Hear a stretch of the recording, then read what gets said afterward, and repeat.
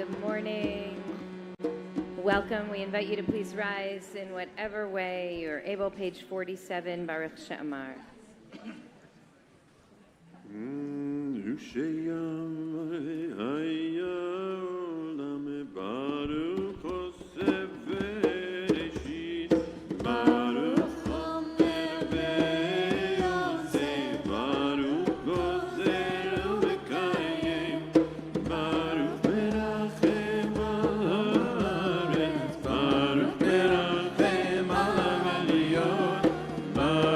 Shalem, Sachar Domiyah, Baruch Hayla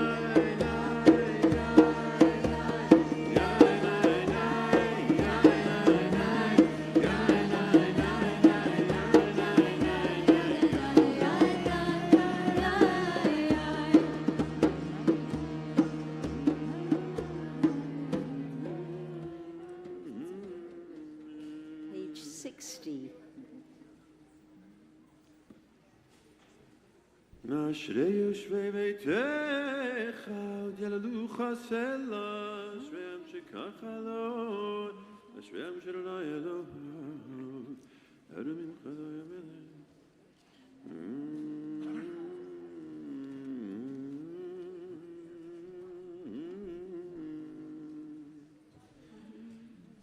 אנחנו נברך יה מטמא עולם, הללויה. Page 63. הללו, הללו, הללו, הללו, הללו, הללו. Be seated.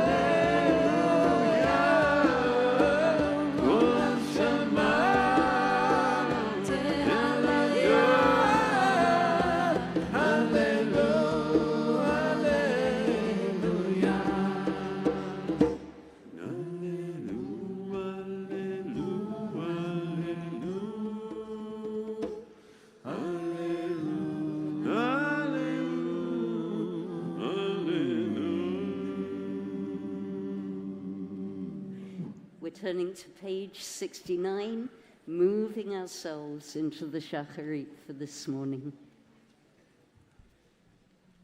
נשמת כל חי, תברך את שמך, אדוני אלוהינו. Page 67. 67.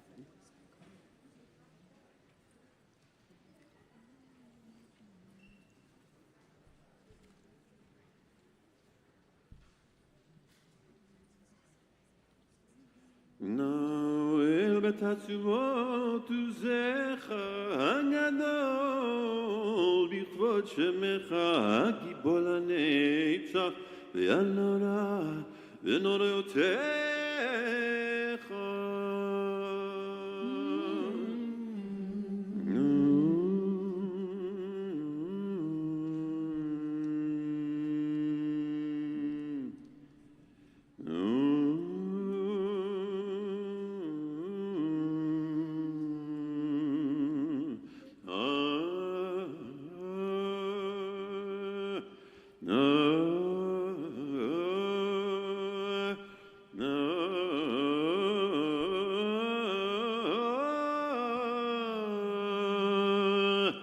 Amelech Yosef.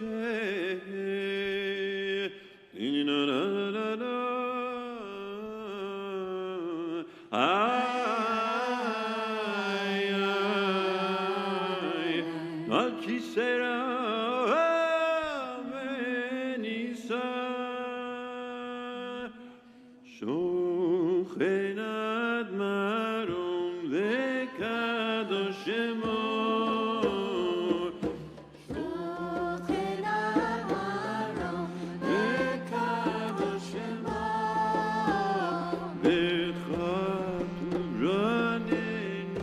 Tzadikim Adonai, Lai Shalim Navoteinu, Merfi Sharim Tidronam, Nudim Tzadikim Tidronam, Nubil Shon Chasidim Netidekadash, Nuket Kedoshim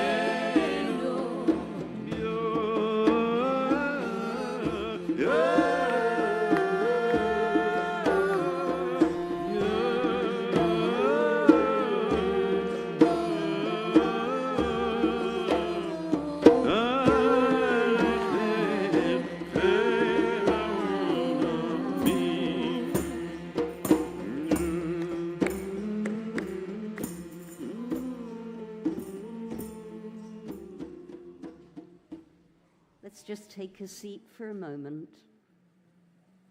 Good morning.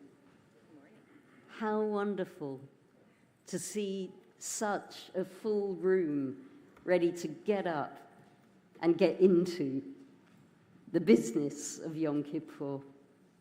There are so many ways that this day gets described. It's a Shabbat Shabbaton. It's a super Shabbat. It's the day that we pound on the gates of heaven. It's an affliction, but we can always rely on Rabbi Akiva to come up with a description that we wouldn't have thought of. And the way that Rabbi Akiva describes Yom Kippur is that it's a mikveh. It's a mikveh. We enter the day in one state, and we come up from the day transformed. And it feels ironic maybe to talk about water when many of us are not going to be drinking it for a while. But I still want to hold on to that image, because as we look out over the day, it works so well for the ways we might be approaching it. We can imagine it as an undisturbed lake, or as a deep well, or a lazy ocean with the sun just beginning to rise over it.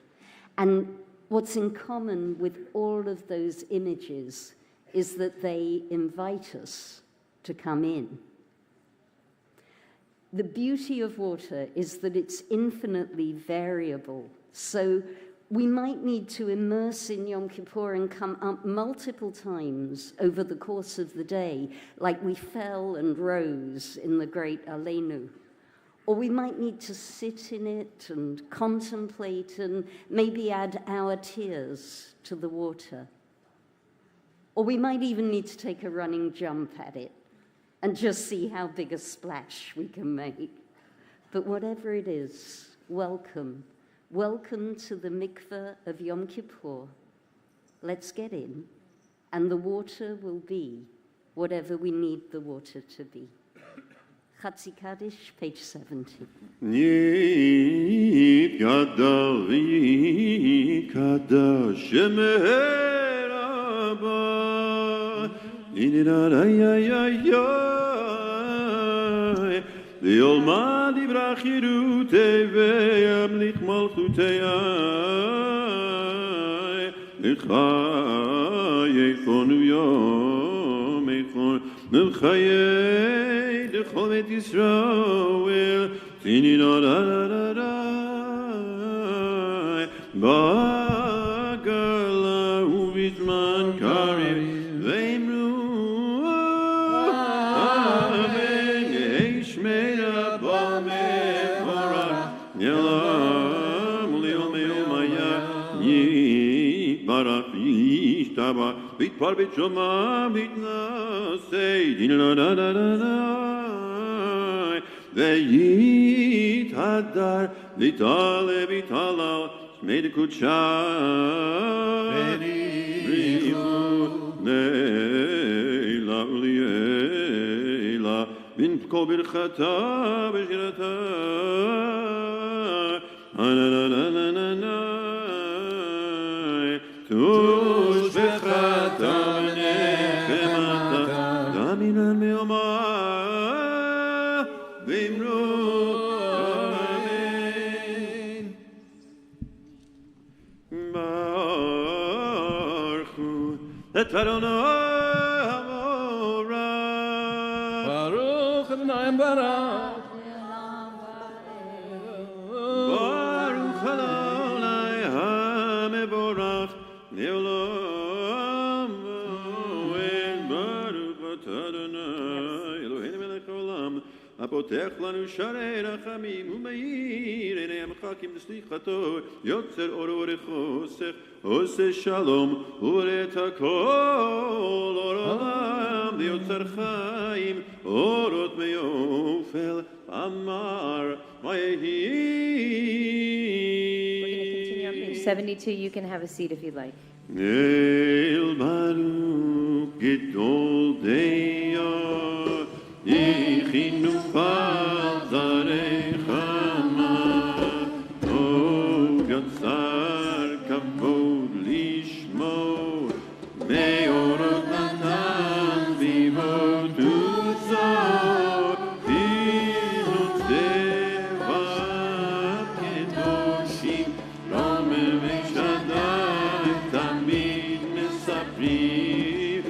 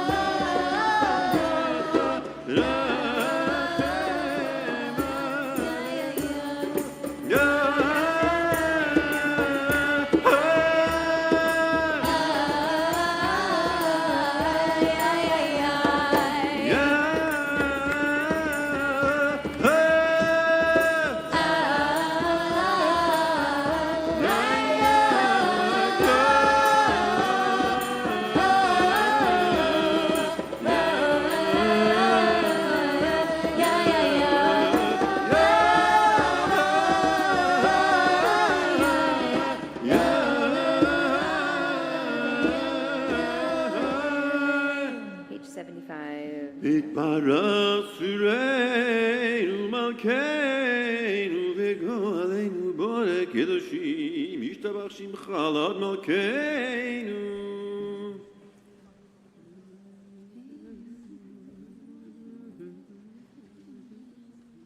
כולם כחלונים ואומרים ברק קדוש קדוש קדוש Adonai Tzevot, Melech Kol Haaretz Kevodo, Ve'ofanim, V'chayot HaKodesh, V'rash Gadol, Mitnasim Limat Serapim, V'yomatam Meshabchim, Ve'omrim, Baruch Kevod Adonai, Nimkom Olel, Baruch Nimoditeinu, Lemelech El Chai, V'kayam.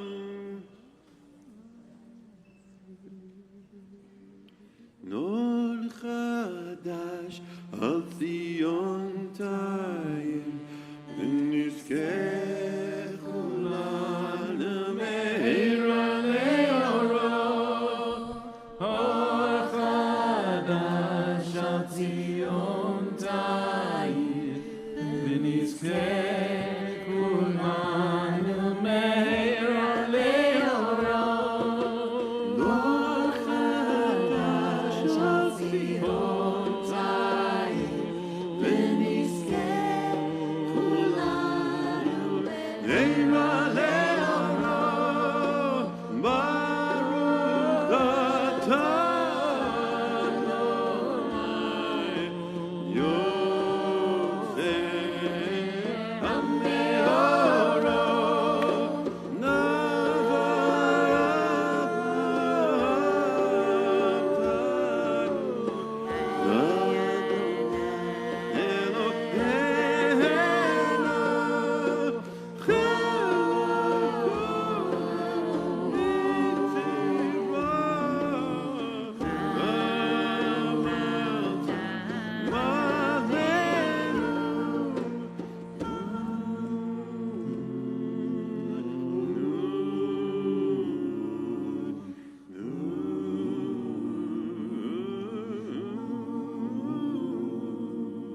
Say the last blessing before Shema on 76, and then Shema is on 77. וקרבתנו לשמך גדול, סלע באמת, להודות לך ולייחדך באהבה. ברוך אתה אדוני, הבוחר במו ישראל באהבה. שמע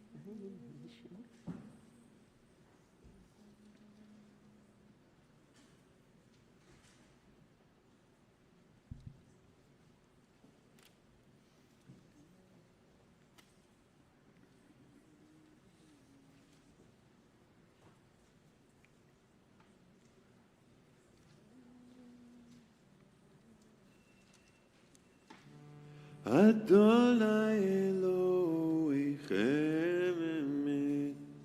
Ay,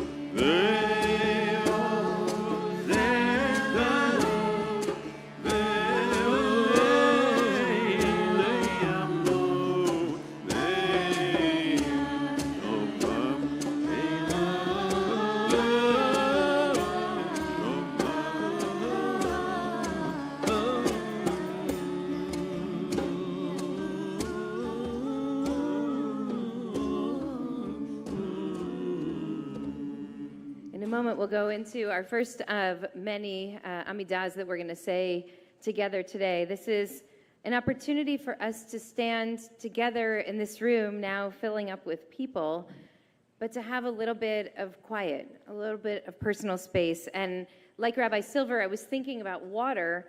I re-listened to David Foster Wallace's commencement speech at Kenyon in 2005.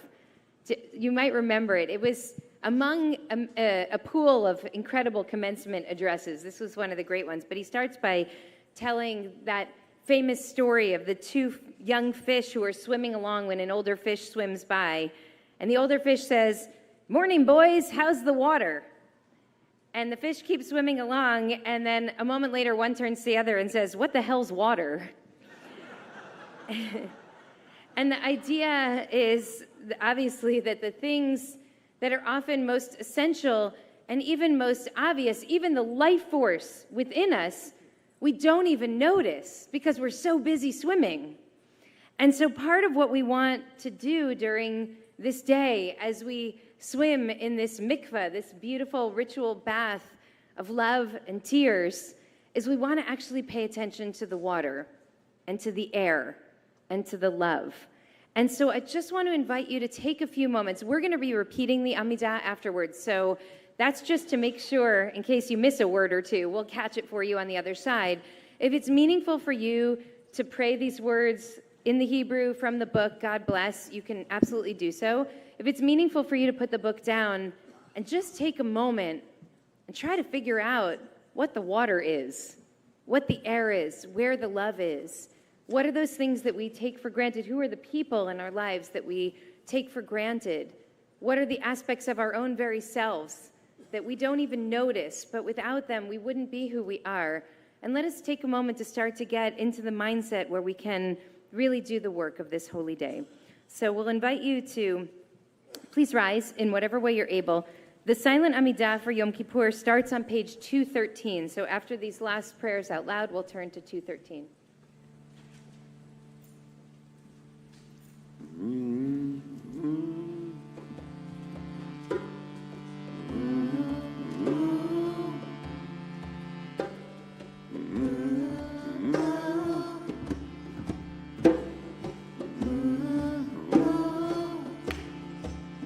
Shemo Tzevaot, Tzevaot, Shemo, Shemo. Shemot Tzevaot, Tzevaot, Shemot, Shemo Tzevaot, Tzevaot, Shemo, Shemo. Shemot Tzevaot, Tzevaot, Shemot, Golenu Adonai Tzevaot, Shemo. Golenu Adonai Tzevaot, Shemot. Golenu Adonai Tzevaot, Shemo, Shemo. Golenu Adonai Tzevaot, Shemot, Golenu Adonai Tzevaot, Shemo, Shemo. Shemot Tzevaot, Tzevaot, Shemot, Tzevaot, Shemot, Shemot Tzevaot, Shemot, Shemot, Tzevaot, Tzevaot, Shemot, Shemot Tzevaot, Tzevaot, Shemo, Shemo. Tzevaot, Shemot, Golenu Adonai Tzevaot, Shemo. Golenu Adonai Tzevaot, Shemot. Adonai Tzevaot, Shemo, Shemo. Golenu Adonai Tzevaot, Shemot, Golenu Adonai Tzevaot, Shemo, Shemo. Tzevaot, Shemot, Shemot, Stand up for your rights. Get up, stand up. Don't give up the fight. Get up, stand up. Stand up For your rights. Get up, stand up. Don't give up the fight. Sur Yisrael, Kuma Bezrat Yisrael, Ufteichin Mecha Yuda Yisrael, Go Aleinu Adonai Tzvot Shemo Kedosh Yisrael, Baruch Atah Adonai, Goal Yisrael.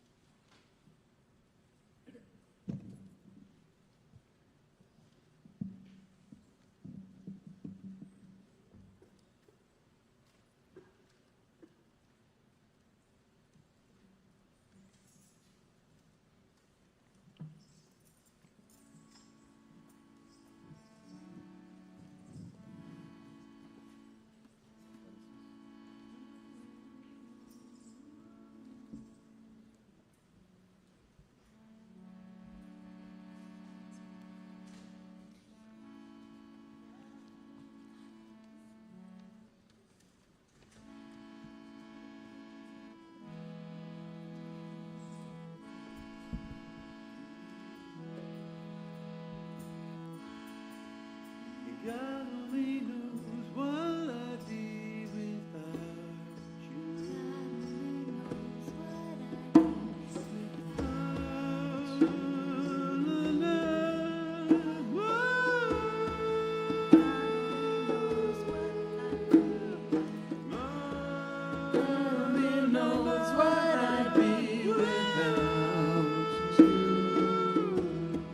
God only knows, God only knows what I'd be without you. Oh, God only knows what I'd be without you. Knows. God only knows, God only knows what I'd be without you. God only knows what I'd be without. God only knows what I'd be without you. We're going to turn to page 252, the Chazarah.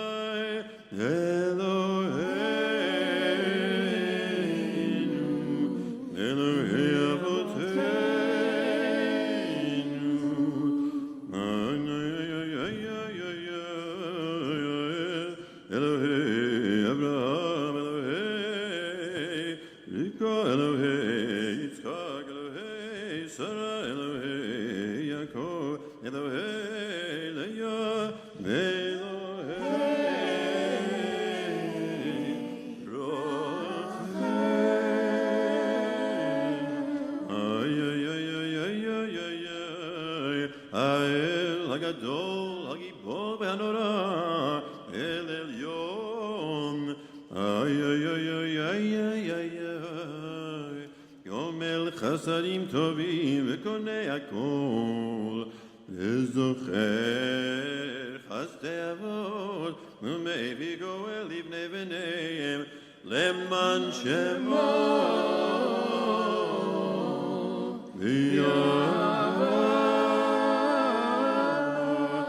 ניסור חכמים ולבונים ומלם דעת מבינים אויב תחפי בתפילה ובתחנונים לחלות ולכונן פני מלך מלא רחמים מוחל וסולח לבונים זוכרנו לך You can have a seat, page 253. וכותבנו בספר החיים וכותבנו בספר החיים למענך אלוהים חי מלך עוזר ומושיע ומגן ברוך אתה אדוני מגן אברהם אתה גיבור לעולם אדוני מחי מתים אתה רב יושיע מוריד הטל נחכה חיים בחסד וחיי מתים ברחמים רבים סומך נופלים ורופא חולים נו מתיר אסורים נו מקיים מולדתו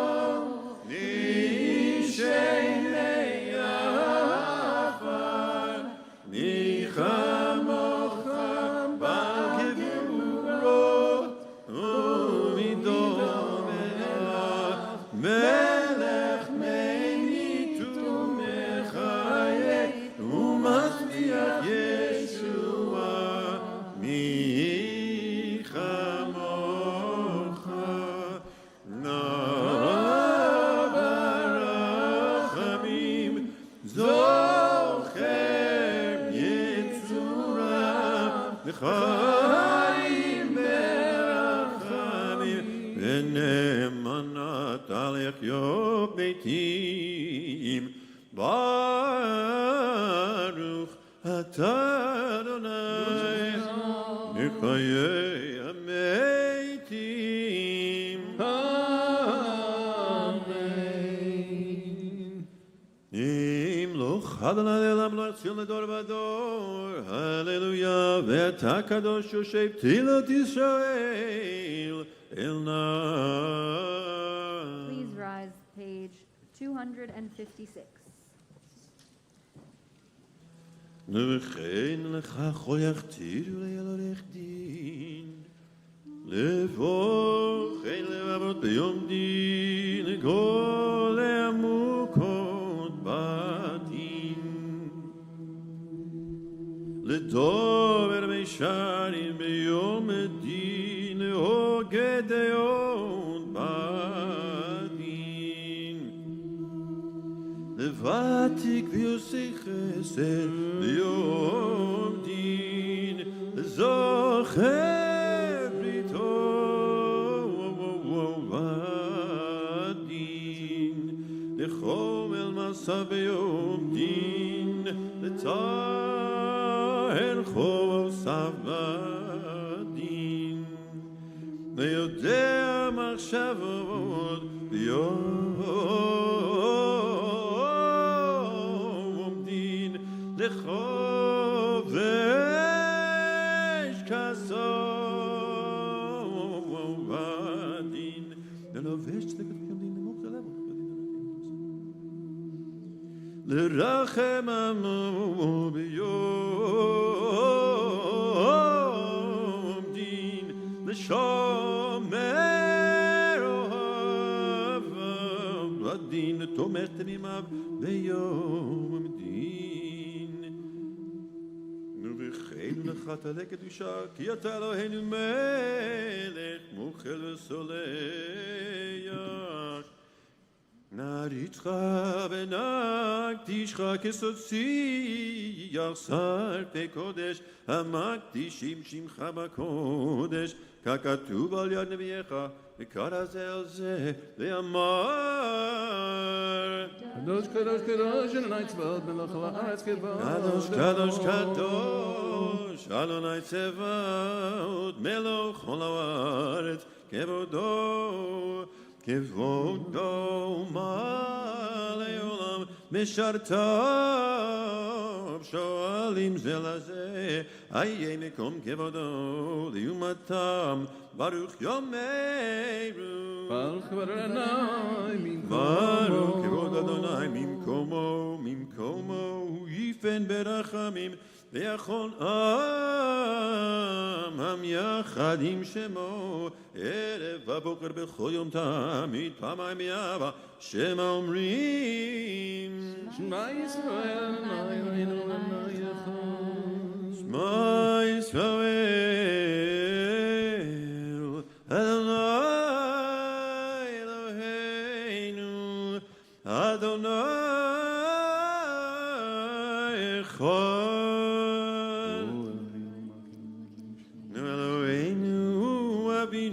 ומלכנו ומושיענו והוא ישמיענו ברחמיו שנית לעיני כל חי להיות לכם לאלוהים אני אדוני אלוהינו אני אדוני אלוהיכם אדיר אדירנו אדוני אדוננו מדיר שמך בכל הארץ והיה אדוני למלך על כל הארץ ביום ההוא יהיה אדוני אחד ושמו אחד, ובדברי קודשך כתוב לאמור, ימלוך אדוני לעולם, אלוהי ציון, לדור ודור, הללויה.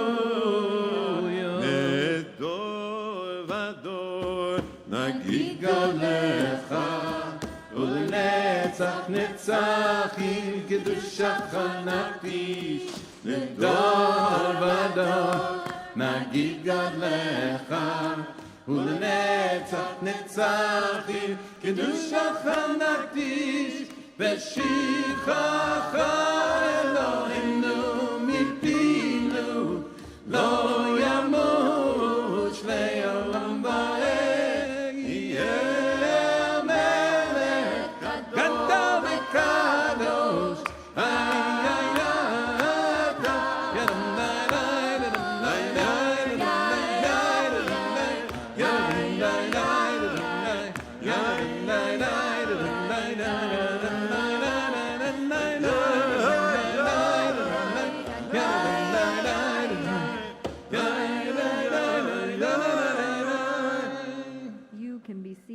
Page 258. חמול על מעשיך ותשמח במעשיך ויאמרו לך חוסיך בצדקך עמוסיך תוקדש אדון על כל מעשיך כי מקדישך בקדושתך קידשת נועל קדוש היה מקדושים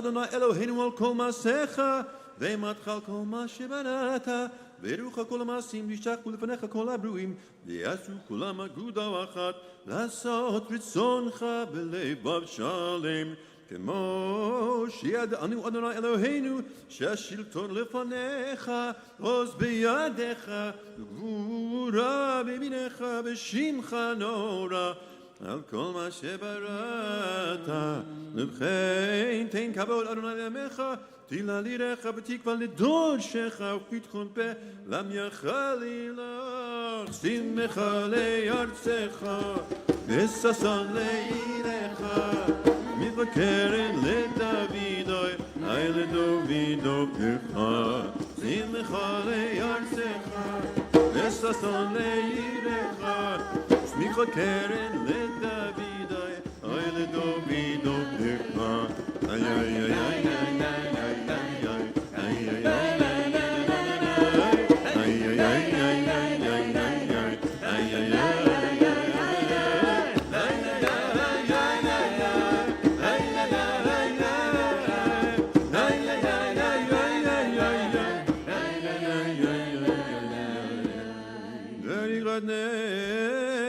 ישי משיחך בימינו וימינו, ובכן תן צדיקים יראו וישמחו, וישרים יעלוזו, וחסידים בנינה יגילו, ועולתה תקפוץ פיה, וכל הרישה כולה כי עשן תכלה, כי תביא ממשלת זדון מן הארץ.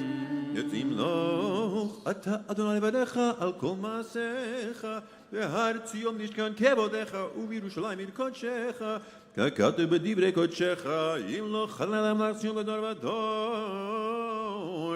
הללויה. קדוש אתה ונורא שמך, ויהיה אלוהים מבלעדיך, ככתוב ויקבע אדוני צבאות במשפט, ולקדוש נקדש בצדקה. ברוך אתה אדוני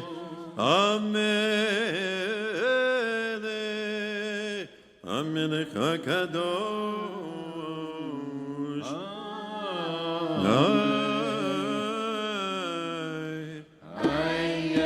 אתה בחרתנו מכל העמים, אהבת אותנו ורצית בנו ורוממתנו מכל לשון, וקידשתנו במצוותיך וקרבתנו מכנו לעבודתך, בשמך לא בקדוש שלנו קראת, ותיתן לנו אדוני אלוהינו באהבה את יום הכיפורים הזה למחילה ולסליחה, לכפרה ולמחול בו כל עוונותינו, מקרא קודש זכר ליציאת מצרים אלוהינו ואלוהי אבותינו, ילדי ויבוא ויגיע ויראה וירצה וישמע ויפקד, ויזכר זיכרוננו פיקדוננו וזיכרון אבותינו וזיכרון משיח בן דוד עבדיך, וזיכרון ירושלים עיר קודשך, וזיכרון כל עמך בית ישראל לפניך, לפלית לטובה לכן לחסד ורחמים לחיים ולשלום, ביום הכיפורים הזה זוכרנו ולנו לבוא לטובה, ופקדנו בו לברכה, ויושיענו בו לחיים, ובדבר ישוע ורחמים חוס וחנן ורחם עלינו, ויושיענו כי לכננו כי אל מלך חנון ורחומת.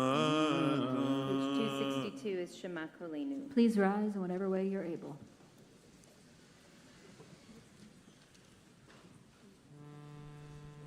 Shema Kolenu Adonai Eloheinu kos verachem aleinu וקבל ברחמים וברצון את תפילתנו.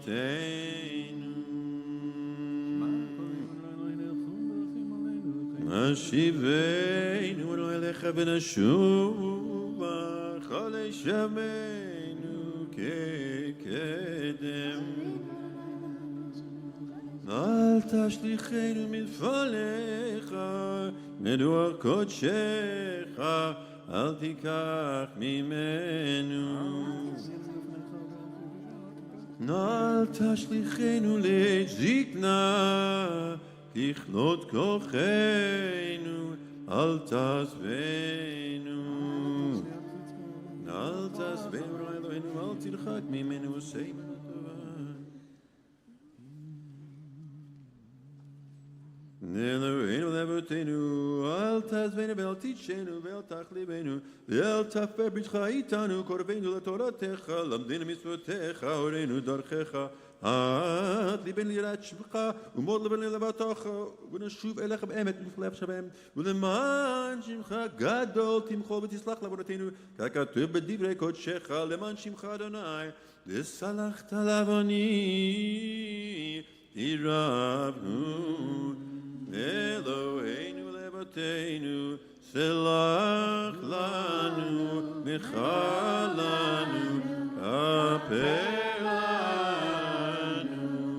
Yanu Amecha V'yata Eloheinu Anu Volecha V'yata Ahienu Anu Volecha V'yata Adonenu Anu Volecha V'yata Chesenu Anu Nachalotecha V'yata Goralenu Anu Solecha V'yata Roheinu Anu Chanecha V'yata Notreinu Anu Tzutecha V'yata Yotzeinu Anu Rayetecha V'yata Dodeinu Anu Zkutecha V'yata Kerobeinu Anu Amnecha V'yata Malkeinu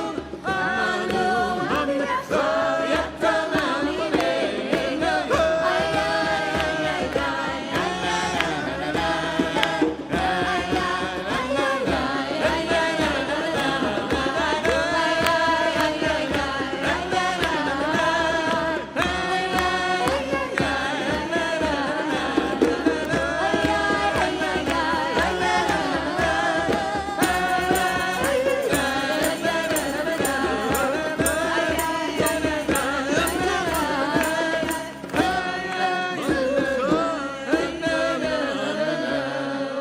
You can be seated for a second.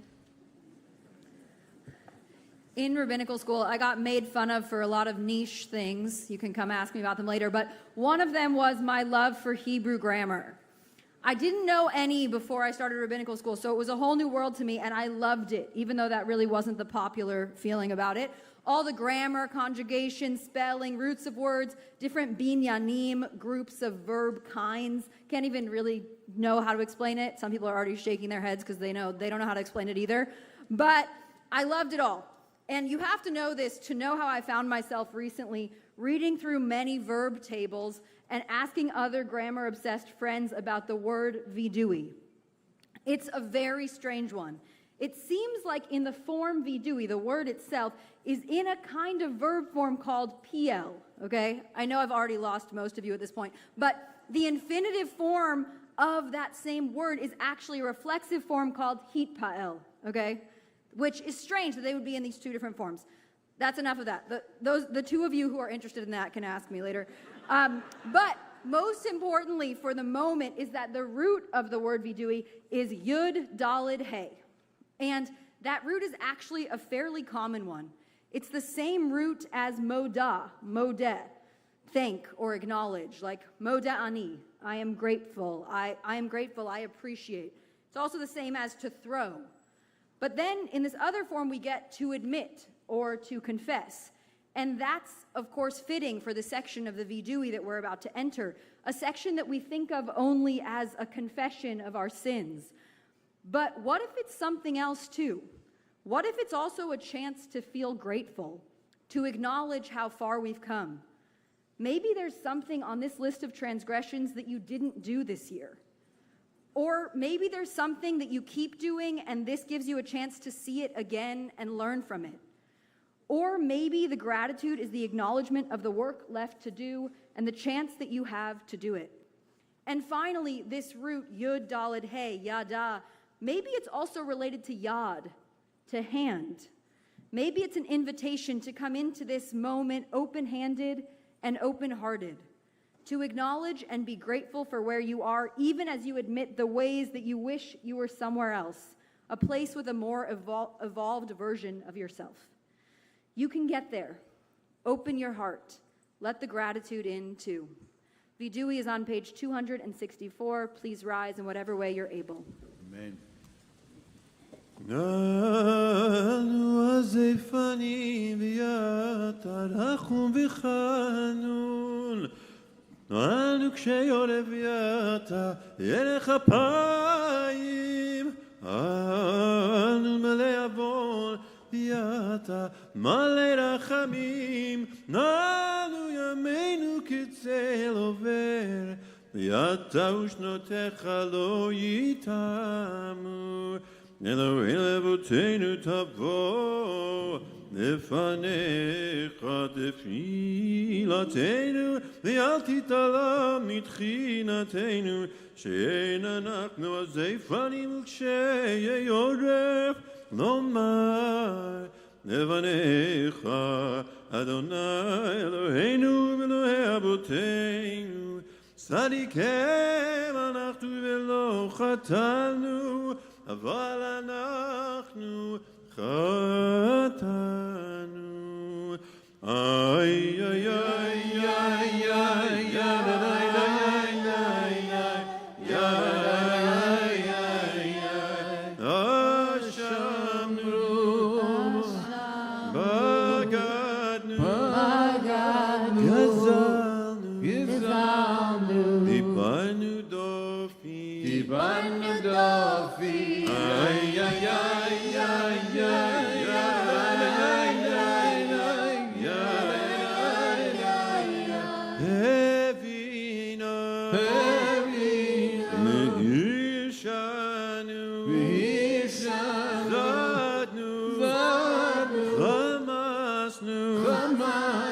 תפלנו שקר, תפלנו שקר, איי איי איי איי איי איי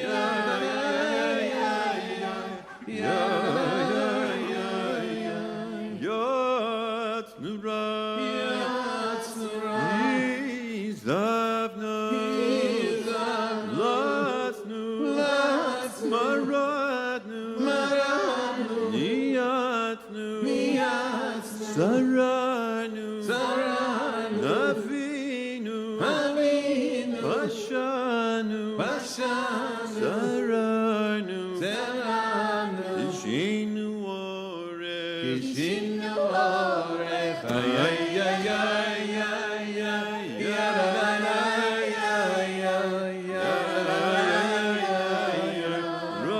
ראשנו,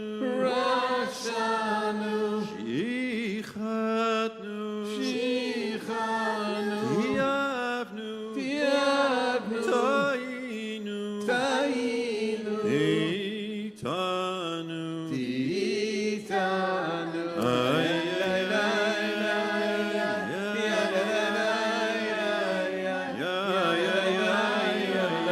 סענו משבר הדוד ולא שווה לנו, ואתה צדיק על כל הבעלינו, כי אמת עשית ואנחנו הרשענו.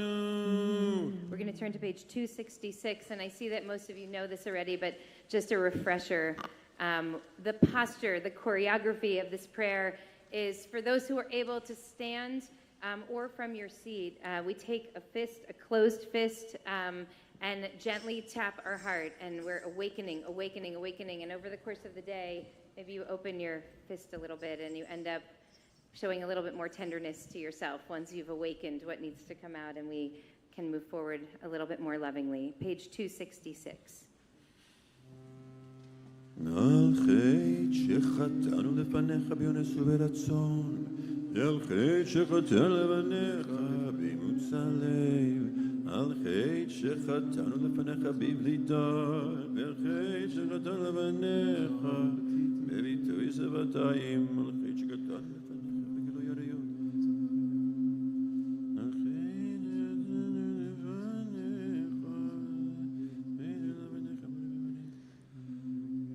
על חטא שחטאנו לפניך ביצר הרע, ועל חטא שחטאנו לפניך ביודעים ולא יודעים, ועל כולם אלוהי סליחות, סלח לנו וחרנו, כפר לנו. על חטא שחטאנו לפניך בחרש ובחזה, ועל חטא שחטאנו לפניך ברבת שוחד, על חטא שחטאנו לפניך בלצון, ועל חטא שחטאנו לפניך בלשון הרע. על חטא שחטאנו לפניך בעיניים רמות, ועל חטא שחטאנו לבניך בעזות מצח, ויעל כולם אלוהי סליחו, סלח לנו לך לנו, כפר לנו. על חטא שחטאנו לפניך בפרי גדול, ועל חטא שחטאנו לפניך בפלילות. על חטא שחטאנו לפניך.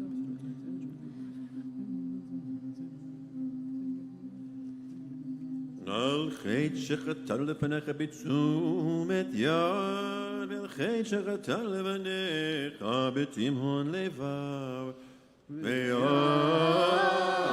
כולם אלוהי סליחו, סלח לנו לך לנו, כפר לנו.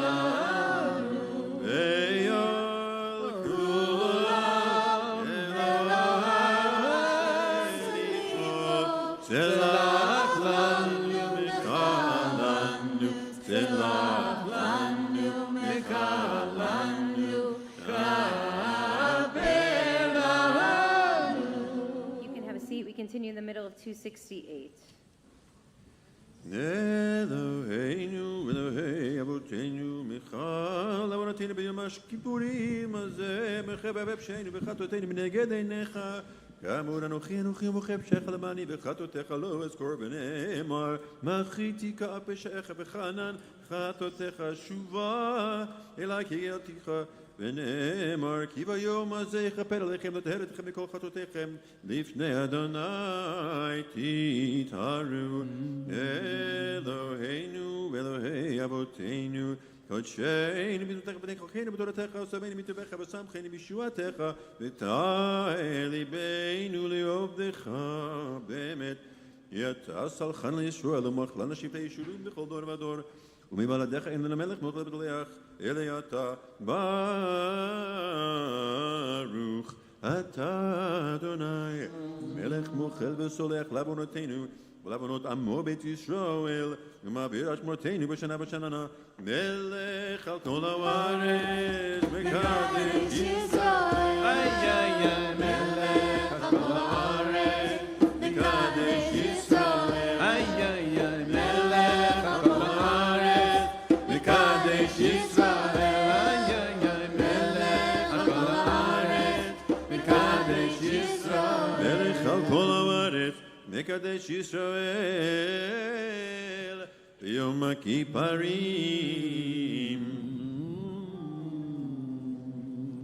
רצה אדוני אלוהינו ממך ישראל בתפילתם והשבת עבודה בביתך ובתפילתם בעבד לקבל ברצון ותהי לרצון תמיד עבודת ישראל עמך ותחזינה עינינו בשובך לציון ברחמים ברוך אתה אדוני המחזיר שכינתו לציון מודים אנחנו לך שאתה אדוני אלוהינו ואלוהינו.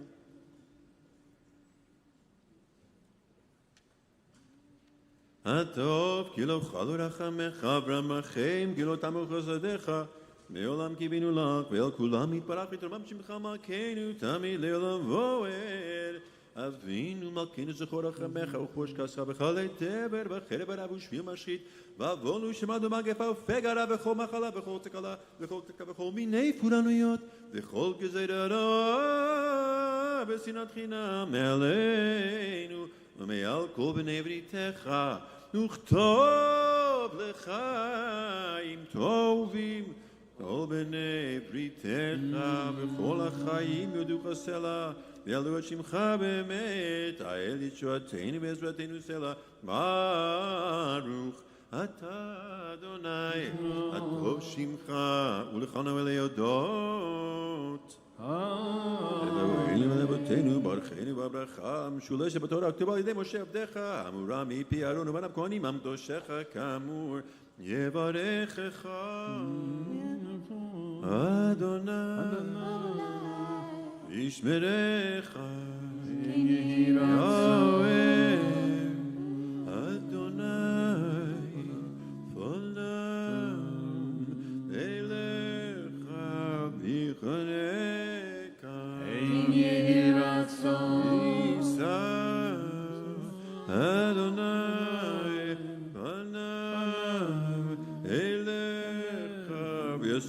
lecha shalom. כן יהי שים שלום טוב וברכה בעולם, כן וחץ ברחמים עלינו, ועל כל ישראל עמך, ועל כל ישראל עמך. ברכנו אבינו, כולנו כאחד, ברכנו אבינו, כולנו כאחד, ויאור פניך, ויאור פניך נתת לנו, אדוני אלוהינו. תורת חיים ויעבד חסד ויעבד חסד, נו צדקה וברכה, ורחמים וחיים, נו צדקה וברכה, ורחמים וחיים ושלום. וטוב בעיניך לברך את המלכות עמך את ישראל, בכל עת ובכל שעה בשלומך, בספר החיים ברכה ושלום, נו פרנס ניזכר ונקרא, איי איי איי לפניך, איי איי איי איי איי איי, כל חלק ישראל, איי איי איי איי איי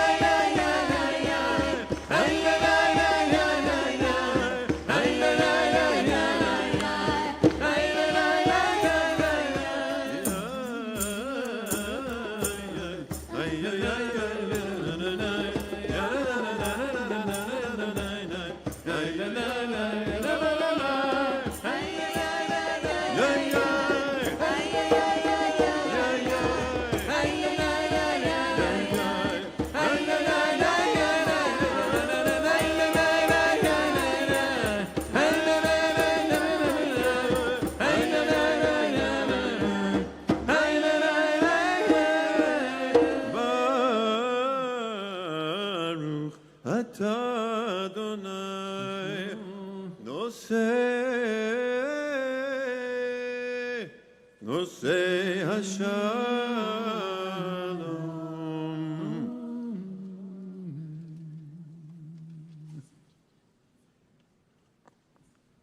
Good Yontiv, Chag Sameach, everyone. For so many of us, Avinu Malkeinu is deeply evocative and resonant. The tune, the communal feel, God as a loving parent, as sovereign. But found beyond the words, beyond even this familiar and haunting music, in the history is the hidden IKAR, the hidden essence, which I want to share, which I hope will add some depth and additional resonance to Avinu Malkeinu for us today. Avinu Malkeinu comes from the Talmud Masechet Ta'anit. It was during a time of terrible drought nearly 2,000 years ago. When the droughts would happen, the community would fast, they would cry, they would offer prayers. And during such a drought, Rabbi Eliezer offered the required 24 prayers on behalf of the community, and no rain fell. Rabbi Akiva, one of Rabbi Eliezer's students, offered a new prayer, just 2 lines, which began Avinu Malkeinu. And yes, Avinu Malkeinu originally was only 2 lines long. And Rabbi Akiva stated, Avinu Malkeinu, Ein lanu melech ela ata. Our Father, our Sovereign, we have no king but you. Avinu Malkeinu, lamancha rachem aleinu. Our Father, our King, on your account have mercy on us. V'yardu kshamim. And the rains fell. And the rabbis were all abuzz. They couldn't believe that this just happened. But they weren't celebrating the fact that they now had rain and the drought was over. They weren't celebrating the fact that there was a new, perhaps magical incantation that could end a drought. What they were abuzz about, what they were shocked about, that it was the student's prayer that worked. The senior rabbi, Rabbi Eliezer, his following of the formula didn't work, but his students worked. And in the rabbinic imagination, that upends the order of hierarchy. And so, why? How could that possibly be? The answer comes from God. Yatzah bat kol, a voice calls out for the answer. And the answer is that one of the rabbis, Rabbi Akiva, is more flexible, forgiving, and kind to others. The other Rabbi Eliezer, the senior teacher, is less flexible, forgiving, and kind to others. So it's not about the merit of the prayer, who knew the Hebrew the best or who could sing on key. It's here that I believe we learn Avinu Malkenu's IKAR, its very essence, efficacious prayer that will truly change us and the world around us, in our hearts and inside these walls, is inextricably tied up to who we are outside of these walls.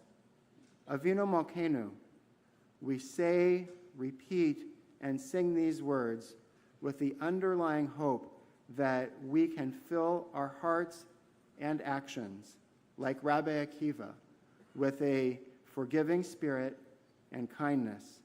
And we hope that we are afforded the same generous spirit of forgiveness and kindness in our relationships and in the spiritual realm for the year ahead. Avinu Malkeinu is found on page 271. Please rise. אבינו מלכנו חטאנו לפניך, אבינו מלכנו, אין לנו מלך אלא אתה, אבינו מלכנו עשה מעלת שמך, אבינו מלכנו, חדש עלינו שנה טובה, אבינו מלכנו מדמה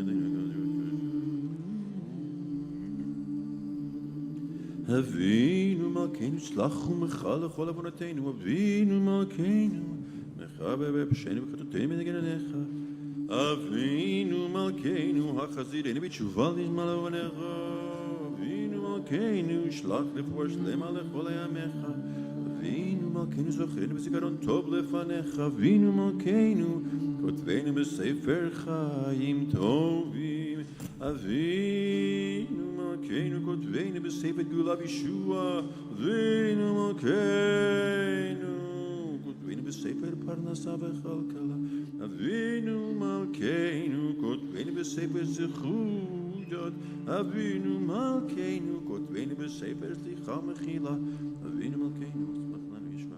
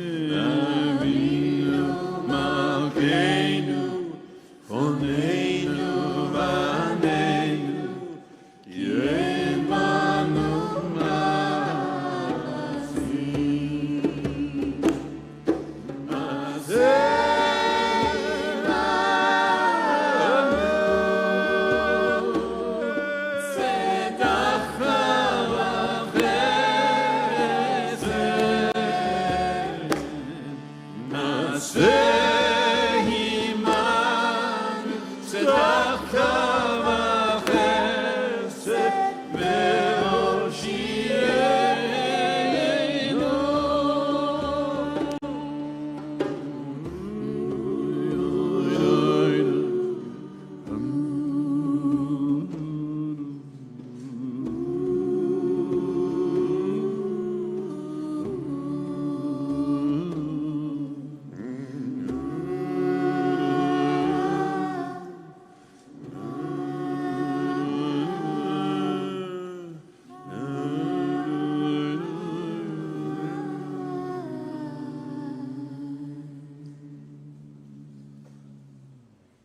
Kaddish Shalem is on 272.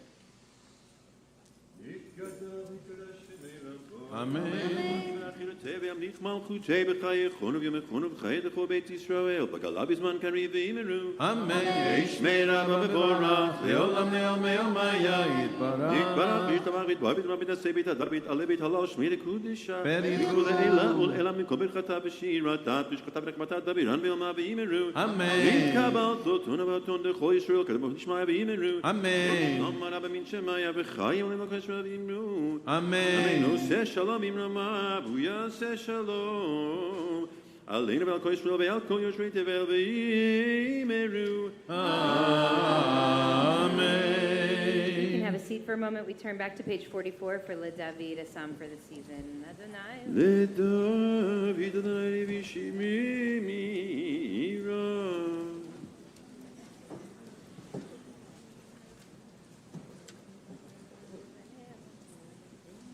לולא האמנתי לראות בטוב עולה בארץ חיים, קבל אדוני חזק ויאמץ ליבך, לקווה אל אדוני. We're going to turn now to page 46 for Kaddish Yatom, the mourner's Kaddish. I want to invite anyone who's grieving the death of a loved one, anyone who's observing a yard site, the anniversary of a death, or anyone who just in this sacred time feels closer or wants to feel closer to our loved ones who are no longer with us here in body. I want to invite you to please rise and join us, page 46. Yitkadal v'yitkadash shemei rabah. V'yamad divra kiritei v'yamlich malchutei. V'chayechon v'yamechon uv'chayei dechol Beit Yisrael. Ba'agala uvizman kariv v'imru amen. Yehei shmei rabah mevorach le'olam omei omaya. Yitbarach v'yishtabach v'yitpa'ar v'yitromam v'yitnaseh v'yithadar v'yitala v'yitalal shmei dekudsha rechu le'ela mikol birchata v'shirata tush v'chata v'nechemata da'amiran be'alma v'imru amen.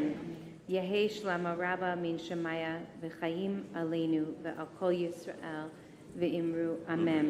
Oseh shalom b'imromav hu ya'aseh shalom ve'al kol Yisrael v'imru amen.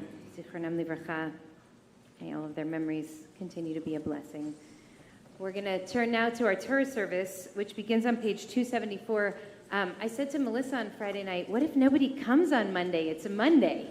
And and Melissa's like, are you actually afraid that people aren't going to show up for Yom Kippur this year? And I realized there's a little part of my 16-year-old self inside, I'm throwing this big party. What if nobody comes? So people came, and I'm so grateful and glad that you're here. And also, we want to get as many people into seats as we can. So if there are open seats near you, if you can move closer to the middle, that would be great. And if you can raise your hand if there happens to be an open seat near you so that we can let folks know. I know we're going to have a lot of people who want to come inside. I also want to say if you're holding seats for people who you know are going to be coming later, give them to someone else now. There's going to be a lot of in and out movement over the course of the day. So we'll kind of rotate and take turns. We're turning now to our Torah service, which begins on page 274. אין כמוך באלוהים אדוני ואין כמעשיך מלכותך מלכות כל עמים וממשלתך בכל במדור אדוני מלך אדוני מלך אדוני ימלוך לעולם ועד אדוני עוז ועמו ייתן אדוני יברך את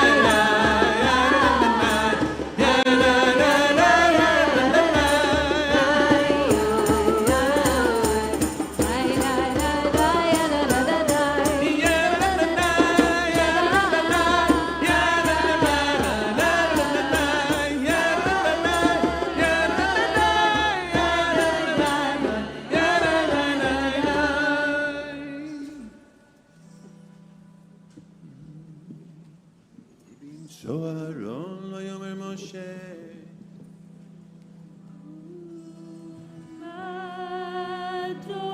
Adonai ve'afuzu oivecha ve'anuzu mesanecha mipanecha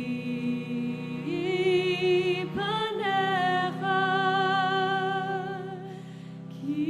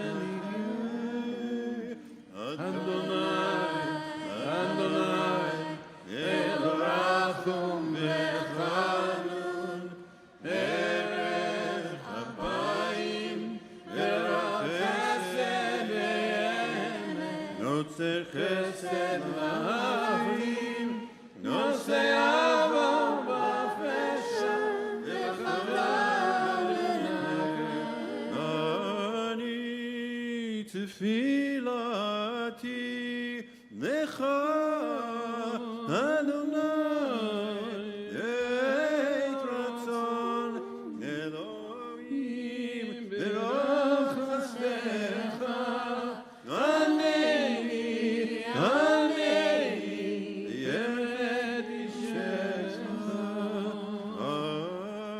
אני תפילתי לך,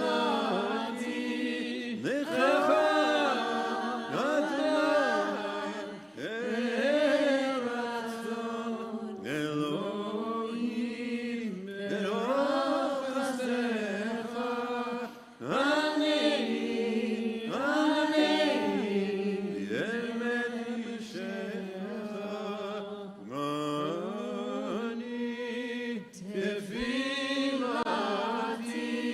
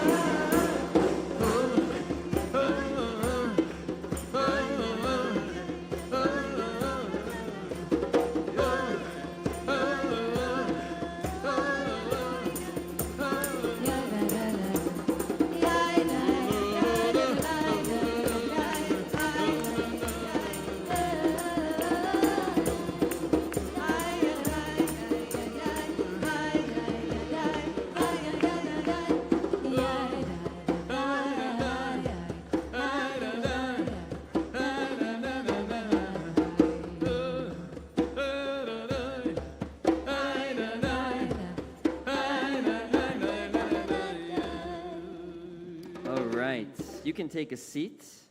We're turning now to our Torah reading, which begins on page 278 in our Machzor.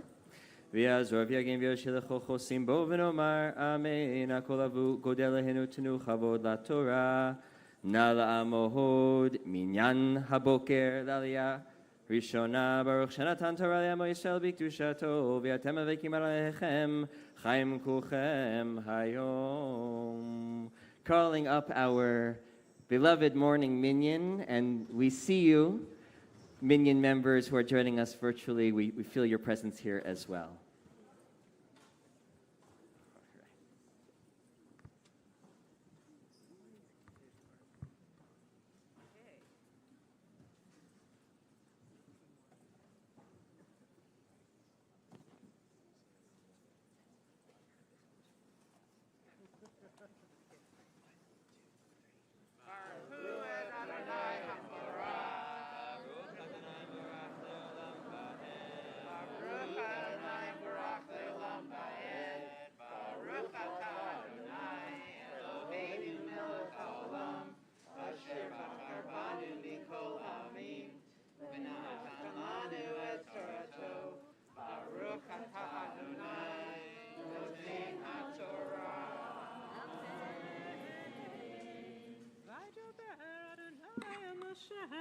אחרי מות שני בני אהרון בקרבתם לפני אדוני וימותו ויאמר אדוני אל משה דבר אל אהרון אחיך ויבוא בכל עת אל הקודש מבית לפרוכת אל פני הכפורת אשר אל אהרון ולא ימות כי בענן נראה אל הכפורת בזאת יבוא אהרון אל הקודש בפר במכר לחטאת ועיל לעולה תונת בת קודש ובש ומקנסי בד יהיו על בשרו ובבנת בד יחגור ומצנבת בד יצנוך בידי קודש הם ורחץ במים את בשרו לבשם ומאת הדת בני ישראל ייקח שני סירי עזים לחטאת ויעל אחד לעולה והקריב אהרון את פר החטאת שלו וכיפר בעדו ועד ביתו.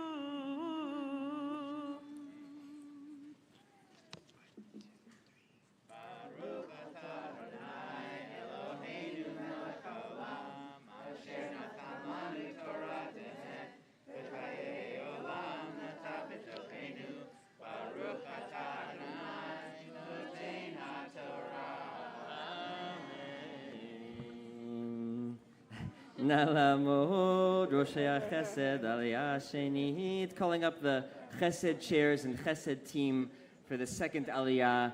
I'll have just a few of you stay up for as the second Aliyah is read. But before we move on, I have to say to this incredible representation of our daily morning minyan. This is a minyan that meets virtually Sunday through Friday, 8 to 8:30 a.m.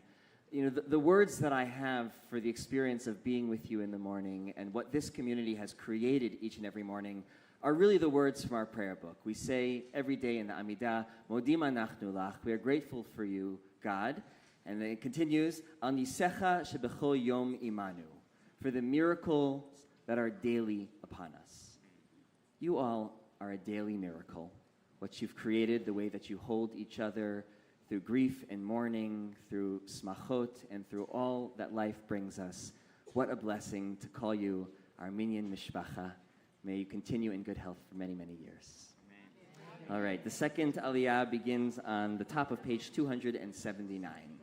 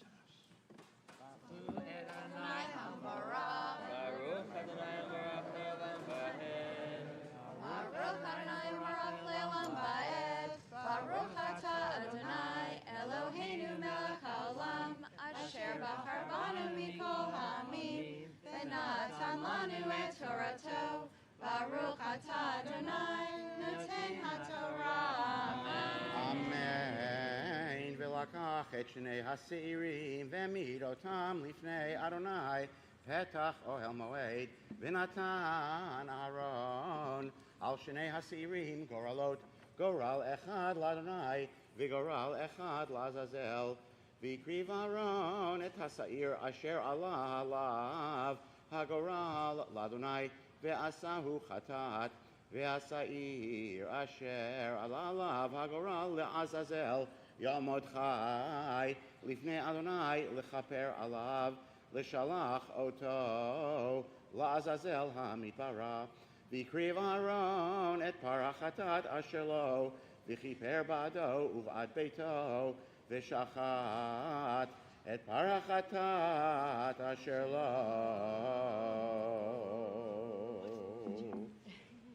ברוך אתה אדוני אלוהינו מלך העולם, אשר נתן לנו תורת אמת, וחיי עולם נטע בתוכנו.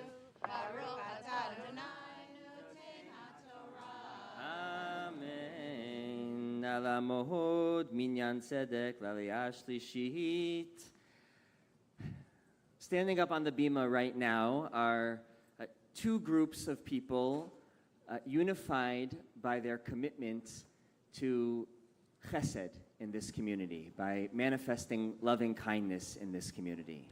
So some of the folks here are our chesed chairs, and their job is to help send love in the form of food, mostly, right? So these are the Shabbat bags and meal trains and care packages and food deliveries that maybe you yourself have received, or maybe you're on the list of people who receive emails from these folks asking to send a little bit of love in someone's direction. And I promise you, it means the world when you're coming home from the hospital or when you're in a period of mourning to know that dinner is covered, your community's got your back, and there's opportunities for you all to be involved in that work if you want, and we're always looking for more people to join the geographic lists that we organize this work through. The second group of people up here is a very exciting and new initiative that we've started here at IKAR called the Chesed Team. And the Chesed Team is an initiative aimed at helping connect IKARites with one of these trained chaplains from our community. Right? So whether you're experiencing illness or grieving a loss or just navigating a tough stretch, these Chesed Team chaplains offer a confidential listening ear and a compassionate presence through their outreach. So that might be a phone call, a Zoom meeting, or an in-person visit. These are incredible and skilled therapists and chaplains in your own right who are volunteering your time to help our community be one that really looks after each other. Extending the care that our clergy and rabbis offer is this incredible chesed team that is there for you as well. And so if you're looking to speak with someone or wanting just that extra loving presence, please do let us know. There's ways through the website and through emails to request the support, and then you'll get that confidential outreach from one of these chesed team chaplains. I thank you, and I bless you in the work that you do. All right, the third aliyah begins in the middle of page 279.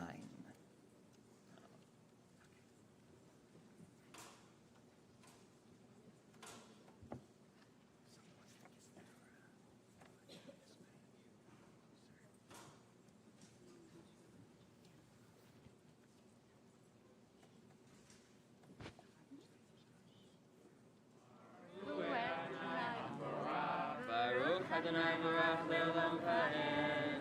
Baruch Adonai HaBaruch Le'olam Va'ed. Baruch atah Adonai Eloheinu melech haolam, asher bachar banu mikol ha'amim, v'natan lanu et Torato. Baruch atah Adonai noten haTorah.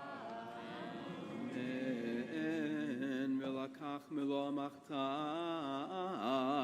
גח לאש מעל המזבח מלפני אדוני, ומלוא חופניו כתורת סמים דקה, והביא מבית לפרוכת, ונתן את הקטורת על האש לפני אדוני, וכיסה ענן הקטורת את הכפורת, אשר על העדות ולא ימות.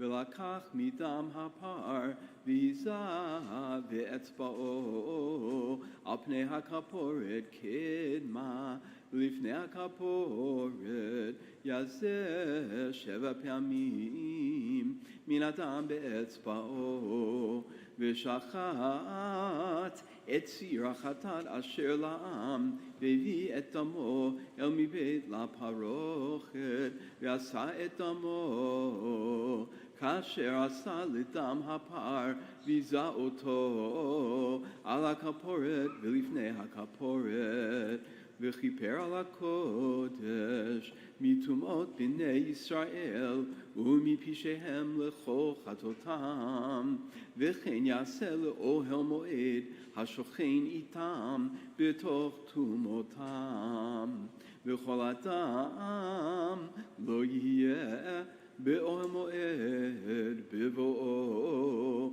לכפר בקודש עד צאתו, וכיפר בעדו ובעד ביתו ובעד כל קהל ישראל.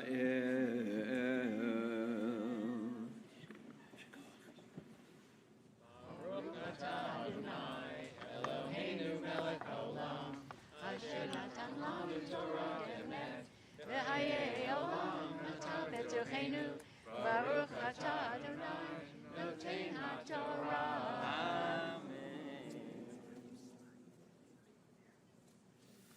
נא לעמוד האבלים לעלייה הרביעית, calling up those within the first year of mourning to come forward for the fourth aliyah.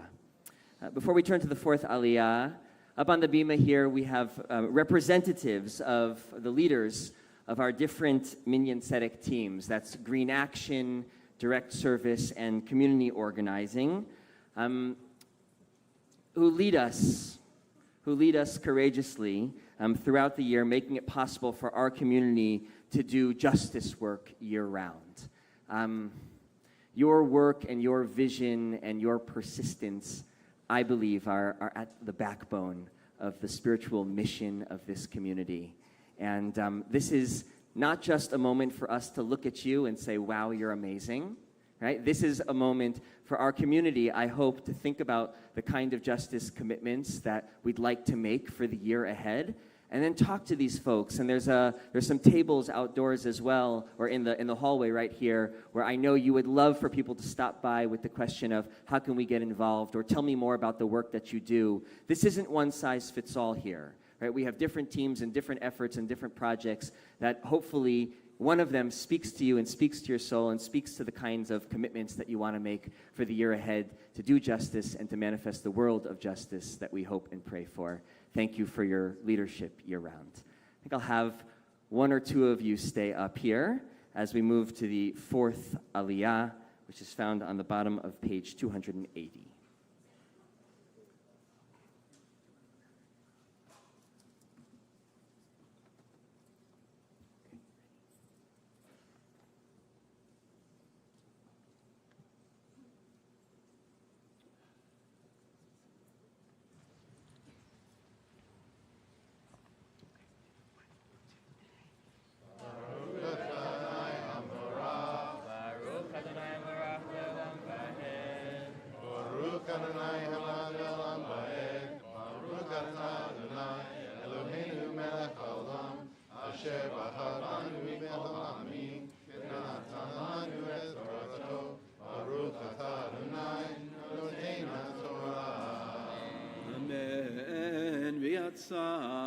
אל המזבח אשר לפני אדוני וכיפר עליו ולקח מדam הפר ומדם השעיר, ונתן על קרנות המזבח סביב, ויזה עליו מן הדם באצבעו 7 פעמים, וטיהרו וקידשו מטומאות בני ישראל, וכילה מכפר את הקודש, ואת אוהל מועד ואת המזבח, והקריב את השעיר החי.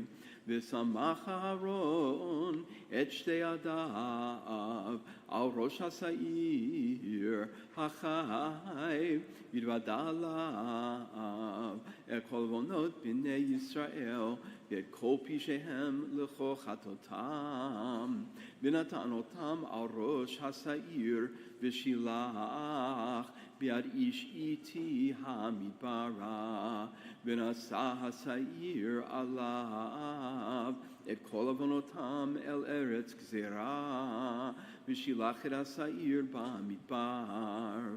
ובא אהרון אל אוהל מועד, ופשט את בגדי הבד אשר לבש באוהל הקודש, והניחם שם.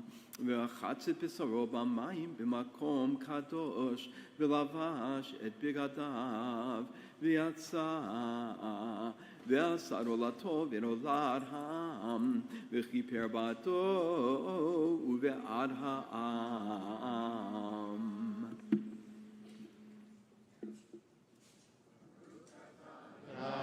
אלוהינו מלך העולם, אשר נתן לנו תורת אמת, וחיי עולם נטע בתוכנו, ברוך אתה אדוני נותן התורה.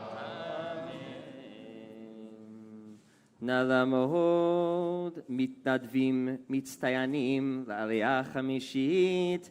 That was Hebrew for rock star volunteers. Calling up our rock star volunteers for the 5th Aliyah. I need to see you all.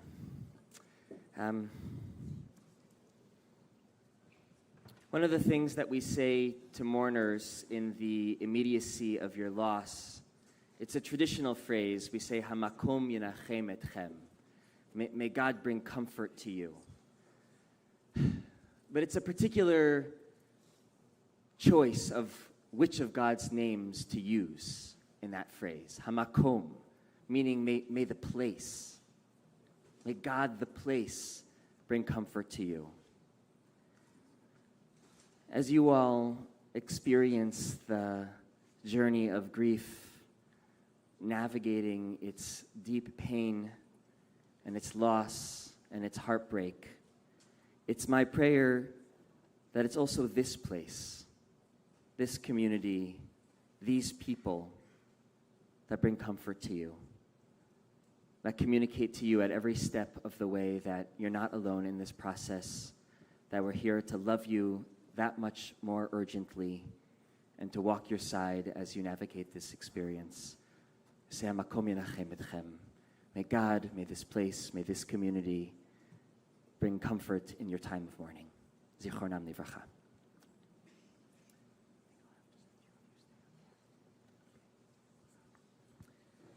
The 5th Aliyah is found on the top of page 281. Jana, Judy, Kathy, Deborah, Ari, Heather, our rock star volunteers, please come forward.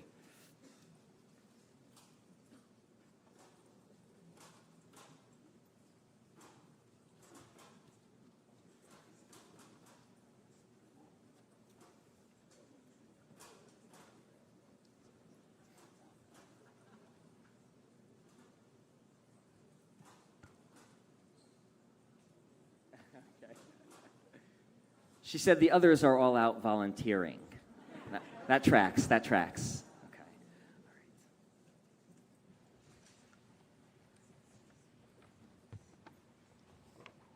All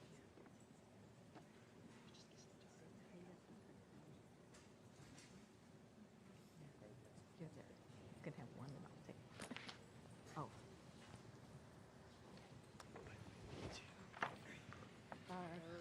Et Adonai Hamborach, Baruch Adonai Hamborach Le'olam Va'ed, Baruch Adonai Hamborach Le'olam Va'ed, Baruch Ata Adonai Eloheinu Melech Haolam, Asher bachar banu mikol ha'amim, v'na'atan lanu et Torato, Baruch atah Adonai, noten ha'Torah. Amen. V'yet chelev hachatad yaktir hamizbecha v'amshalech et ha'sa'ir la'azazel yechabes pegadav v'rachatz besaro b'mayim v'acharei chen yavo el ha'machaneh v'yet harachatad v'tzir hachatad asher uvad damam lechaber b'kodesh yotzi'ah mechutz ha'machaneh v'sarfu v'esh et orotam v'besaram v'pirsham ואסרף אותם יכבס בגדיו ורחץ בשרו במים ואחרי כן יבוא אל המחנה והייתה לכם לחוקת עולם והחודש השביעי בעשר לחודש תנו נפשותיכם וכל מלאכה לא תעשו האזרח והגרגר בתוככם כי ביום הזה יכפר עליכם לתרתכם מכל חטאותיכם לפני אדוני תטהרו.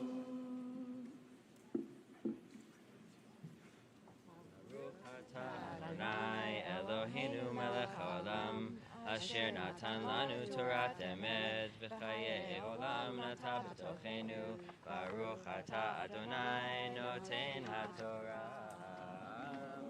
Amen.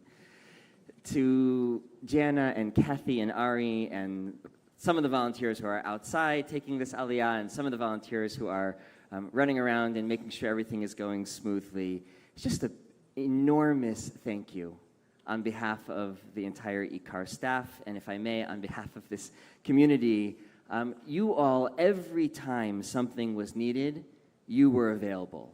Quite often, we didn't even have to ask. You came forward and said, what can I help with? And to be part of a community with people whose generosity is expressed in that way is a true, true blessing. And so I thank you for all of the hard work and many, many hours and many, many different kinds of tasks that you engaged in to make these holidays possible and for them to run smoothly. And I want to say that volunteering is not just a two-time a year experience here at IKAR. So if you'd like to get involved with our volunteering year-round, you can go to ikar.org/volunteer, and there's always opportunities posted and ways to get involved. Thank you, thank you, thank you. All right, we're going to pause here and do the Mishaberach Lecholim, the prayer for all those in need of healing. And so if our clergy had reached out to you leading up to these holidays and asked you if you would be one of the clergy and healers who would circulate the room, I'm going to ask you to come forward to the bima just so folks can see, who might tap you on the shoulder. The way that we do this here is that we'll ask you to rise in your place or to just put your hand in the air. And as we recite the prayer for healing, our team here will circulate the room and hear the names and hold the names of your loved ones. And if you're joining us virtually, would encourage you to put the name of your loved ones into the chat as well so that the community there can hold you as well. Mishaberach avotenu Avraham Yitzchak v'Yaakov v'imotenu Sarah Rivka Rachel v'Leah hu yivarech v'yirapeh et hacholim.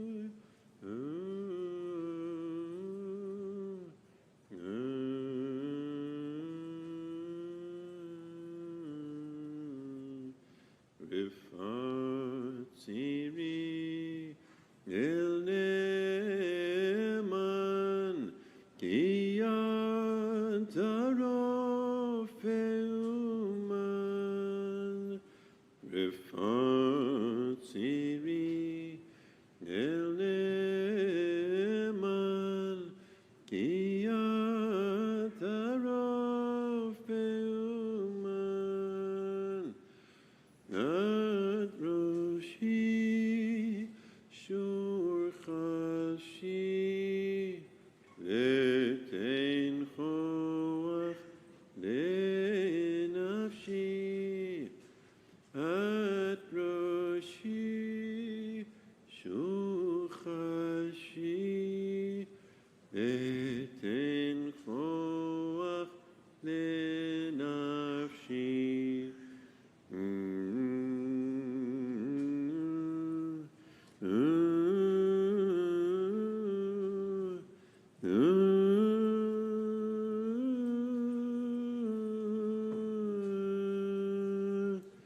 Rifat Siri El Neman Kiyat Arab Ve'oman At Roshi Shor Chashi V'tein Choach Dem Nafshi At Roshi Shor Chashi V'tein Choach Dem Nafshi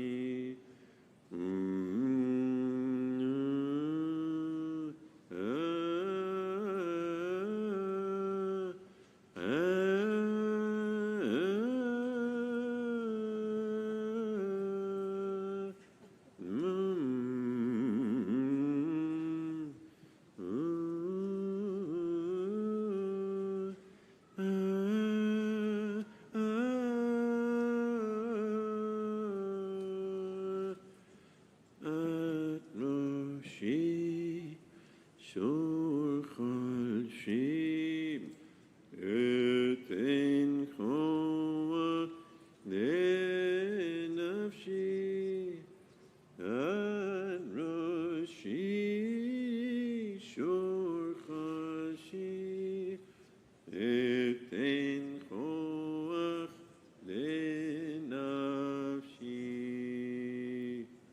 Hakadosh Baruch Hu Melei Rachamim Aleihem Lachzikam Ulerapotam Veishlach Lahem Meira Refuah Shlema L'Chaverhem V'Gideihem B'toch Sha'ar Cholei Yisrael Refuat HaNefesh Refuat HaGuf Yom Tov Hu Milazot Rufuah HaKorva Lavo Hashtabar Elai Bizman Kariv V'Nomar Amen.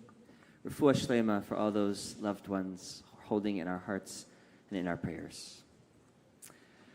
We're going to turn back to our Torah reading now to the 6th Aliyah on the bottom of page 281.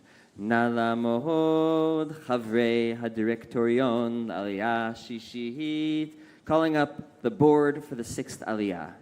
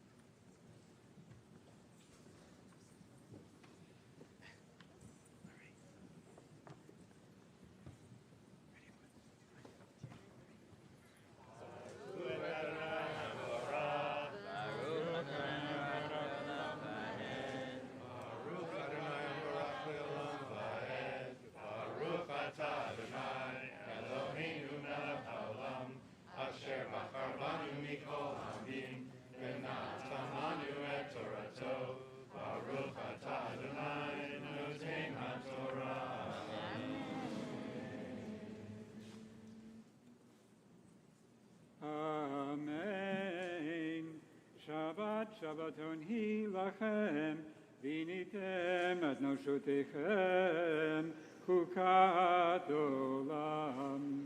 V'chiper hakohen, asher yimshachoto, v'asher yimalei et yado lechahen, tachat aviv, v'lavash et bigdei havad, bigdei hakodesh. וכיפר את מקדש הקודש ואת אוהל מועד ואת המזבח יכפר ועל הכהנים ועל כל עם הקהל יכפר והעת הזאת לכם לחוקת עולם לכפר על בני ישראל מכל חטאותם אחת בשנה ויעש כאשר ציווה אדוני את משה.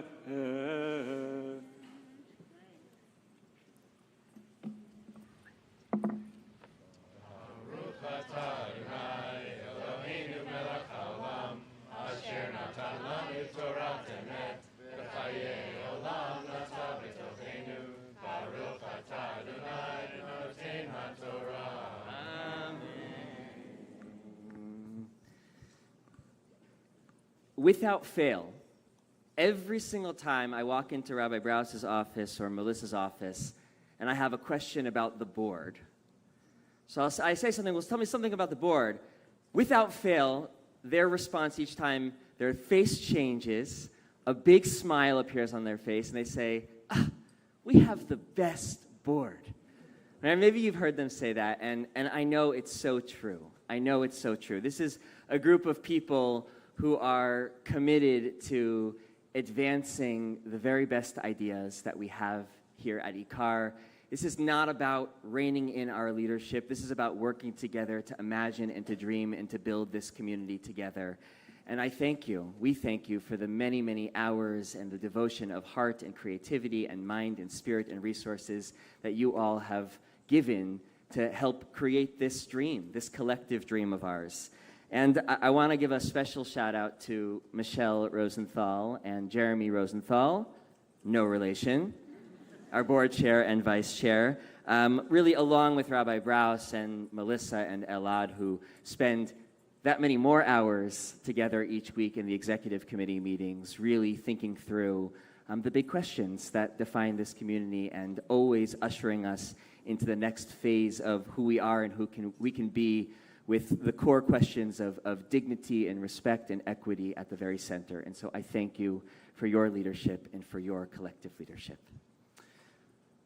All right, I'm going to ask the community to please rise. יתגדל ויתקדש שמי רבה, בעמד יברכותי וימליך מלכותי, בחייכון וביומכון ובחיי דרכו בית ישראל. בגלה בגלה ובזמן קריב וימרו.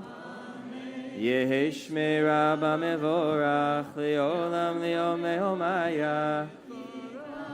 יתברך וישתבח יתברך ויתרומם ויתנשא ויתהדר ויתהלל ויתהלל שמי לקודשה לעילה לעילה מכל ברכתה ושירתה תושבחתה ונחמתה תמיד ביומם אמן. נא לעמוד המגביהה והגוללת לספר הראשון. Calling up Courtney and Megan to lift and dress the first Sefer Torah.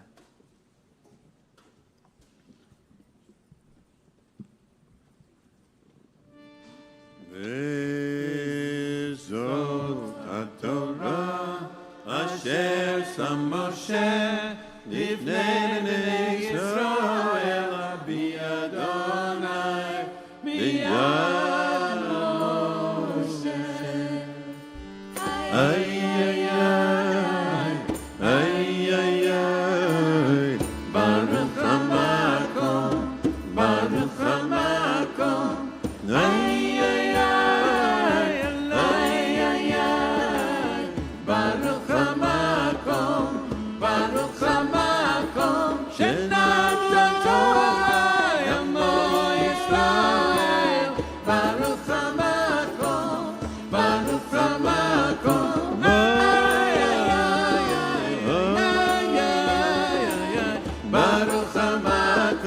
Baruch HaMakom Baruch Hu, Baruch HaMakom Baruch Hu, Baruch HaMakom Baruch Hu, Baruch HaMakom, Baruch HaMakom. Ay ay ay, ay ay ay, Baruch HaMakom, Baruch HaMakom.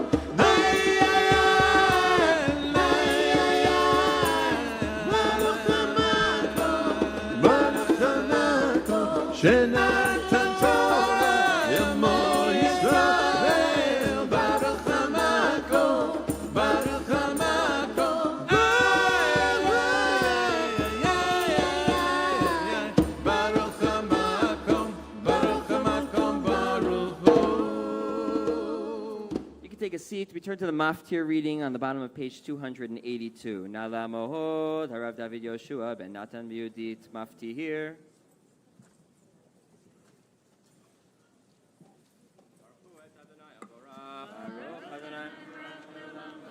Baruch Adonai Barach Le'olam Va'ed, Baruch Atah Adonai Eloheinu Melech HaOlam Asher Bachar Banu Mikol Amim V'Natan Lanu Et Torato, Baruch Atah Adonai Noten HaTorah.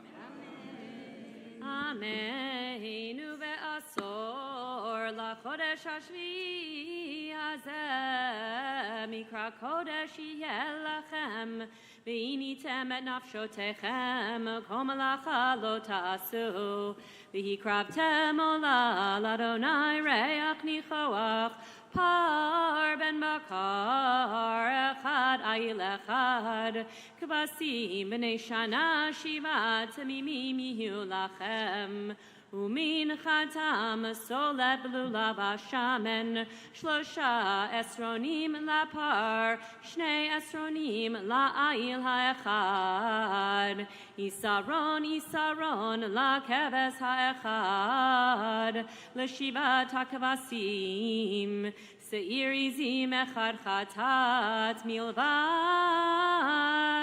חטאת הכיפורים ועולת התמיד ומנחתה ונזקיהם. ברוך אתה אדוני אלוהינו מלך העולם אשר נתן לנו תורת אמת וחיי עולם נטע בתוכנו ברוך אתה אדוני נותן התורה. Amen. Nala mahor amagbiya bagolelet l'sefer hasheni. Please rise as the second Torah is lifted and dressed.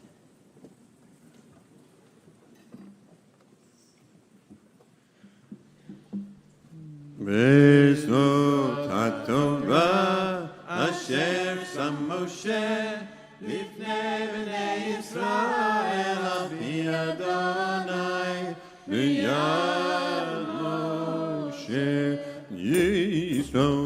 Yisrael ve'yoraita tadon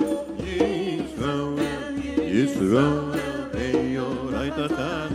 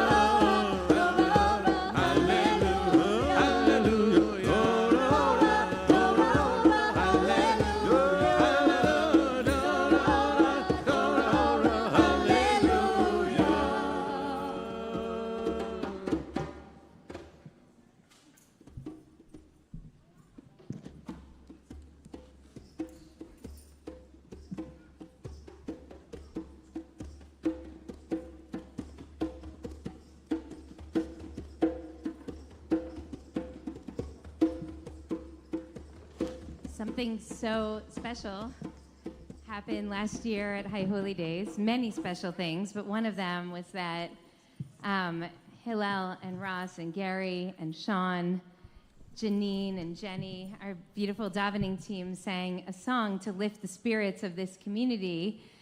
And it was a Tears for Fears song.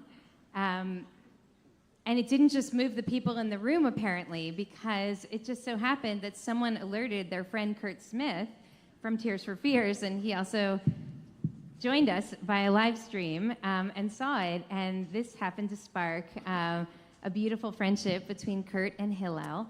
And so now, leading us into this next part of our service, I invite the two of you to share a little offering for us this year. Check, check.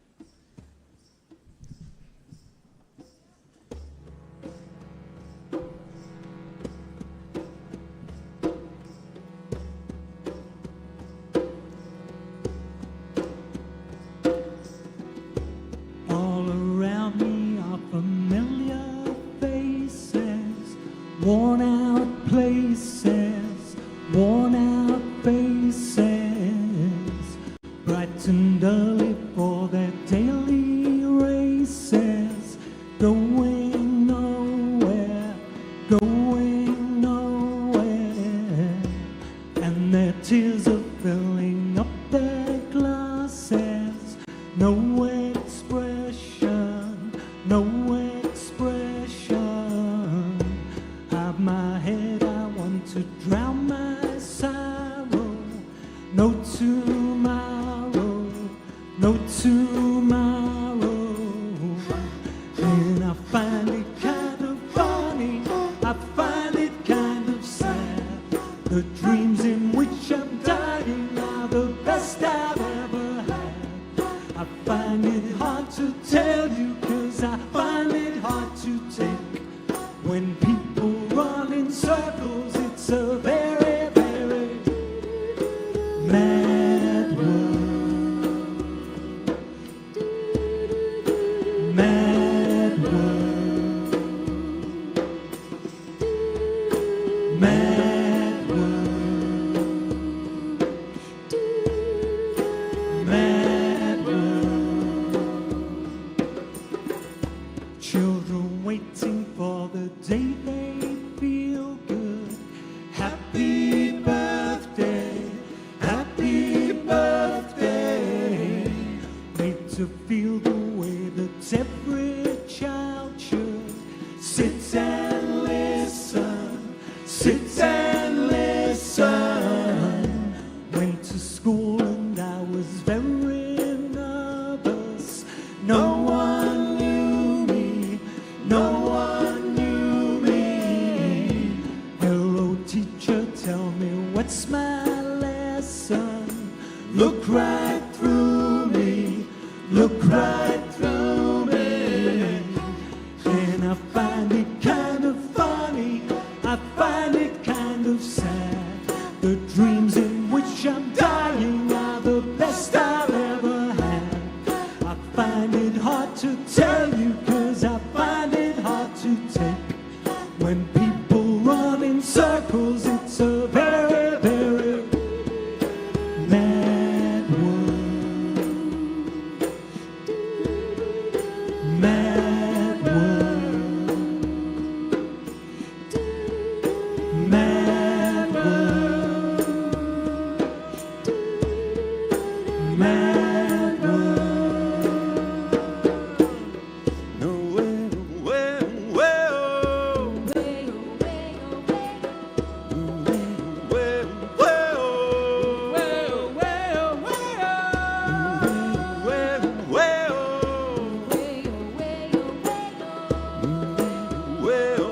oh.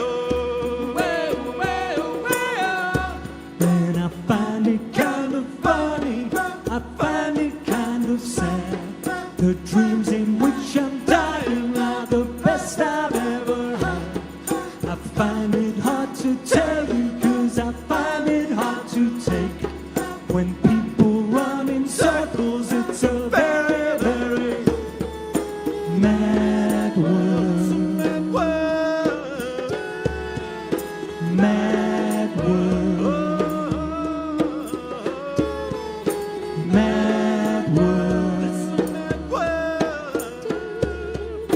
Mad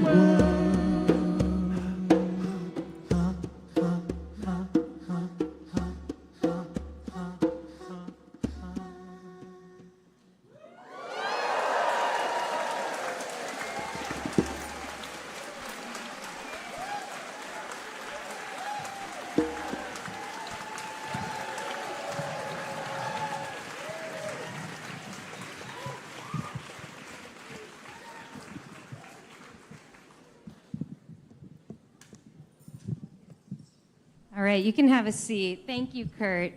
I want to say that before we even knew Kurt, we knew Kurt because he has really been an outspoken voice speaking out against anti-Semitism for many years. And I want to just thank you. It means a lot to our community. There have been some rough patches the last many years. and just to know that you're there as an ally, as a friend, as an honorary Jew. Hillel said, if you were an honorary Jew before, you got your PhD today. So, so we welcome you and thank you. So I'm so excited, folks, now to introduce to you a new friend who feels to me a lot like an old friend. Before I invite Dr. Murthy to come up here, I want to just ask, we obviously have many, many people who want to be inside, more people than seats. If you are under B'nai Mitzvah age, let's say, and you have a seat, I want to invite you to either sit on the floor or on someone else's lap. We want to make sure that we can get as many folks in. And we also, if you feel like you're able to stand to give someone else a chance to sit, that would be wonderful. Well, I am so excited to introduce our community to you, Surgeon General Dr. Vivek Murthy, and to introduce you to our community. Dr. Murthy is a renowned physician and research scientist serving his second term as United States Surgeon General. He is the Vice Admiral commanding a uniformed service of over 6,000 public health officers serving vulnerable populations across the country. And he's here today because he has spent the past several years investigating loneliness as a public health crisis. He's been speaking publicly about this, and he's been speaking courageously about this for the past many years, and there's so much for us to learn and to talk about together. So I am thrilled to introduce to you our Surgeon General, Dr. Vivek Murthy.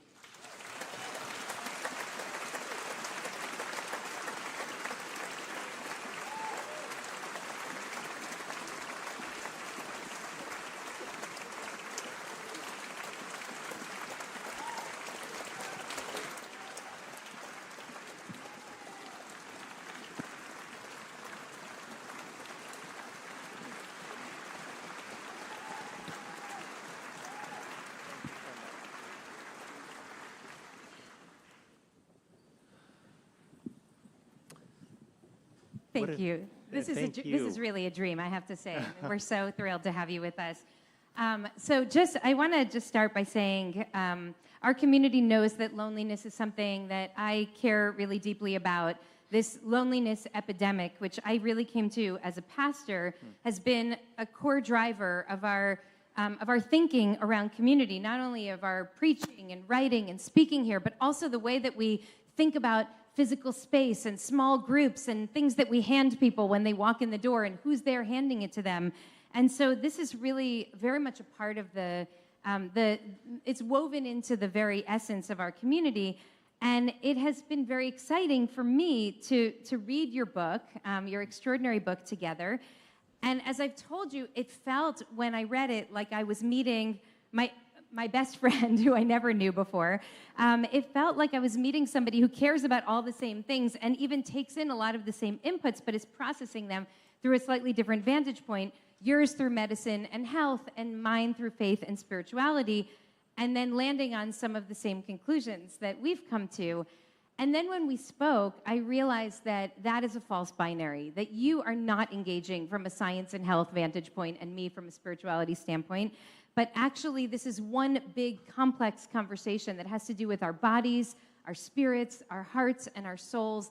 And that's why we were so excited to do this right in the midst of Yom Kippur, our most sacred day of the year, so that we could think together about how we can work to stitch together the social fabric of our communities and of our society so that we can flourish spiritually, mentally, emotionally, and physically. And that's why we wanted to land this conversation right here, right in this moment. So, fellow traveler, I welcome you. And I would love if you could start by orienting a little bit to the room and helping us settle into the conversation that we're about to have together. Absolutely. Well, first, thank you so much, Rabbi Brous, for having me. And to all of you, thank you for that incredibly warm welcome. This is such a special day of the year, and to have the opportunity to share it with you is an incredible honor and privilege for me. So I'm incredibly grateful. And I grew up actually with a best friend in high school who is Jewish and helped me understand a lot about the holidays, over the course of our growing up. And I think this is a particularly important moment for us to engage in the reflection that Yom Kippur calls on us to do, because there is so much happening in our world right now and so much in our individual lives. To me, walking into this gathering, I could just feel this sense of warmth and community that I have missed over the last few years. And I think many of us in the throes of the pandemic found that it was hard to be with one another. But moments like this remind me of just how important it is for us to be with each other, to accompany each other on our journeys, to show up and support one another, and to remind one another that we are not alone. Because so often it can feel like we are. It's important that we're together also because it feels like there are so many challenges that people are facing in their lives. I'm curious if, just by a show of hands, how many of you have had the experience of picking up the paper or checking the news online and just feeling utterly exhausted by the headlines that you read? I think just about everyone here. There's a lot happening in the world, and the crises seem to multiply. I have a friend, Keith, in Northern California, who calls this the poly crisis. It feels like whether it's climate change or violence, or whether it's polarization or a pandemic, that there's always something to be worried about. But this is why being together is so important, not only because we find strength in each other, because we remind each other also of the rest of the picture. And it turns out there's more to see than solely the crises before us. And I'll lastly say this is what concerns me most, though, as Surgeon General, as a doctor, as a father myself, is that when I travel around the country and I talk to people, as I am privileged to do, I find that so many people feel this sense of worry and despair. It's like a dark cloud that has settled over their lives. And it's not that they want to feel that way. It's not that we are inherently pessimistic. I think, in fact, we're quite the opposite. We want to be optimistic. We want to be courageous and bold and forward-looking. But many people aren't feeling that. And part of what I've been trying to understand more deeply is what is driving that deeper sense of despair that so many people feel across the country. For sure, the crises that I just mentioned, and COVID in particular, have all contributed to this. But my gut is that there's something deeper that's happening, something that was happening long before COVID came on the scene. I think it's being stoked in many ways and accelerated by the experience many of us have on social media, which often has become an accelerant for fear and for division. But I think at the heart of what is driving this despair is that we've become a lonely nation. 1 in 2 adults in America are struggling with loneliness. The numbers are even higher among young people. And this is happening at a time where we actually truly do need each other more.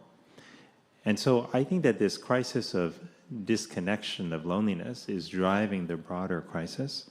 But the flip is also true, though. And when we think about our own lives, if we reflect on the moments where we felt deeply connected to one another, whether it was over the course of today at services or at other points in our lives, those are powerful moments where we feel there is so much we can do that even huge adversity feels like it's something we can tackle, that we can get beyond because we are together.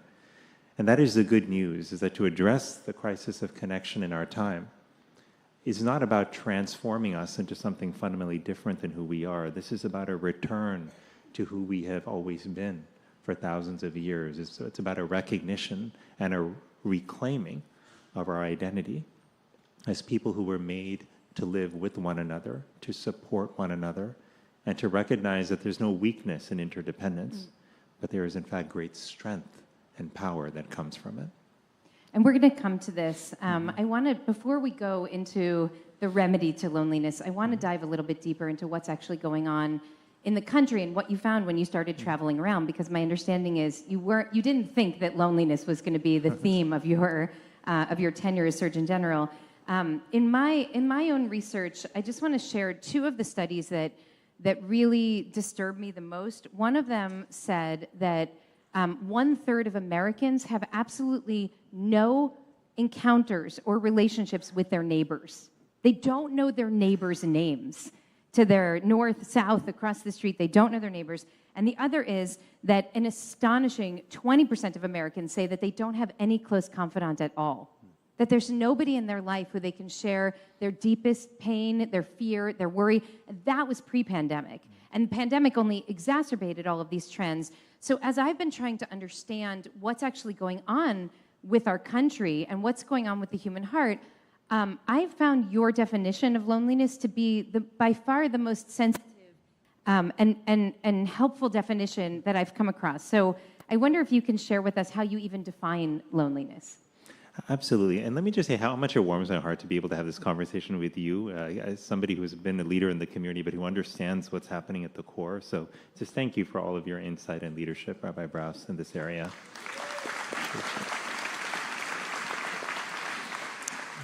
It takes courage to raise issues like this, whether it's in front of a congregation or a community, and I don't want us to take that for granted. But what you're mentioning, there's the definition. This is important because sometimes people think, well, you know, I'm in a workplace where I'm surrounded by hundreds of people. My child's in school, and they're surrounded by thousands of kids on campus. They can't be lonely, and I shouldn't be lonely. But it turns out that loneliness is a subjective feeling. It's not always related to how many people are around us, and it's the subjective feeling that the connections that we need in our life are greater than the connections we actually have. And in that gap, we experience loneliness. And so you can have just 2 or 3 friends around you and feel not lonely at all. Or you could be surrounded by hundreds of people and feel profoundly alone if you don't feel like you're known by them, if you don't feel like they get you, if you don't feel like you can show up and truly be who you are. And that is what I found when I was traveling during my first tenure as Surgeon General. So many people who unexpectedly were telling me that they felt alone. Now, they didn't use that word, I feel alone. They didn't say, my name is Vivek, my name is Sharon, I feel lonely. They never said that. They said it in other ways. Like I remember a college student in Texas telling me, you know, I've been on campus and there are a lot of kids around, but I don't know, I just feel like nobody really knows who I am, and I feel like I just can't be myself when I'm around other people. I remember a high school student telling me in California, actually not too far from here, just in San Diego, that she felt that when she used social media, she actually felt worse about her friends, and she felt worse about herself. And so she felt more alone. I was giving a talk in DC not long after that, and a woman came up to me afterward and told me how much it meant that we were talking about the issue of loneliness because her husband had struggled for years without real friendships, that she was his only confidant, the only one that he would actually be real with or express any emotions around. But he was really, really struggling with a sense of loneliness. And it actually took me a moment when I was talking to her to realize that there was somebody standing behind her, and she shifted a few inches this way, and I saw that it was her husband who was in tears behind her, just feeling so deeply that moment and unable to speak. So these many experiences helped me realize that loneliness is extraordinarily common. We don't talk about it as often. It hides in the shadows.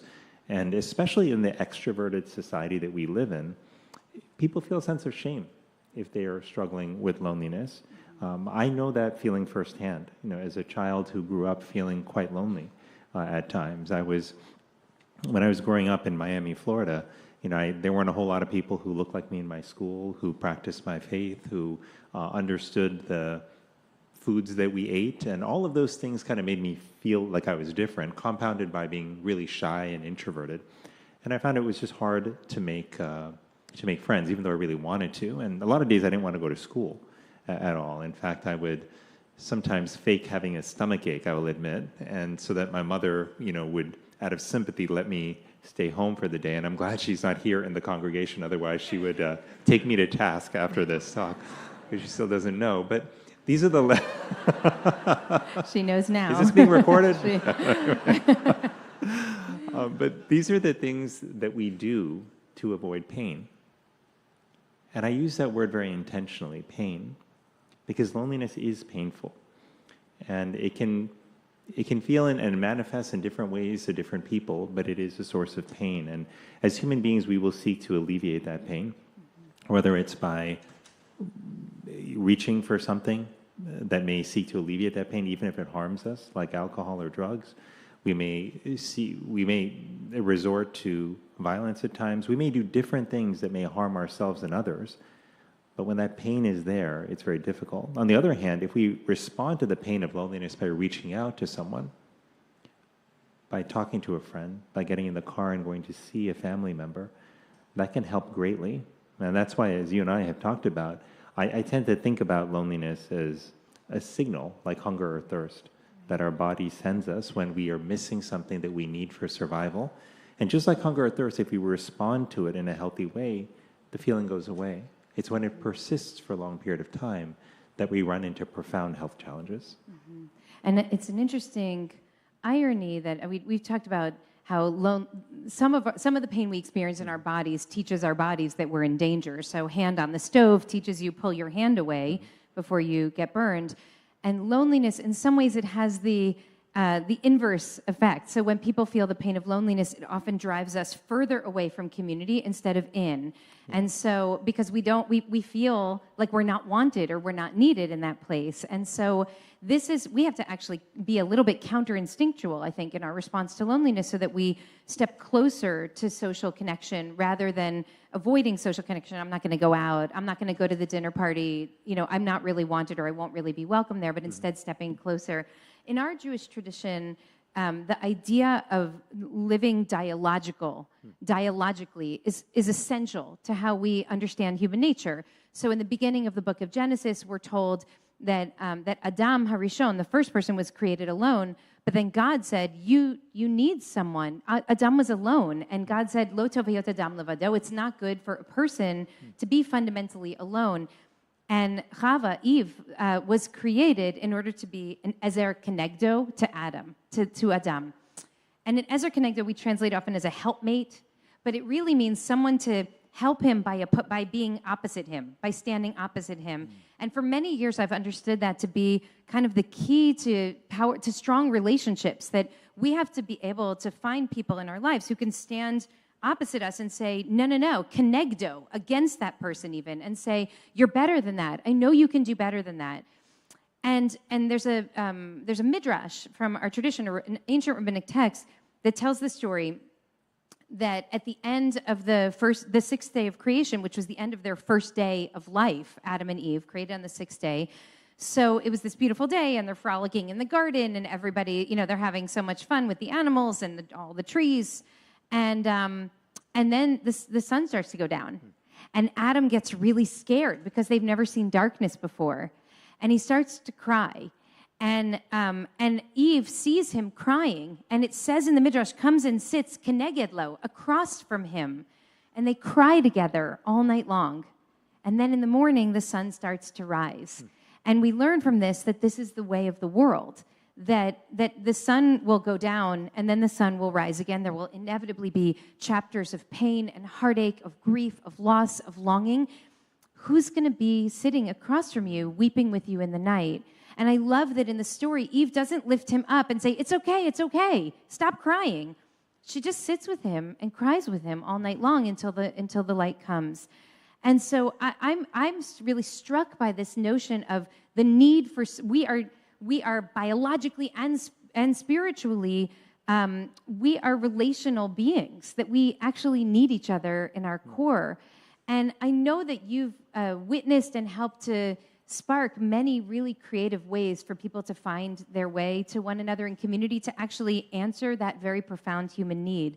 So can you tell us about maybe some of the more creative things that you've witnessed, ways of people finding their ways to one another that we might also be able to incorporate into our own lives and practice? Absolutely. I'm actually really glad that you went back to Scripture, because I think when we look at Scripture across faith traditions, we see that there are these common themes around love and friendship and community, themes that remind us that no, we're not meant to go out and to manage all of life by ourselves, but that we're there to help one another and support one another. And as obvious as that may seem to many of us in the room, that's actually not how we typically operate in life. And it's not always the message that our children get from the culture around them, which often tells them being independent is about not needing anyone. It's about being able to, put on a brave face and never show that you're in need or that you're vulnerable or that you're having a moment of weakness. But to be that way is not to be human, because that's not how we are designed. And when I think about ideas for that I've seen so many beautiful ideas that give me hope that the hard work of rebuilding the social infrastructure in our lives is already happening. We need to accelerate it. But I'll tell you one tradition that I participated in myself, which is a tradition of moais. This is an Okinawan tradition. And the way the tradition was many, many years ago was that young children would be brought together in groups of perhaps 5, 6, 7, and would be told, okay, from now on going forward, you children together, you're going to have each other's backs. You're making an explicit commitment to one another. You are going to be a moai. And that means whether somebody has a health problem, a financial problem, a problem in their relationship, the moai is going to show up. Some years ago, in 2017, 18, when I was struggling with my own bout of loneliness after my time in government had ended, my first stint as Surgeon General, and it ended abruptly, and I was trying to figure out what to do with my life because I suddenly was cut off from the community I knew at work, but I had neglected the community that I had before. And I'm not proud to say this, but I had largely not kept in touch with friends. Was distracted even when I was with family, and I was on my phone checking email, trying to keep up with news, thinking all of this is part of doing the job, and I only have a short period of time to do the job. Regardless of what the explanations were, the reality was that being increasingly disconnected was wearing on my spirit. It actually contributed to my burnout. And dealing with the throes of that, after that first stint ended, I found myself at this retreat center for this fellowship that I'm a part of with two friends who I love dearly but rarely ever see. And just out of curiosity, how many of you have friends who you would love to spend more time with, but you just never see each other because you live in different places or life is busy? Many of us, right? And so we were like that, these two friends and I. And at the end of that walk, we said, it would be great if we saw each other more often. And we all had this sinking feeling, I think, right at the same time that that's not going to happen if we just walk away. So we actually decided in that moment, walking around that lake, to create our own moai. And so we made an explicit commitment to one another that we were going to video conference with each other once a month for 2 hours, that during that time we were going to talk about the stuff that really mattered to our lives, and to talk about the things that we often didn't talk about with friends, our health, our fears, our finances, our family. But we also made a commitment to give each other our full attention during that time, not to be distracted by devices, not to be multitasking. And in between those calls, if something came up, a big decision, a worry, a loss, a moment of joy, that we would text each other to keep each other posted. And if needed, we would get on a call and help each other figure out whatever the challenge was. That moai with these two brothers of mine, Sonny and Dave, it saved my life in so many ways. It changed my life profoundly. It helped me make big decisions about what to do with work and with family, with my health, decisions that I had been struggling with for a long time.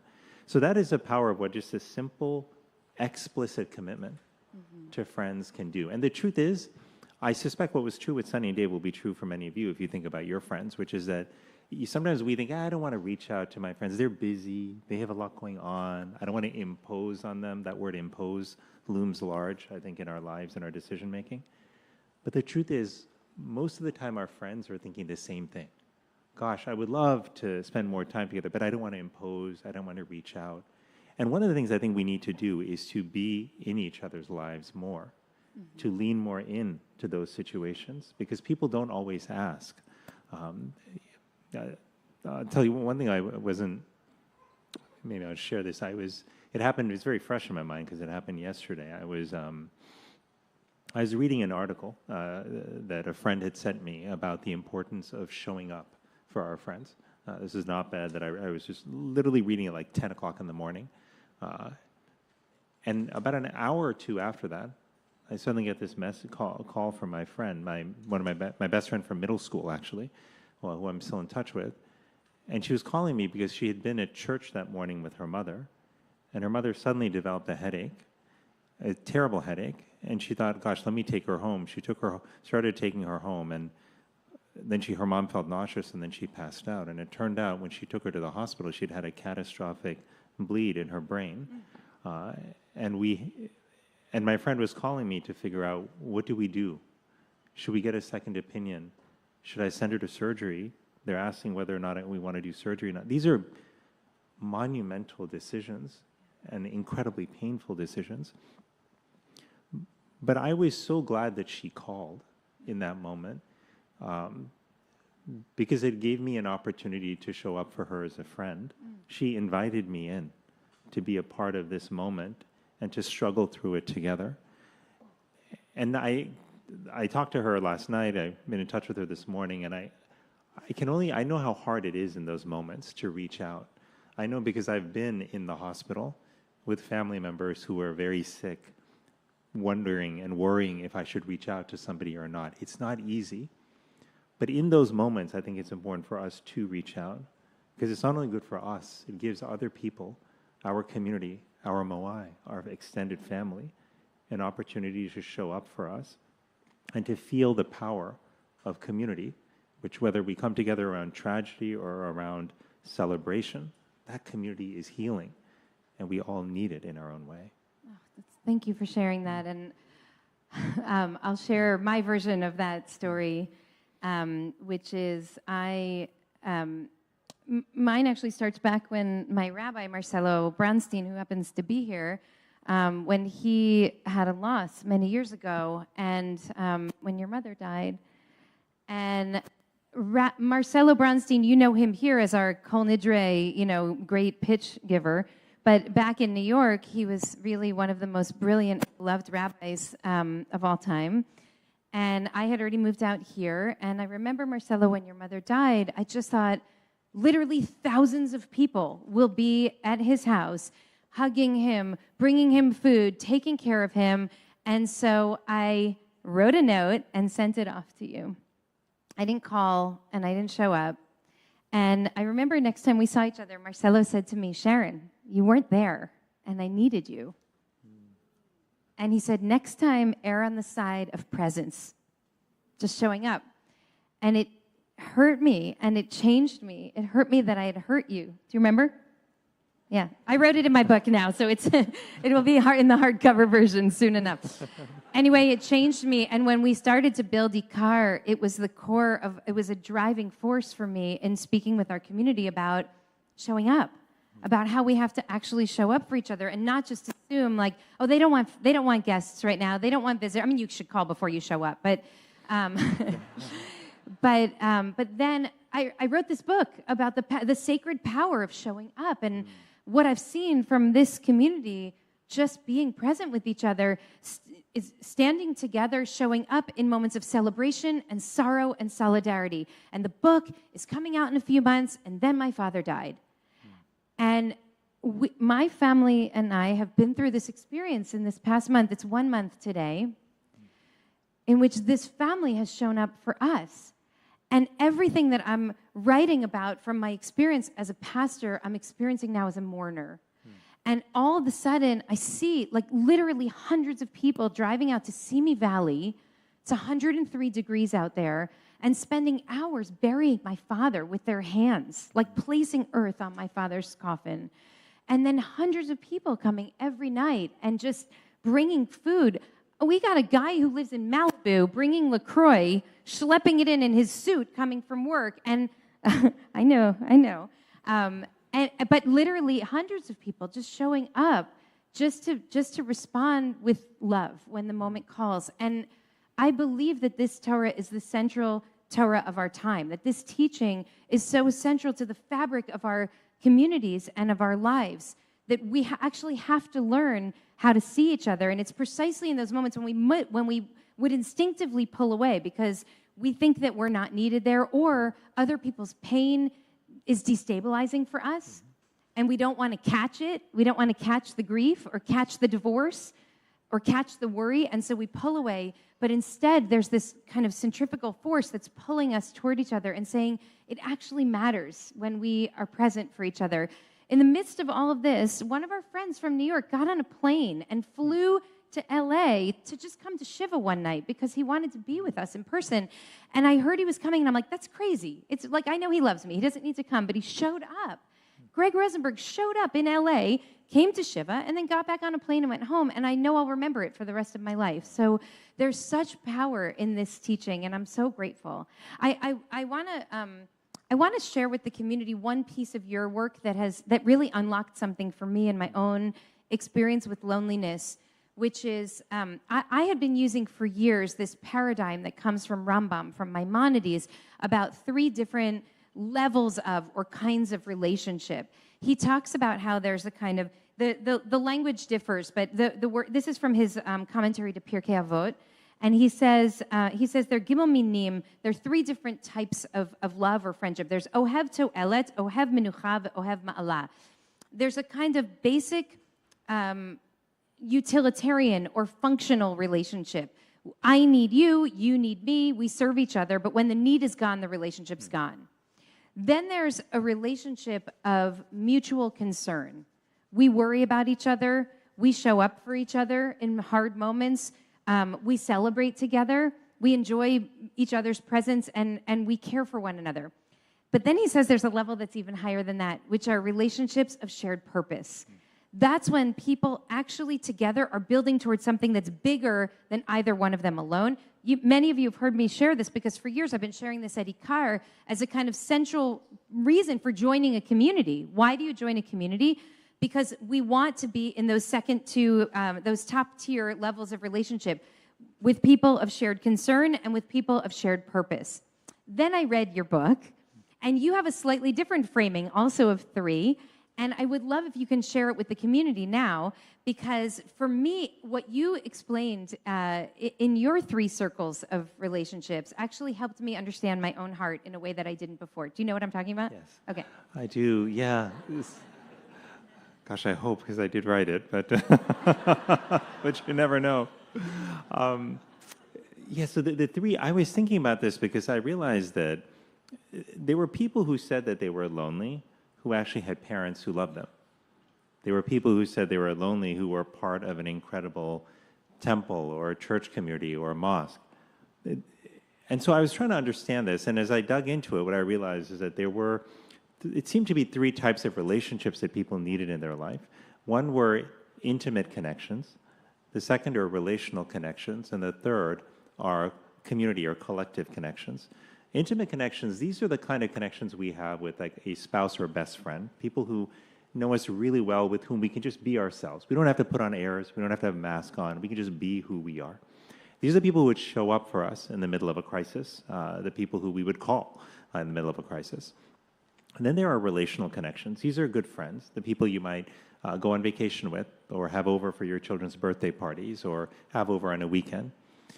The collective or community connections are connections where we have a sense of shared purpose or affiliation with others. Those could be the people at our community of faith. Those could be people that we volunteer with. It could be folks in our workplace if we really feel a strong sense of connection to the mission and purpose at work. But we need all those 3 types of connections. And the reason this is so important to understand is if you are, let's say, married to somebody who's struggling with loneliness, it might be easy if you didn't know that. Otherwise, to think, gosh, his or her loneliness must be a testament to what's missing in this relationship. Maybe I'm not doing enough. Maybe our relationship isn't enough. But your relationship might be perfectly fine. It's just that there are other types of connections that we need as well. One thing that I'll just also say just on this point about connection is sometimes with figuring out how to connect with other people, it can feel overwhelming when you look at the extent of loneliness in our lives. But I actually think there are a few simple things that we can do to actually help rebuild connection in our life. Number one, as we were talking about just now, we can show up for others in small ways, in big ways, when it's easy, when it's hard. But simply showing up, whether that's calling someone to check on them, whether that's texting them to say, hey, I'm thinking about you, I want to know how you're doing, whether that's coming by, when something has gone wrong, or writing a note to be a part of a celebration. However we show up, the simple act of showing up can be powerful. It can be for 2 minutes, it can be for 2 days, but showing up matters. The second thing we can do is to be present. I'm also curious, how many of you have had the experience of being in conversation with someone where they were distracted by their phone and you knew that they weren't fully there, right? Yeah, almost everyone, right? This is a very common experience. Now, the flip of that is that we have also probably been in a circumstance where we did that to somebody else, right? That's called phubbing, by the way. It's when you snub somebody with your phone, phubbing. Anyhow, the thing is, we've all done this, and I've done this too. I'm not proud of that. But we think, oh, I can multitask, I can pay attention to them, I can do what I'm doing. But people know, and we actually can't multitask. Our brain actually rapidly task switches when we think we're multitasking. So I might be able to, if I'm multitasking while I'm speaking to Sharon, to Rabbi Browse, I may be able to recall some specific words she said, but I've missed the nuance, I've missed the context, and so I'm not fully there. So that's the second part, is to be present. And the third is to be of service. Finding ways to help other people, whether it's simply helping a coworker who dropped their papers, or whether it's stopping by a classmate's desk on the way out of class to see how they're doing because it seemed like they were having a rough day, or whether it's just helping a neighbor who may need some help cleaning up their yard. These small acts of service are the glue that holds us together, that actually helps us rebuild our connection. And finally, just keep in mind why this all matters, because this is not happening, this crisis of loneliness, because we failed to pass a law or because one program was not funded. This is not about policies and programs alone. In my view, the loneliness crisis is fundamentally a moral and spiritual crisis that we're going through in America. A moral crisis is when we lose our moral compass. And our moral compass has to be grounded in a core set of values that help guide us on decisions, on how we spend our time, what we prioritize, what programs we support, what leaders we choose. This is all guided by our moral compass. And right now, what I worry about is that there's so many people I meet across our country who say to me, Vivek, it feels like it's become more important to be right than to be compassionate. It feels like somehow it's become more important to seem strong than to be kind to others, to be successful than to be generous. And in fact, there was a recent study a few years ago from the Harvard Graduate School of Education where they actually surveyed young people and asked them, what do you think your parents prioritize for you? And overwhelmingly, the kids said that they believed their parents felt it was more important for them as kids to be successful than to be kind, right? So this is actually the where Scripture and history help us. Because what I have learned in the course of my life from Scripture is that when love is the galvanizing force in our lives, when it's informing our moral compass with the core pillars of love, with kindness and generosity, with friendship and service, the kind of world that creates for us and guides us into is one where we feel we belong, where we know we have each other's backs, where we can all thrive. But the flip is that when not love, but when fear is the galvanizing force in our life, then we find that we are making decisions driven by anger, by insecurity, by jealousy, and by rage. And that actually pushes us further and further apart from one another. That deepens our sense of isolation and creates this vicious cycle where the lonelier we get, the angrier we become, the more we push each other apart, and the lonelier we become. And so this fundamental struggle between love and fear, this is the defining choice of our time. And it applies to decisions we make in our own lives. It applies to how we decide what programs we're going to support in our community, where we're going to invest as a family, as an organization. It informs what kind of leaders we choose.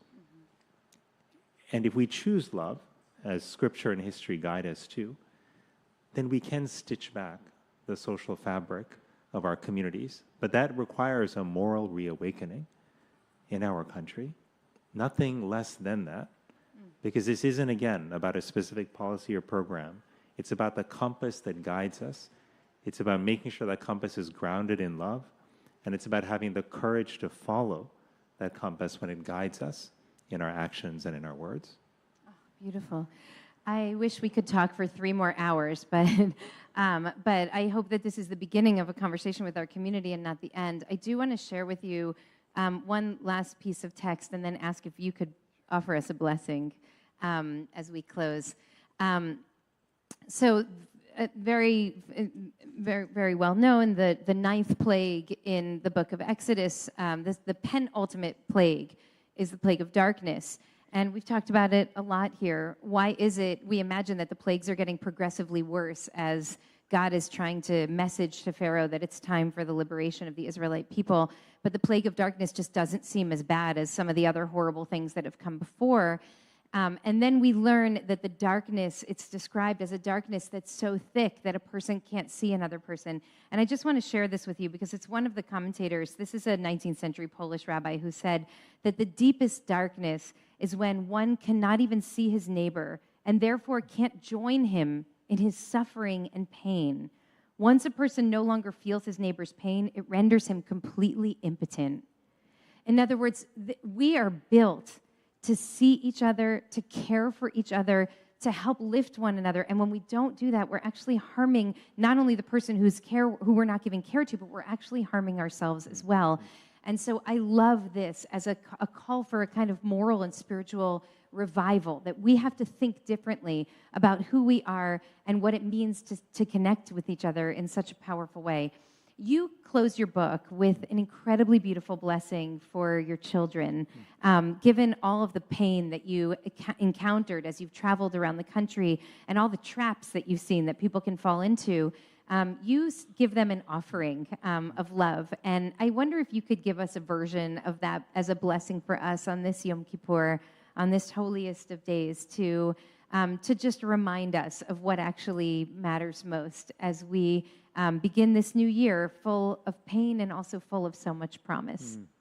Well, thank you. And I brought that closing blessing with me. And I'll show you one other thing, which is, I don't typically show this to people, but since we're in a special community here, this is what I carry to remind me of the stakes of this moral transformation and revival that we need to undertake. These are my children's socks that they wore when they were small, when they were infants. My son Tejas and my daughter Shanti, they're now 5 and 7. These don't fit anymore, to be clear. But I take them with me whenever I travel and whenever I give talks or do something that's important, because I want to remind myself of what's at stake. 7 years ago, when we learned that we were expecting my son Tejas, we were incredibly excited. My wife and I got married a bit later in life, and you never know if you'll be able to have a family, have a children, and when we found out we were pregnant, we were incredibly excited. But on the other hand, we were also worried, right? I wonder. I looked at this is 2016. It was a time when there was so much division and violence and hateful rhetoric in our country, and I couldn't help but wondering, what kind of world are we bringing our son into? And is it going to be a world where people are there to lift him up when he falls down, as he inevitably will at some point?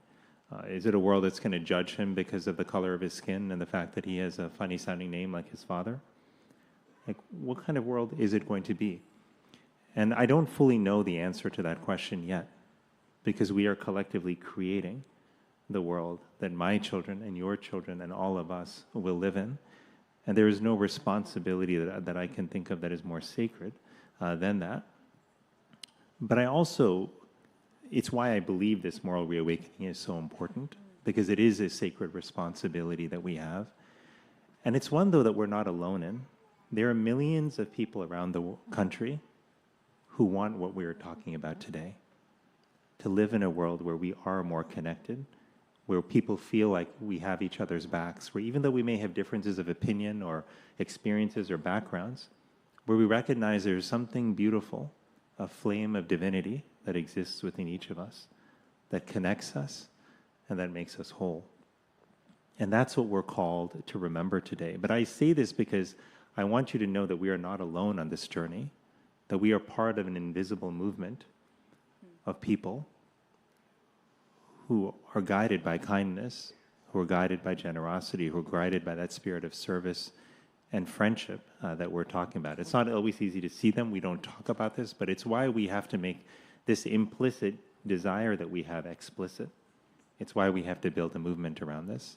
So this blessing that I wrote to my kids goes as follows. It was a letter, really, and the thinking behind it is I wrote this because I figured at some point in the future, whether I'm here or not, I want them to be able to read what it is that my wife and I hope for them in the years ahead. Dear ones, may you inhabit a world that puts people at the center, where everyone feels they belong, where compassion is universal and kindness exchanged with generosity. The most important thing we wish for you is a life filled with love, the love that is given and received with a full heart. Love is at the heart of living a connected life.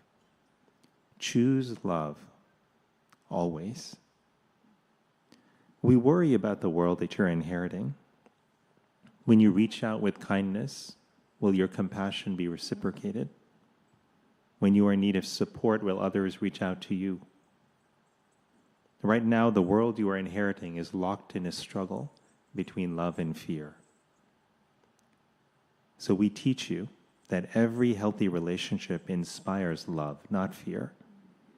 Love shows up as kindness, generosity, and compassion. It is healing. It makes us whole. The greatest gifts you'll ever receive will come through relationships. The most meaningful connections may last for a few moments or for a lifetime, but each will be a reminder that we were meant to be a part of each other's lives, to lift one another up, to reach heights together greater than any of us could reach on our own. Our hope is that you will always have friends in your lives who love and remind you of your innate beauty and strength. Equally as important, we hope you will do the same for others. You are precious precisely because you have the ability to give and receive love. That is your magic. And it is our mission as parents to make sure that you know that no one can ever take that away from you. It pains us that we won't always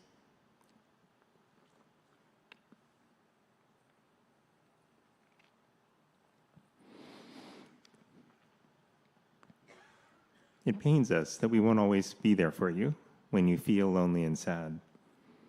But we offer this simple prescription to remind you that you are loved.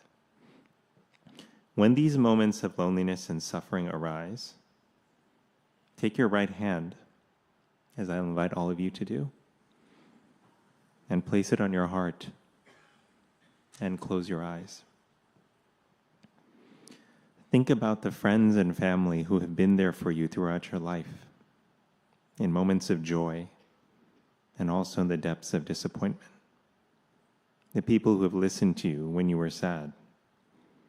The people who believed in you even when you lost faith in yourself. The people who have held you, lifted you up, and seen you for who you really are. Feel their warmth and their kindness washing over you, filling you with happiness. And know that their love will always be there, even if they are not physically with you, because it resides in your heart. And now, open your eyes. What each of us felt during that brief meditation was the power of love. Love is the oldest medicine we have. Its power to heal is immense. I know there are moments where we think that love is scarce in this world, where we think, well, we become mean-spirited and selfish. But that's not really who we are. We are generous and kind. We are compassionate and good. We are decent and loving. And this is our moment to reclaim that identity, to remind ourselves of who we are, and to remind our children as well. Amen, amen, amen. Wow.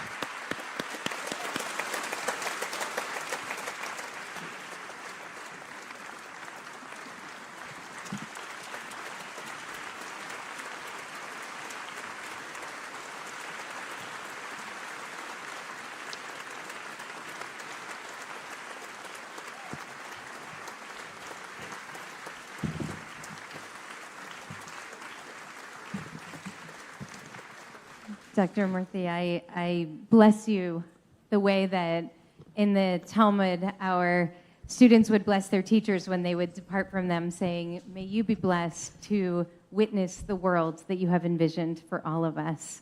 Thank you for being such a blessing in this world. Amen. So thank you.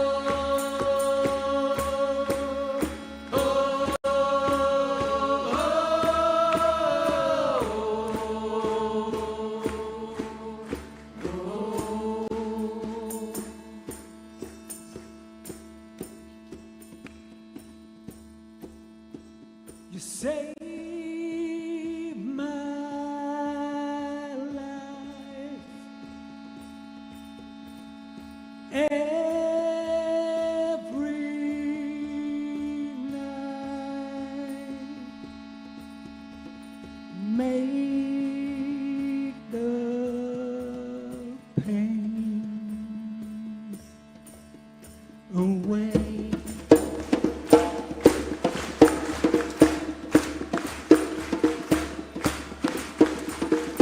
Lift me high when I die.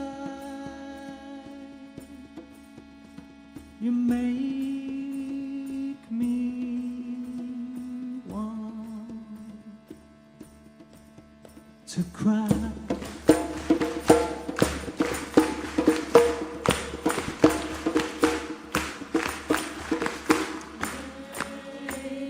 Me feel alive.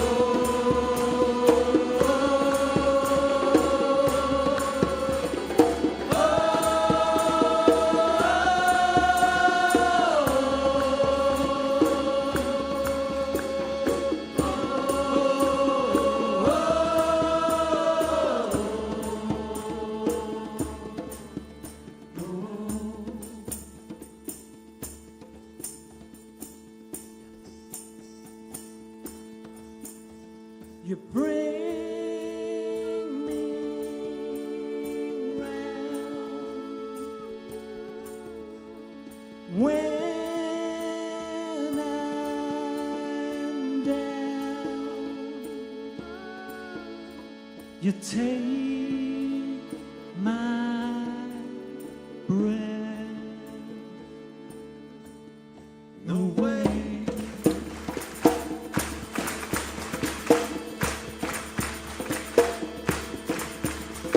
You lift my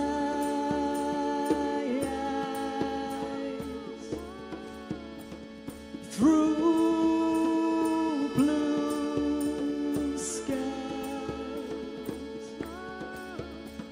You make me want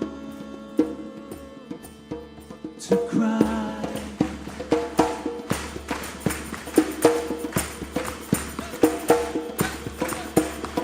You make me feel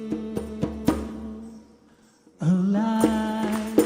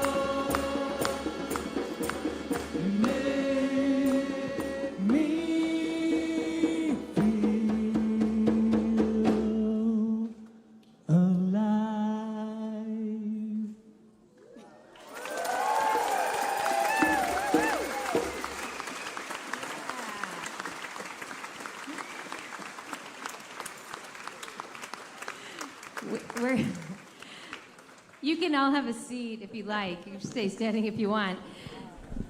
I want to give us a quick heads up to what is to come with our blessings and gratitude to Kurt and to Dr. Murthy. We thank you. In a moment, we're going to hear the Haftarah, and we'll put the Torah, the Sifrei Torah away, and then the sermon. And then we'll move to Yizkor at around 2:15 p.m. So that's what we have on deck for us. We'll turn now to the Haftarah, page 284.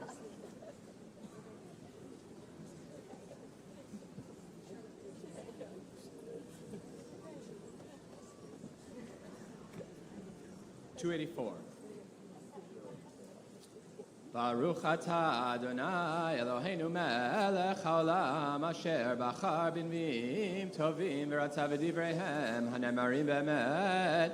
Baruch atah Adonai habocher b'torah Moshe avdo v'Yisrael amo v'nviei haemet v'tzedek. Page 285. Kra veragaron ve'al tachsoch kashofar harem kolecha ve'aged la'ami pisham ulveit Yaakov chatotam ve'oti yom yom yidroshun ve'dadracha yechpatzun kigoy asher tzedakasa umishpat Elohav lo azav yishaluni mishpatei tzedek kirvat Elohim yechpatzun Lama tzamnu velo ra'ita ininu nafshenu velo teda hen beyom tzomchem timtzu chefetz vechol atzvechem tingosu hen lariv umatzah tatzumu ulhakod begrof resha lo tatzumu chayom lashmiya bamarom kochem achazeh yetzom evcharehu yom anot adam nafsho Halachof ke'agmon rosho v'sak va'ether yatzia halazeh tikrat tzom v'yom ratzon Adonai halozeh tzom evcharehu pateach hartzubot resha hater agudot mota v'shalach retzutzim chovshim v'chomota tenateku halo faros lara'ev lachmecha vaniim merudim tavivayit kitire aron v'chisito ומבשרך לא תתעלם, אז יבקע כשחר אורך, ורוחתך מהרה תצמח, והלך לפניך צדקך, כבוד אדוני יאספך. אז תקרב אדוני יענה תשבע, ויאמר הנני, אם תסיר מתוכך מותה, שלח אצבע ודבר אבן, ותפג לרעב נפשך ונפש נענת ישביע, וזרח בחושך אורך, ואפלתך כצהריים, ונכח אדוני תמיד וישביע בצחצחו נפשך, ועצמותיך יחליט, והיית כגן רבה, וכמוצא מים, אשר לא יחזבו מימיו, ובנו ממך חורבות עולם. מוסדי דור ודור תקומם וקורא לך גודר פרץ ושובב נתיבו לשבת אם תשיב משבת רגליך סוד חפציך ביום קודשי וקראת לשבת עונג לקדוש אדוני מכובד וכיבדתו מעשות דרכיך ממצוא חפצך ודבר דבר אז תתענג על אדוני והרכבתיך על במותי הארץ ואכלתיך נחלת יעקב אביך כי פי אדוני דיבר. 287 ברוך אתה אדוני אלוהינו מלך העולם צור כל העולמים צדיק בכל הדורות הנאמן האומר ועושה המדבר ומקיים שכל דבריו אמת וצדק נאמן אתה הוא אדוני אלוהינו ונאמנים דבריך ודבר אחד מדבריך אחור לא ישוב ריקם כי על מלך נאמן ורחמן אתה ברוך אתה אדוני הנאמן בכל דבריו רחם על ציון כי בית חיינו וללבד נפש תושיע במהרה בימינו ברוך אתה אדוני משמח ציון בבניה שמחנו אדוני אלוהינו בליהו הנביא עבדך ומלכו בדוד משיחך במהרה יבוא ויגל ליבנו על כיסאו לא ישב זר ולא נחלו עוד אחרים מכבודו כי בשם קודשך נשבעת לו שלך בנרו לעולם ועד ברוך אתה אדוני מגן דוד.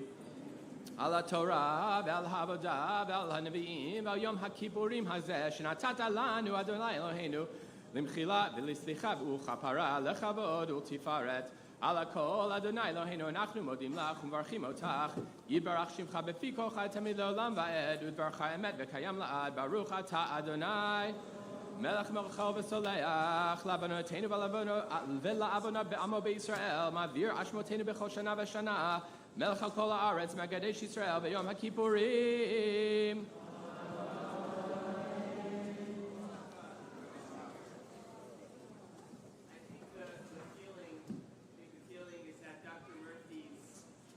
Speaking today is the prayer for our country.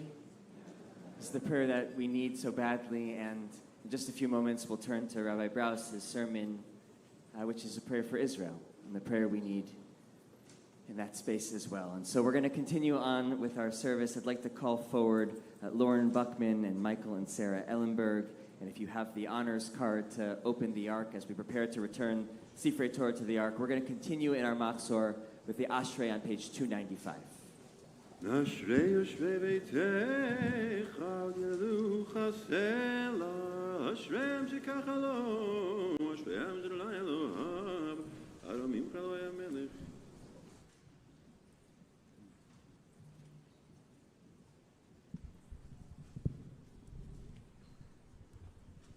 תהילת אדוני ידבר פי ויברכו בשר כמקודשו לעולם ועד ואנחנו נברך יה מעתה ועד עולם הללויה.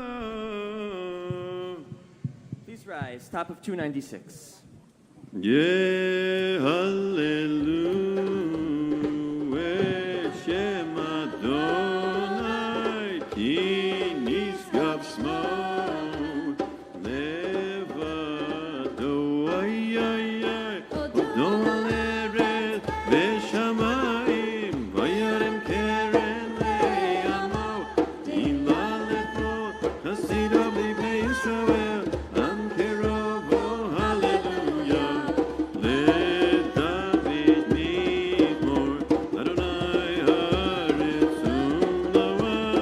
Yeah.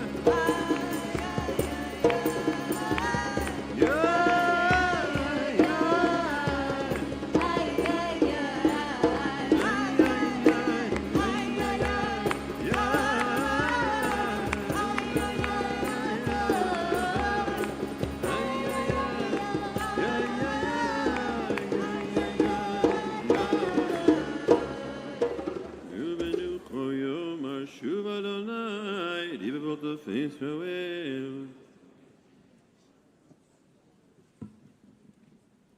Et Chaim hi lama chazikim ba v'tom cheya meushar deracheha darchei olam v'kol tivoteya shalom nashivenu Adonai elecha benashua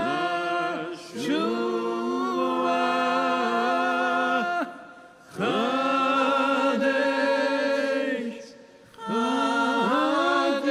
yameinu Chadesh yameinu yekedem.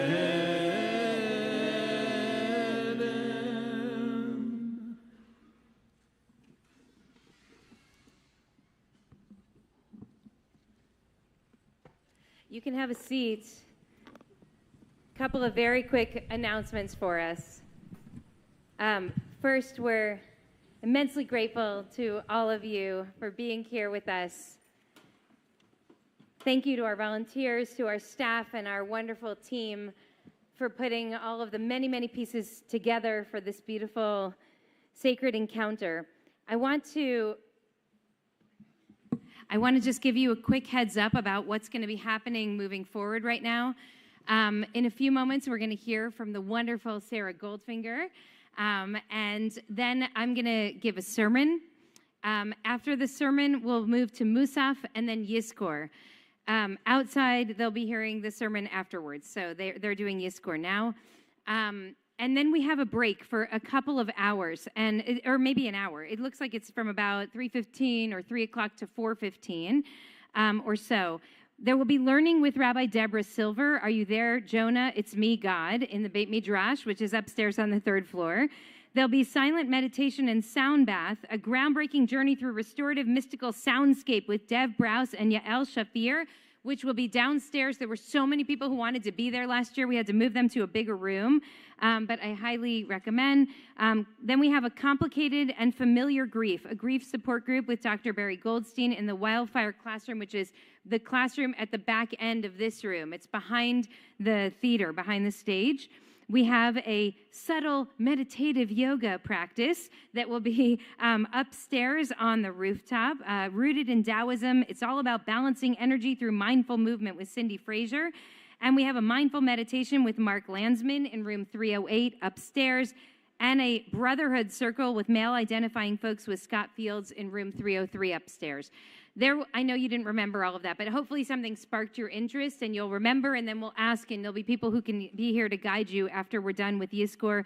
The most important time to keep in mind is that we will be gathering again at 4:45 outside to conclude our services and our day together. We'll start with Mincha and then Ne'ilah. I'm just telling you now, while you're all in the room, I always feel bad for the people who leave before Ne'ilah. So if you have to go home, come back. It is the way to end this day. So I hope that you will be back to join us for that. And now I'm very thrilled to introduce to you a dear friend, and a beloved board member of IKAR, and an incredible volunteer, and a person who's responsible for so much of what's beautiful in our midst always. This is Sarah Goldfinger. Come on up.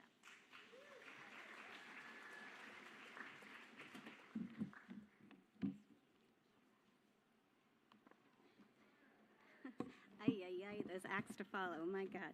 Okay. Yeah. Hi, everyone. Happy New Year. They can't hear me. Okay. Okay. Hi, everyone. Happy New Year. 5784. Here we are. Hinene. So, in this season of confession, I have a confession to make. I Zillow scroll. I surf the Redfin. I have real estate wish lists going in Santa Barbara, Portland, Oregon, and even my small hometown, Williamsport, Pennsylvania. But whenever I see a particularly alluring property, the first thing I always think to myself is, yeah, but there's no IKAR there. If anyone had told me that I would base where I wanted to live by where I went to shul, I would have said they were nuts. Here's the thing, though. IKAR isn't just a shul. It's a community. It's a home. And as I look out at all of you today, I see myself. There's a good chance that wherever you are on your IKAR journey, I've been there too. I started coming to IKAR 15 years ago, back at the Westside JCC, and I sat on the edges and I didn't talk to anybody. And 50 times in a row, friendly people said, "Oh, is this your first time at IKAR?" And I got super annoyed. And so it began. I have been a single person at IKAR looking for a nice Jewish boy. I have been a married person at IKAR bickering about where to park. I have been a divorced person at IKAR, sad and disoriented. I have been a woman when sincerity meets hormones. Here you go. I have been a woman struggling with her fertility at IKAR, a struggle I don't wish on anyone. But if you have to be in it, this is an incredibly supportive place to be. I'm looking at you, Rabbi Browse, Rabbi Sadok, Abby Feeder, Ethan Goldstein, Lerona Kadosh, Neil Lewis. And now, miraculously, I'm a new mom at IKAR. Thanks, everybody.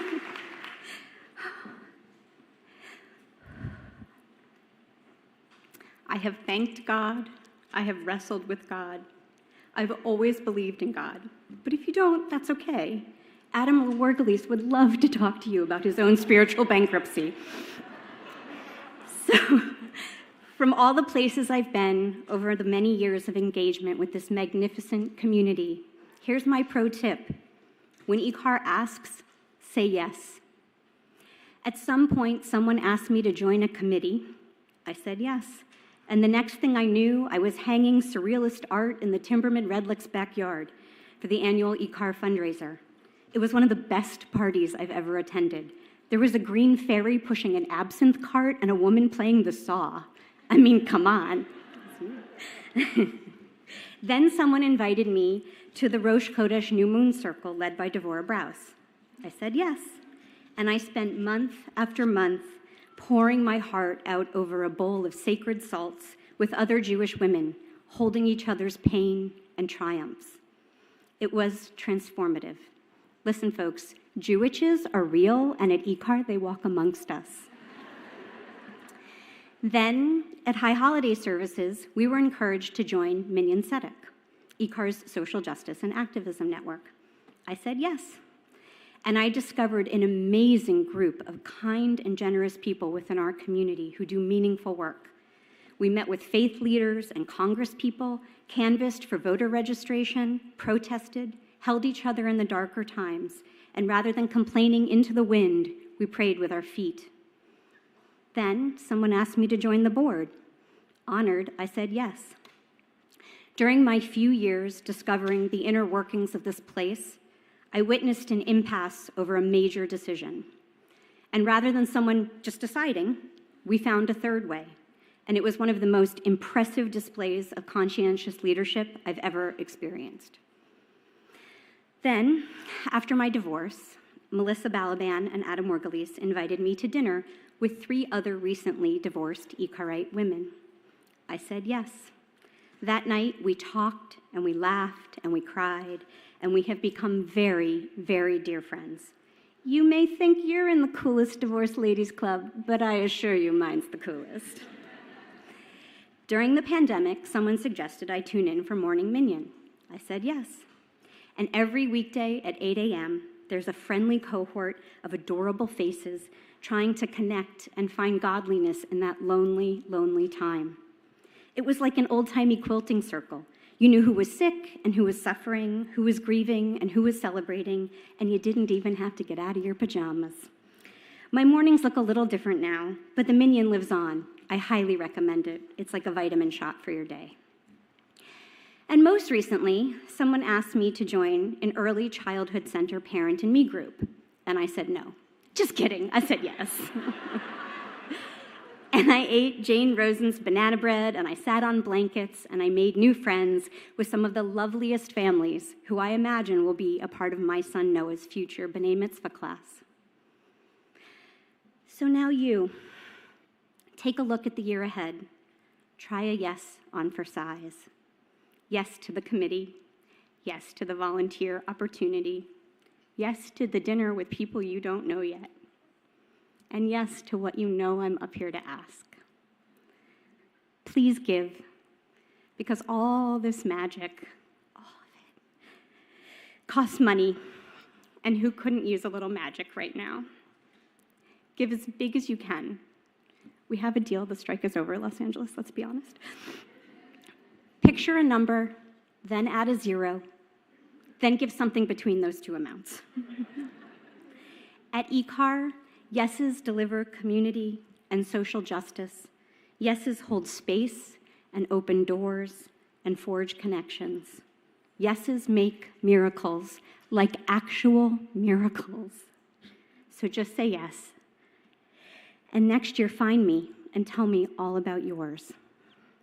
Oh, and if anyone is interested in creating IKAR of the East, you can get a 3-bedroom, 2-bath in Williamsport for like 1/10 of what it costs in LA. Shana Tova.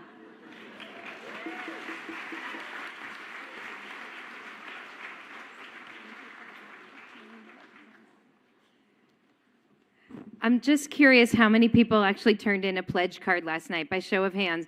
Wow, thank you, folks. Thank you. That's wonderful. Okay, the rest of you, please raise your hands now. Now,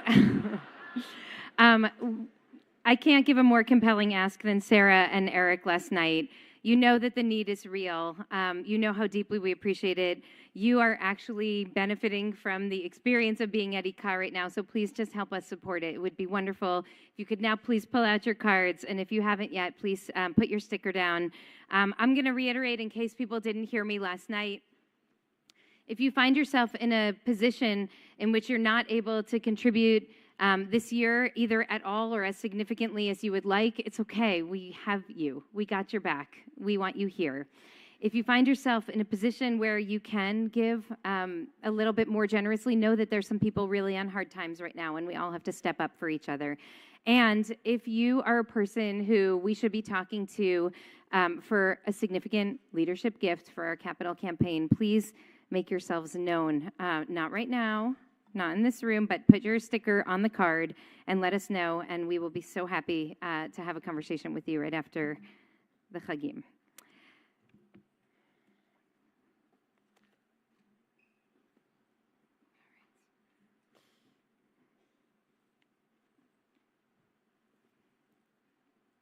I'm going to ask everyone to just stretch for a second before we start. I get the time. You can stand up and stretch or stay seated. Yeah, there.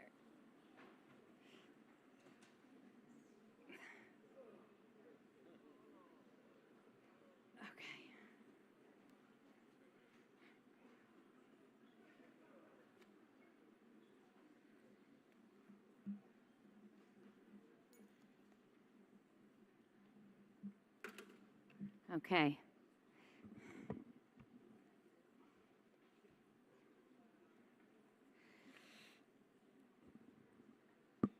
Thank you. You can grab a seat.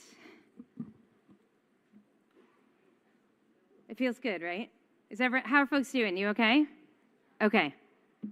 I only heard 1 or 2 people say yes. I'm sorry. Okay.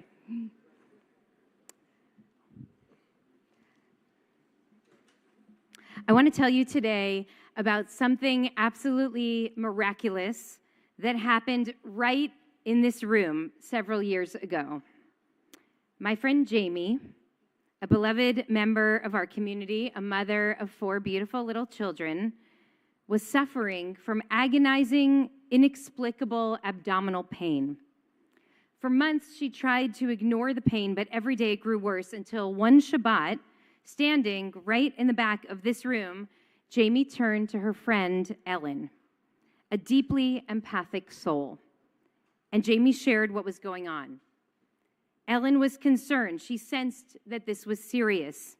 She urged Jamie to see a doctor immediately. She gave her the name and number of her gastroenterologist, and over the next few days, she followed up with texts and calls in order to make sure that Jamie made the appointment. Ellen's insistence shook her. Jamie finally dragged herself to the doctor, who took one look at her and ordered a full body scan. Within hours, the call came. Get to the emergency room now.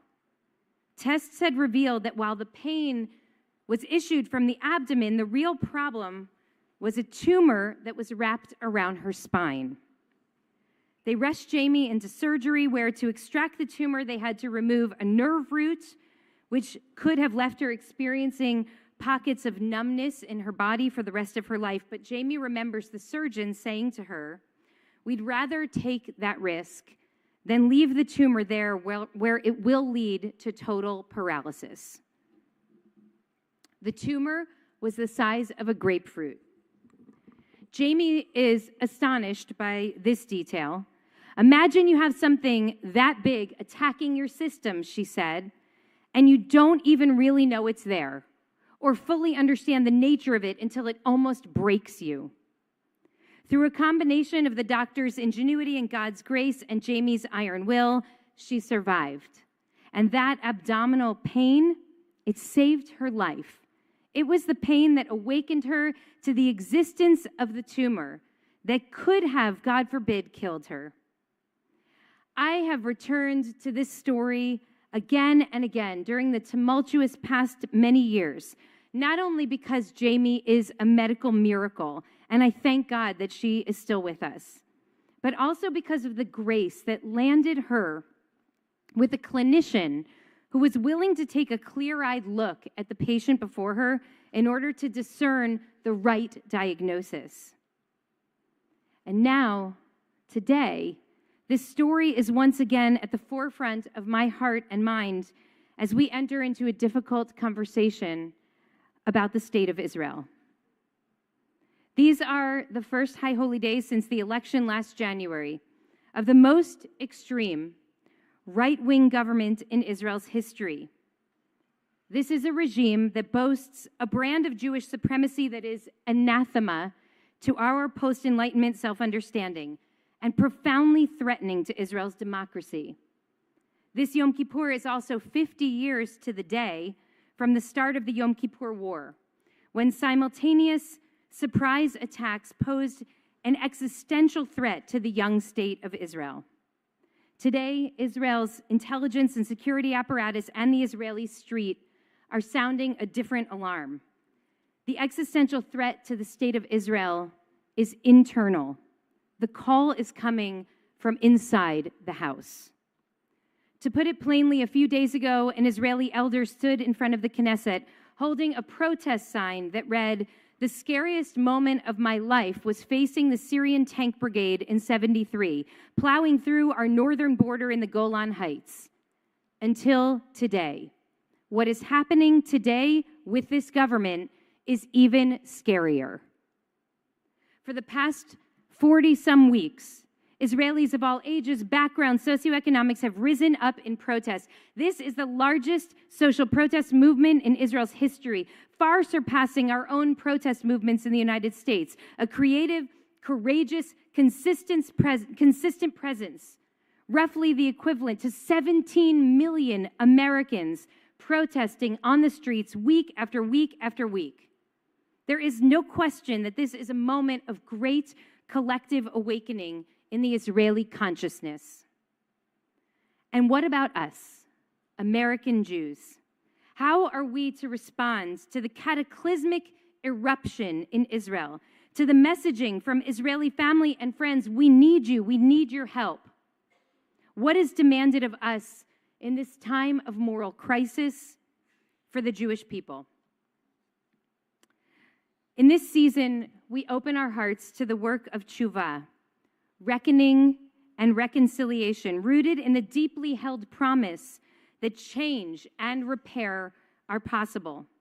It's the Slonim Rebbe, a great 20th century Hasidic teacher, who offers a simple metaphor that I find myself returning to, comparing the work of spiritual and emotional healing to the work of healing from physical illness. One must take care, he writes, before prescribing a cure in order to properly identify the nature of the illness. Some illnesses require nothing more than a few days of rest. Others require serious, invasive treatments, and some life-threatening surgeries. This metaphor works on so many levels. As patients, naturally, we dread a bad diagnosis, but we also accept that, as Jamie's story attests, healing is only possible if our ailments are properly diagnosed. Telling the truth, very simply, is essential to healing. We must tell the truth about what is happening, where we are, and how we got here. I'm speaking right now especially to those among us who, like me, see in Israel a miraculous national renaissance, who celebrate the astonishing revival of the Hebrew language, who take great pride not only in the safe haven, but also in the startup nation, the flourishing of Jewish art and ideas and culture, the rebirth of academies of Torah learning, the bounty and the promise, the beauty and the bravery, even or especially in the face of grave threats, the realization of the Jewish National Liberation Project. It is especially we who must be honest about the ailment that is now endangering the collective body. We must remember that minimizing or downplaying the illness does not help the patient. In fact, it could be fatal. Those most invested in the health and the vitality of this patient need to invest in a fair and accurate diagnosis, even when it hurts to speak or to hear the truth. The emergence of this government, its relentless attacks on Jewish and democratic norms, the ruptures that it has created in Israeli society and throughout the Jewish world, all of this points to symptoms that are screaming to be diagnosed if there is to be a chance of effective treatment.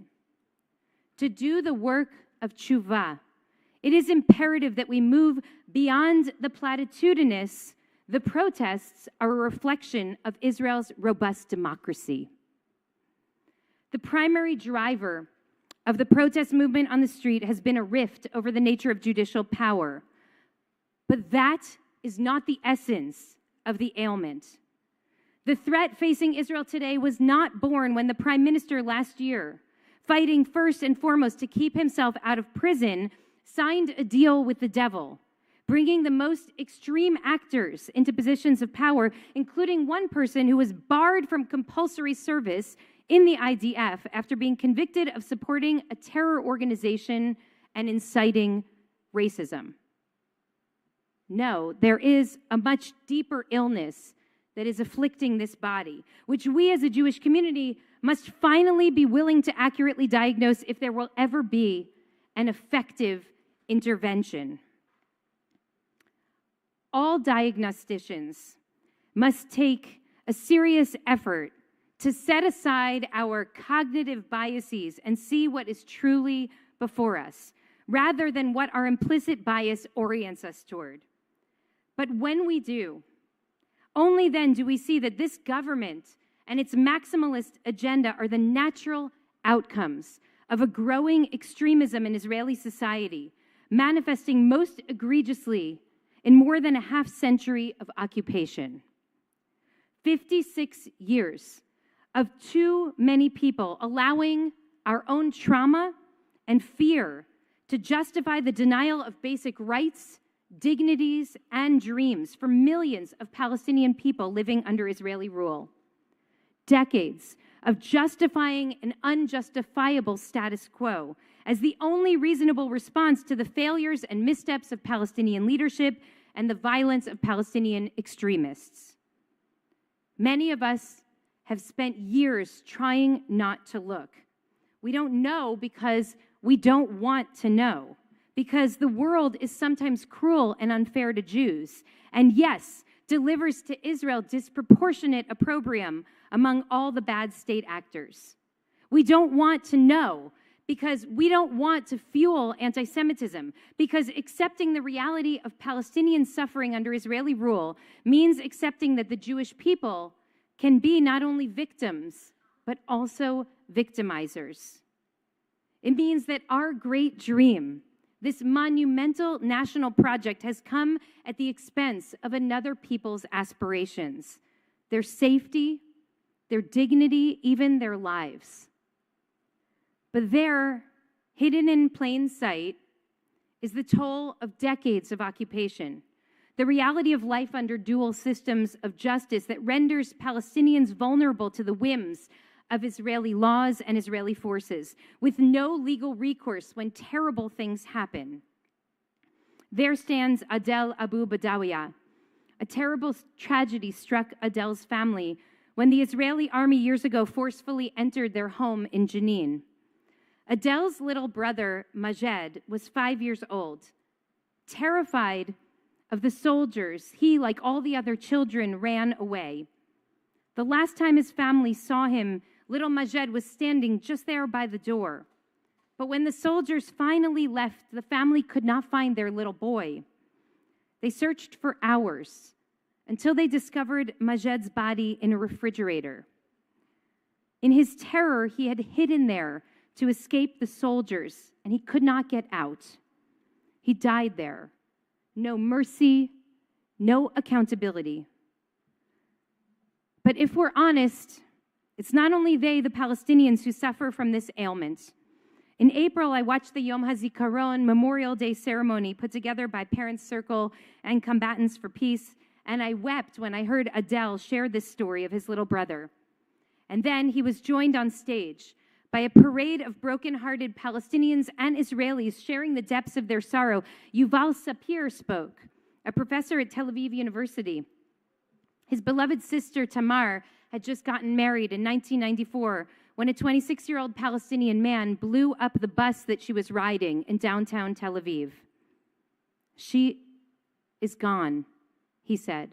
And since she left, a black hole has opened up beside me, like the center of the galaxy that swallows up all the light and leaves only darkness and abyss. My whole world collapsed in one fell swoop. Anat Marnin spoke. She was just a teenager when her two big brothers, Pinka and Yair Marnin, were killed in the Yom Kippur War. I was 16 years old, she said, when my world fell apart. I cannot describe the depth of the wound. My family broke. But even as Adel and Yuval and Anat spoke about their grief and their broken hearts, right-wing hecklers were shouting into bullhorns, blasting music and honking horns right outside the venue of the ceremony, anything to block out the words of these speakers. Think about it for a moment. An Israeli Jew stands up in Tel Aviv to share the story of her beloved brothers who died protecting the state of Israel. And her voice is drowned out by Israeli protesters who find the notion of shared grief so threatening that they will do anything they can to prevent the rest of us from hearing her. And so we see that it's not only Adel and his little brother who are imprisoned by this reality. Yuval and his beautiful sister Anat and her big brothers, they too are locked in this prison. Palestinians and Jews alike, those who have lost the most, they must stay silent, out of sight and out of mind for the machinery of injustice to keep churning. Listen, the righteous call of this protest movement is democracy, and that we absolutely must support. But the careful diagnosis connects the dots between symptoms and root causes. And the fact is, there can be no democracy with occupation. A society that fails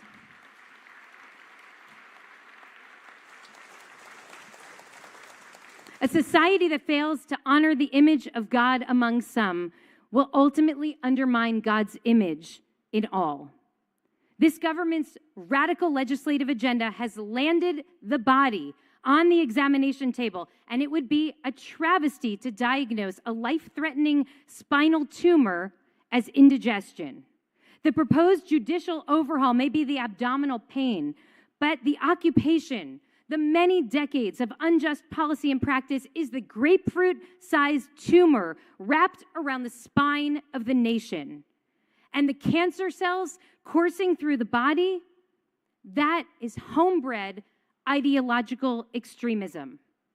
Consider the Jewish terrorists who burned down part of the Palestinian town of Huara a few months ago, stopping only to daven Mariv, to pray the evening service. An act so heinous that it was called a pogrom by top Israeli generals who fully understand what that word evokes among Jews. What is becoming increasingly clear is that those responsible for the spike of violence in the West Bank are not lone wolf actors, but they represent instead a widespread, entrenched movement that is now acting from within the government itself. A movement so dangerous that one former head of the Mossad now compares them to Klansmen in the United States. How deep are we willing to go? You may remember after Charlottesville, when a civil rights leader, a friend of mine named Eric Ward, lifted the white hood off of the resurgent white nationalist movement, helping us all understand the centrality of anti-Semitism in white nationalism. This dangerous movement to remake America as a white-only Judenrein haven for supremacists. Through Eric's research, we began to understand just how dangerous those chants of Jews will not replace us really were. That was 1 year before the Shabbat morning massacre at Tree of Life Synagogue in Pittsburgh, when 11 Jews were murdered as they prayed by a person intoxicated by that very ideology. Today, Israeli human rights advocates are similarly working to lift the veil and sound the alarm on the nature of zealotry that is endangering the Jewish state. It is imperative that we hear them. Yair Nehorai is one of those voices. He's a human rights attorney. He grew up in the religious Zionist movement. Nehorai has closely analyzed the doctrine of the extremist rabbis who form the ideological backbone of the movement, especially those who preach and teach in state-funded pre-military academies. He argues that their thinking, once the stuff of the extreme margins, is increasingly mainstream, and in fact undergirds the ideology of the primary legislative leadership in Israel today. Theirs is a fight to advance a radical messianic vision that, if successful, will result in a fascist theocracy. Nehorai warns that the danger of this revolution is not that Israel turns into Poland or Hungary, but into Iran. Adherents to this movement believe that the messianic age is upon us. Their objective is a Jewish state that is ruled by rabbis with criminal sanctions against anyone who fails to observe Torah and mitzvot. The movement is proudly racist, believing that Jewish people are innately superior to all other races. They believe that they have a biblical responsibility to conquer Eretz Yisrael Hashlema, a maximalist, ahistoric conception of what's known as Greater Israel, and to wipe out anyone who stands in their way because the land was promised to them by God. They see any Israeli leader who gives up territory as a traitor who should be executed. In this messianic fever dream, women must be fully subjugated to men, forced into traditional gender roles that essentially eliminate us from public life in order to protect us and them against our innate inclination toward prostitution and promiscuity. Any public LGBTQ expression which they see, of course, as a perversion and a disgrace must be outlawed. Gentiles must be treated as second-class citizens, and all expressions of Western culture, like literature and the arts, must be wiped clean, including democracy itself. For democratic principles they claim are fundamentally antithetical to Jewish values. Why am I talking about this? In the middle of the holiest day of the year, when the most Jews are showing up in shul to listen of the entire year? Because this is not the view of 1 or 2 or 10 radical actors. This is the collective voice and the vision of the leadership of the movement that stepped into power in Israel in December 2022. Theirs is a comprehensive messianic program cultivated over decades that has moved in the past 9 months from a fringe movement in the illegal outpost equivalent of the dark corner of the internet right into the halls of power in the Knesset in Jerusalem. It's important for us, I think, to take a step back for a moment and to acknowledge that the messianic idea is actually deeply rooted in our Jewish tradition. Some of you know the legend of the haunting melody of Ani Ma'amin. Ani Ma'amin, Ani Ma'amin, Ani Ma'amin. That song was sung by many Jews as they marched to the gas chambers. It's said that the melody was written by a Jew in a cattle car on his way to Treblinka. A fellow prisoner leapt off the moving train and miraculously survived and shared this tune widely. The melody is transfixing, but the words are drawn right from Maimonides' 13 principles of faith. And they're not accidental and they're not incidental. Ani Ma'amin, I believe with complete faith in the coming of the Messiah. Even though he may tarry, nevertheless, I yearn every day for his coming. In the context of Nazi genocide, Jewish messianism is not only logical, it's beautiful. It's the very embodiment of hope in hopeless times. This version of messianism paired an age-old Jewish yearning for a world perfected with the pain and the trauma of Jewish existence. The messianic dream gave spiritual strength to our people, not only during the Holocaust, but for generations before, through the darkest chapters. The worse things got in Jewish history, the more feverish those messianic yearnings grew. But even as messianism has been part of our tradition for thousands of years, after the failure of the Bar Kokhba revolt in 132 CE, the messianic idea for Jews largely became a passive aspiration, the stuff of song and prayers, not swords and guns. Until now, the marriage of messianic fervor to state power is a recipe for extreme violence, abuse of power, and ultimately, I am afraid, self-annihilation. It gives me no joy to share this with you, but I know that we cannot prescribe an effective cure until we understand the depths of this illness. The danger that we are facing today is the existential threat of a messianic state, a state governed by a hardline religious worldview. As Andrei Spokojny wrote in a brilliant piece this past spring, as much as the Jewish historical experience should have vaccinated us against the illness of extremism, we are not genetically immune. We carry the recessive gene of extremism. Without the most dramatic intervention, I am telling you, this disease will ravage the body. Of course, when we look honestly, we see that this threat did not emerge ex nihilo. Back in the 1980s, Amos Oz, beloved Israeli writer and public intellectual, was warning that the occupation had already become a monster, one that excused and normalized sadistic acts of violence and revenge.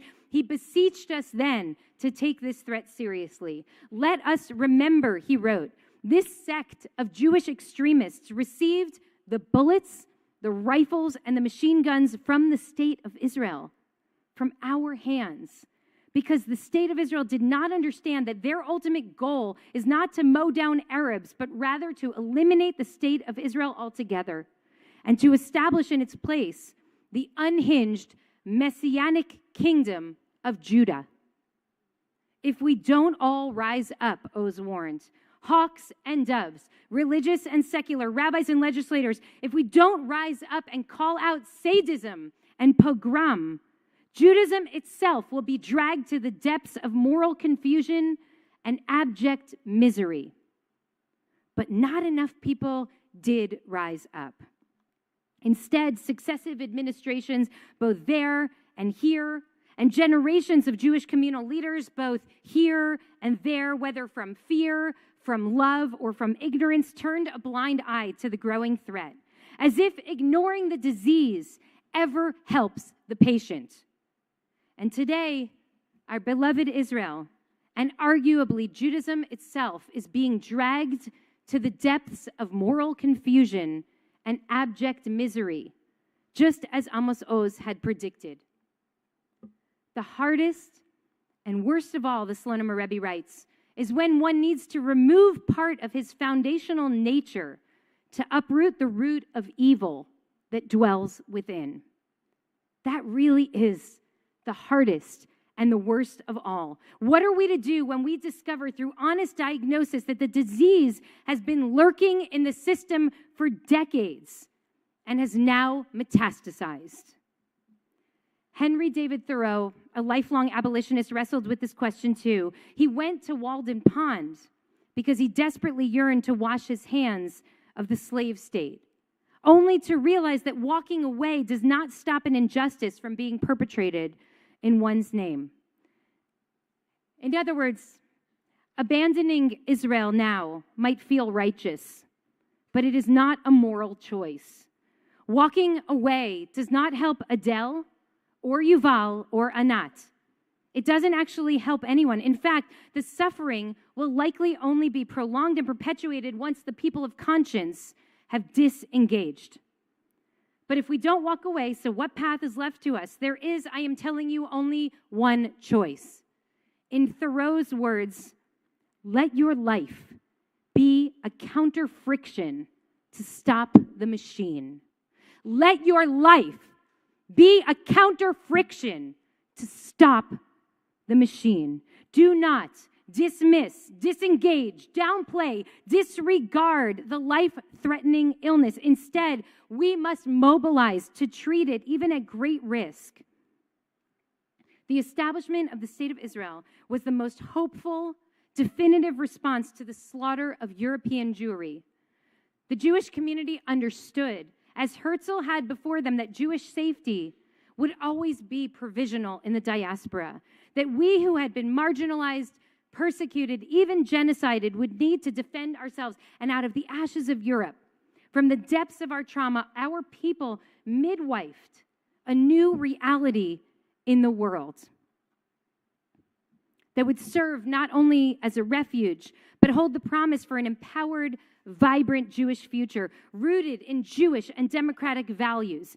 Jews in Israel did the heavy lifting, and they often paid with their lives, but Jews from all around the world stepped forward.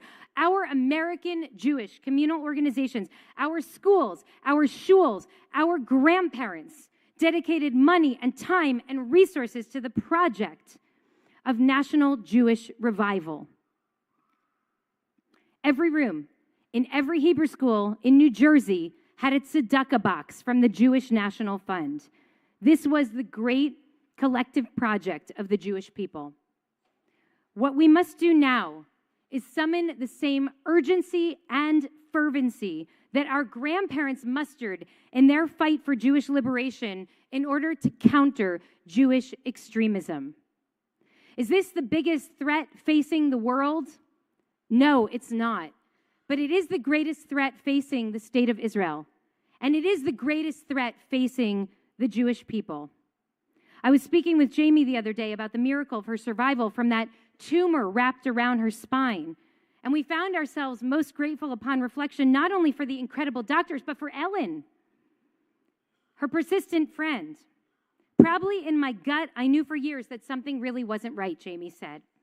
But it took a friend, a real friend, to say to me, this is serious. You have to find out what's actually going on. It took that for me to take the step that ended up saving my life. We American Jews need to be real friends now.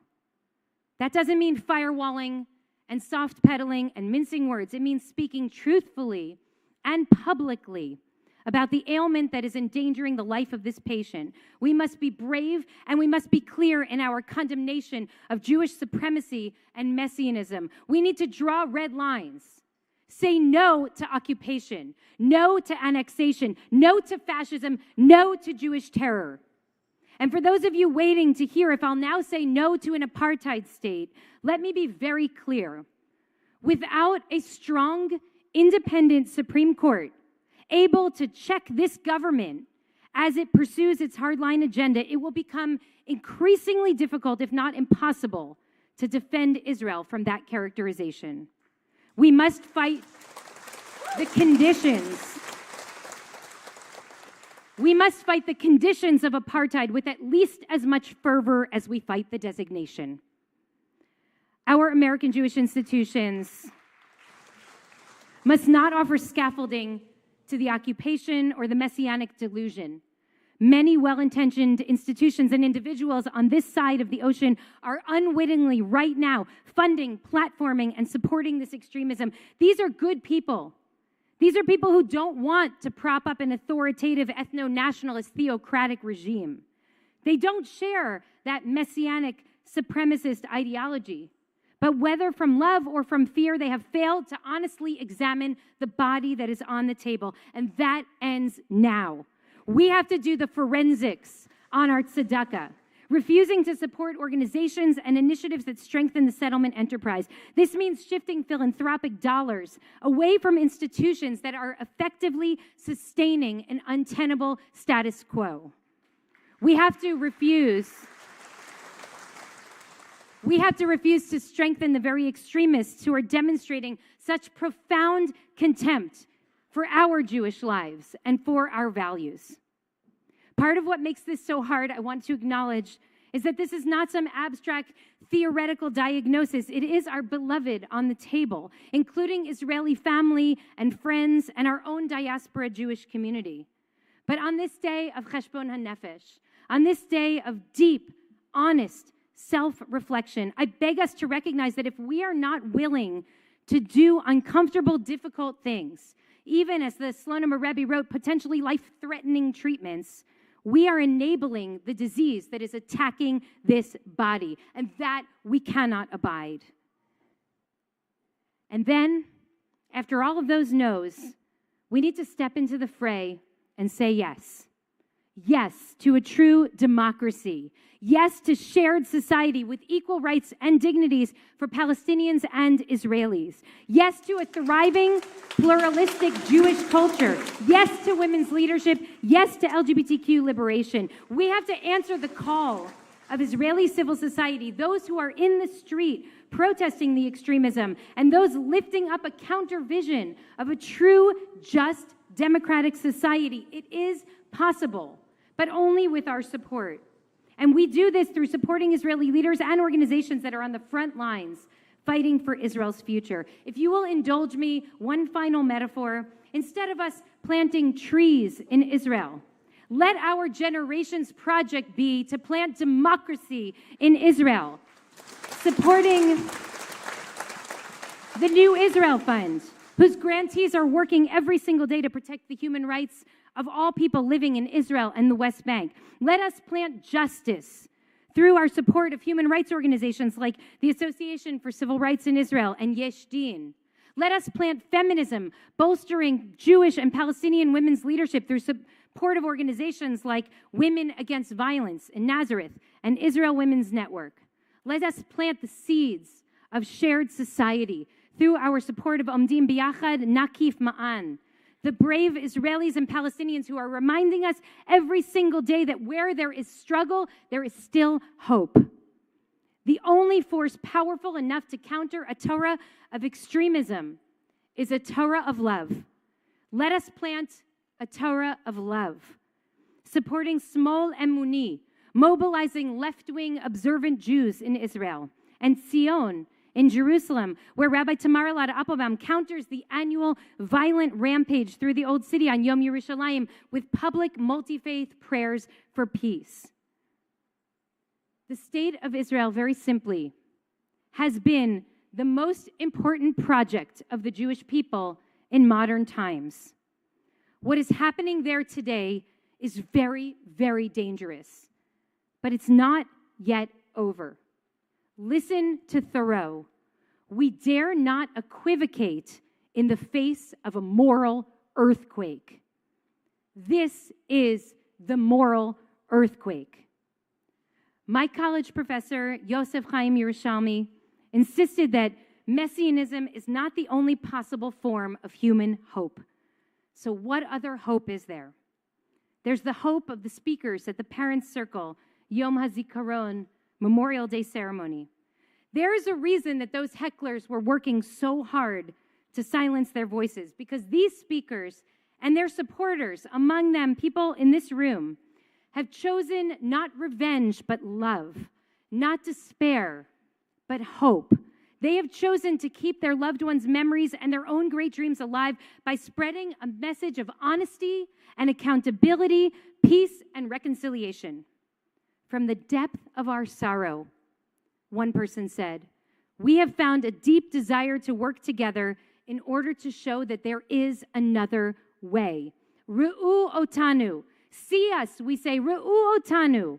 See us, those of us who have paid the ultimate price. If we can say enough, then all of you can join our call.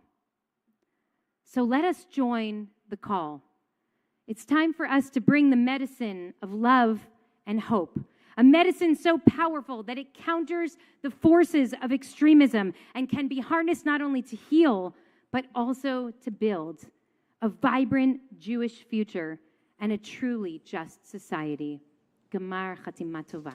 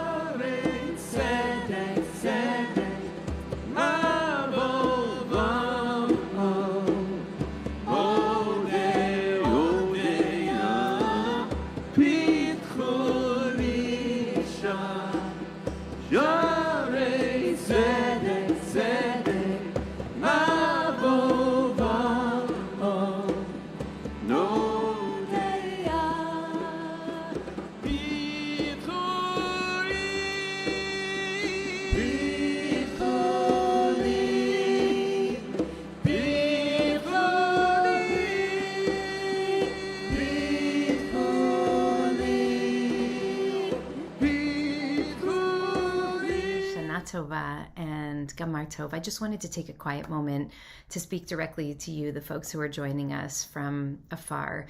I was thinking the last few days about how for many, many years I resisted live streaming our services. I didn't want for us to be able to connect through the screen because I felt like we spend all of our time on screens and we have to find our way to each other in person during sacred time. And then COVID came and turned our whole world upside down, and we really had no other choice. And I remember that first High Holy Days of COVID when each one of the rabbis and clergy were in our own individual classroom, separated from one another, and the whole community was with us through the screen. And we got to be a Tayu, this incredible prayer that we do during Musaf, late morning on Rosh Hashanah and Yom Kippur. And I was looking at this screen, and there were hundreds of you who were joining us from all around the city and all around the country and all around the world. And we started to sing, and people just got up and started jumping and dancing. And it just absolutely took my breath away. And it really taught me that the kind of connection that we have in real community totally transcends physical space, and that we can, in fact, be in each other's lives in very meaningful ways when it matters most through the screen. And so I just wanted to take a minute to thank you for being with us in this way, and to let you know that I see you and I appreciate you. And I wish you a year of health, of strength, of joy, a year of love, and maybe most importantly, a year of true connection. If you're able to support the work of IKAR, we would be so grateful for a pledge of whatever amount you're able to contribute. This really is going to go a long way in helping to support and sustain the community. And in any case, I wish you a year of great blessings. Please know that it really means the world to me to be able to be in community with you. Shana Tova.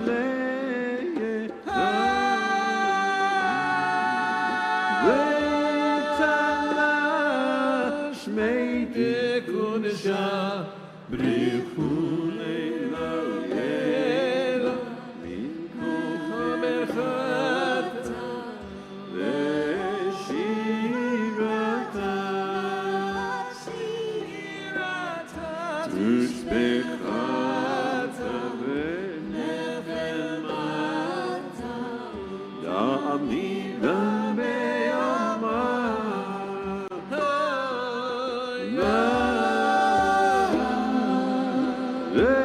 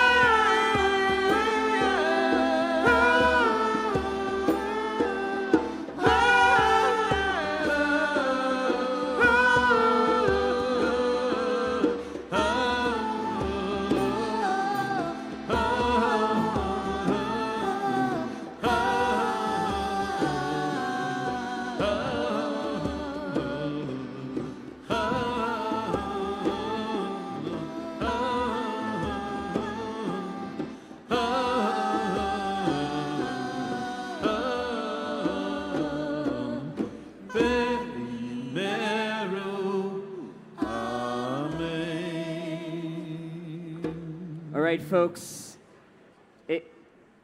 we're going to try to hold a few moments of silence together now so that we can engage in the silent Amidah. And you're welcome to just go into the hallway if you want to chat, but let's hold the space and let these words sink in. Silent Amidah begins on page 300.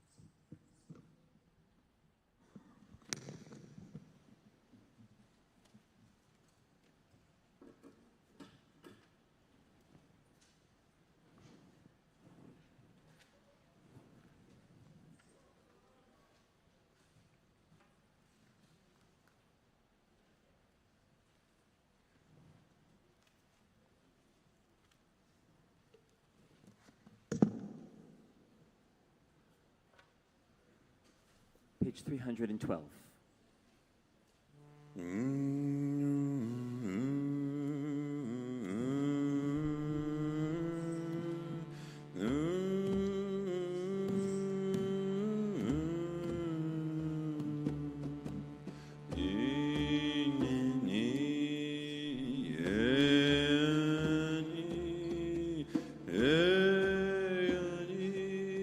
Mima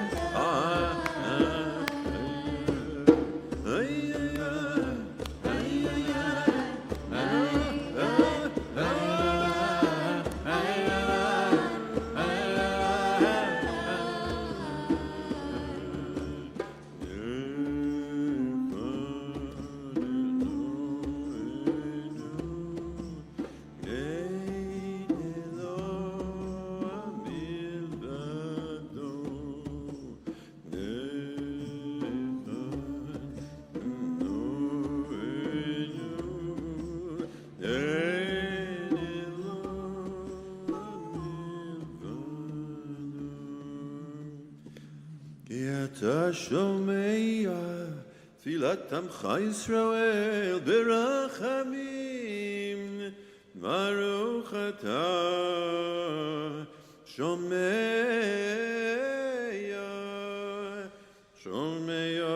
תפילה.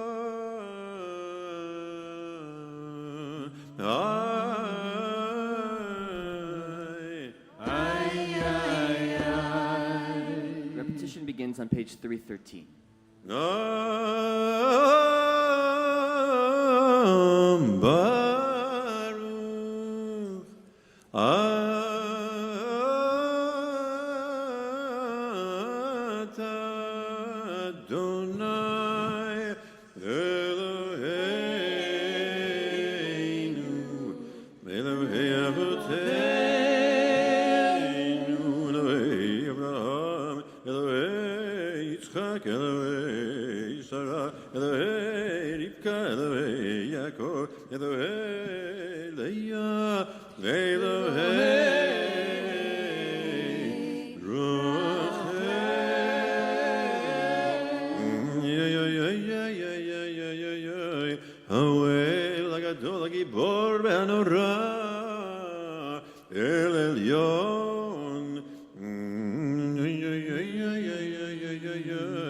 גומל חסדים טובים וקונה הכל, וזוכר חסדי אבות ומביא גואל לבני בניהם למען שמו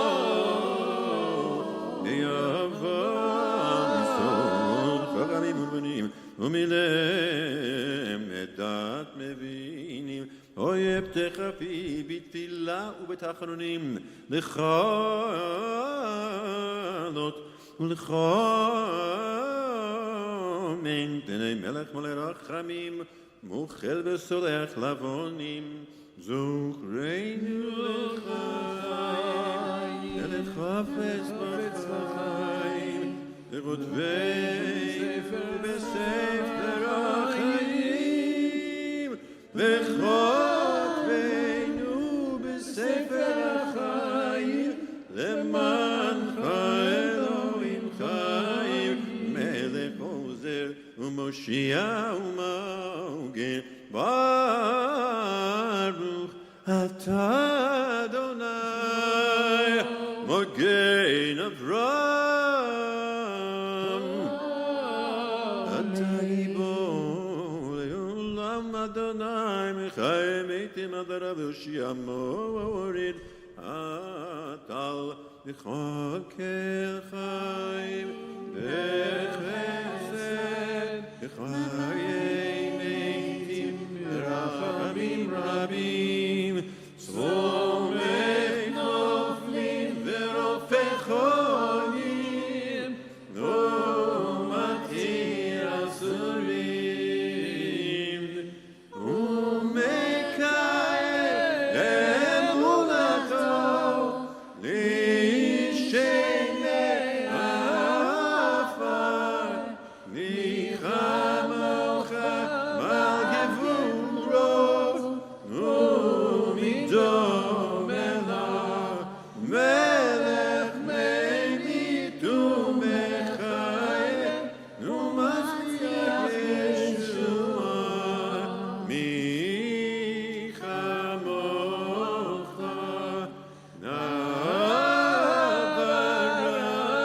ברחמים זוכר יצורה לחיים ברחמים ונאמנת לחיות מתים. ברוך אתה אדוני לחיי המתים.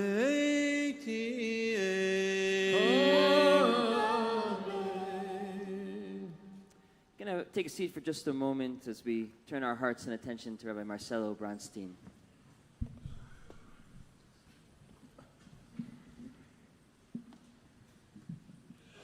This is not a service, it's a spiritual marathon. It's to open the heart, to elevate the mind,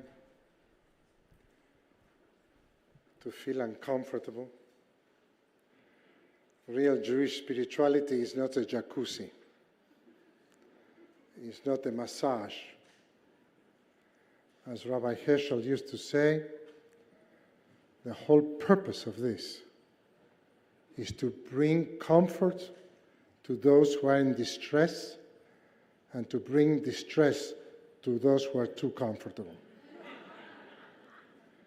and to lift ourselves. Sharon asked me to give a little kavanah, very short, she told me, for Unetane Tokef. And yes, Unetane Tokef, we have this list of horrible deaths.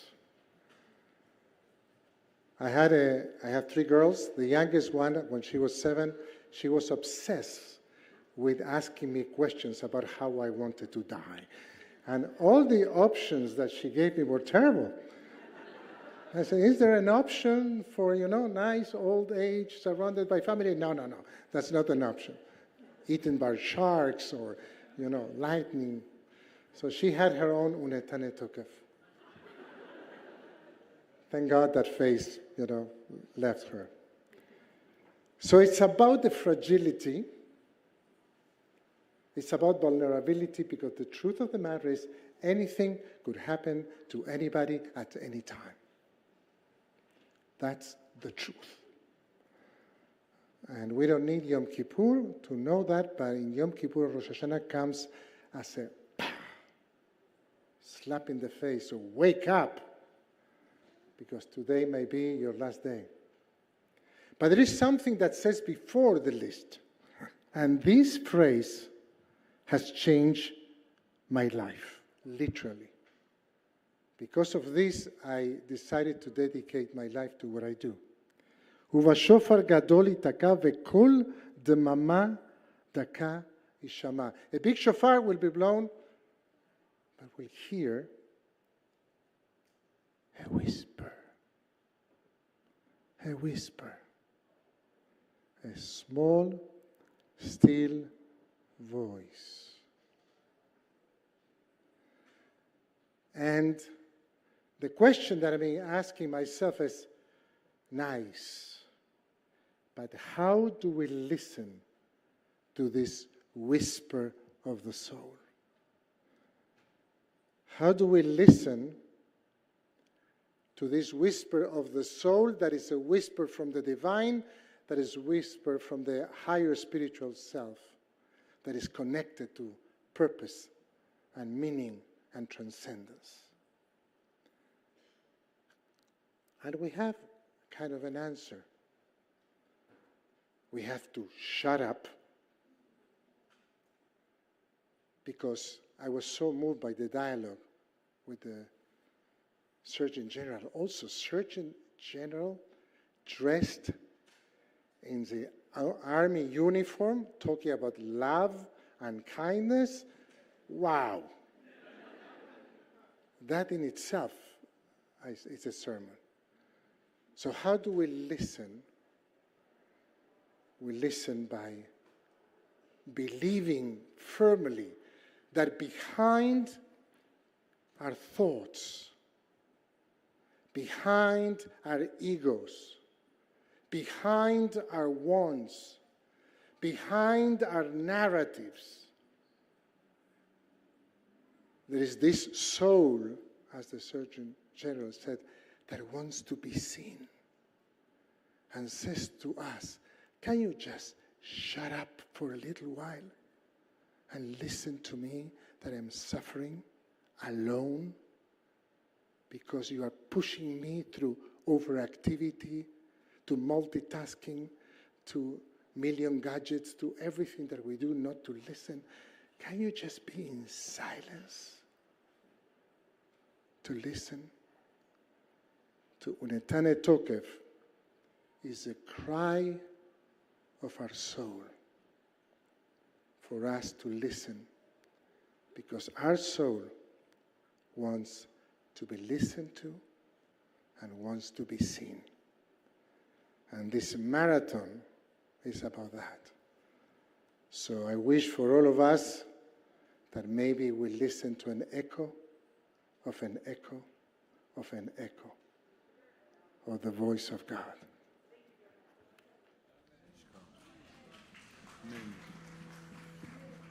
Please rise, and any way you're able. The ark is opened, page 315. לא נטל לתוקף קדושת היום, כי הון נולד היום, ובוא תנשא מלכותך, ויכון בחסד כיסאך, ותשב עליו באמת, באמת כתדני אדם בוא, shofar gadol yitaka v'kol demama daka yishama no melachim yechafezun v'chil yada yachezun v'yomeru hinei yom adin כל הצבא בדין, כי לא יזכו בעיניך מדין, וכל באי עולם יעברו לפניך בבני מרום, כבקרה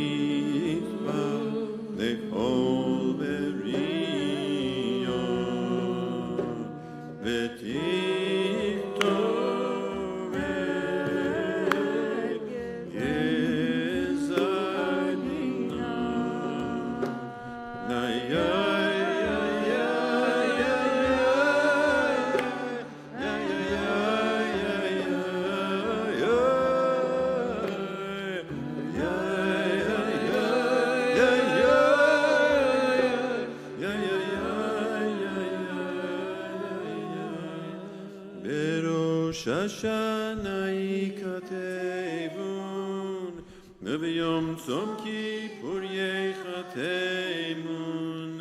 Berosh Shashana ikatevun, v'yom tzom kippur yechatemun. Kama yavrun v'chama yibarayun, mi yichye u'mi yamut. Mi vekitzo, mi lo vekitzo, berosh Hashanah yikatevun, v'yom tzom kippur yechatemun, berosh Hashanah yikatevun, v'yom tzom kippur yechatemun, mi v'esh u'mi v'mayim, mi v'cherev, mi v'chaya, mi v'rav, mi v'skila, Rosh Hashanah yichatevun, v'yom tzom kippur yechatemun, Rosh Hashanah yichatevun, v'yom tzom kippur yechatemun, mi v'rash u'mi v'magefa, mi v'chanika, u'mi v'skila, mi yanuach u'mi yanuach, mi shaket u'mi tarev, מי ישלב ומי יתייסר, מי יניע ומי ישר, מי ישפל ומי ירום. בראש השנה יחתנו, וביום צום כיפור יחתנו.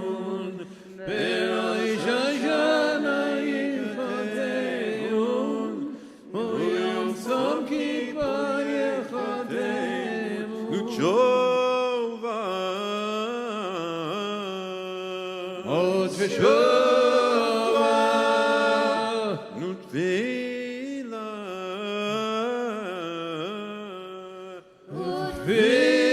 ותפילה, וצדקה,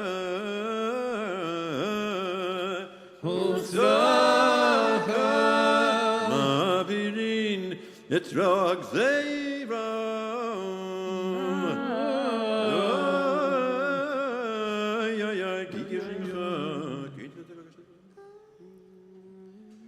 אין קצבה לשנותיך, ואין קץ ליורך ימיך, ואין שיר למרכבת כבודיך, ואין פירוש לעילום שמך, שמך, נאור לך ואתה, נאור לשמך ושמנו,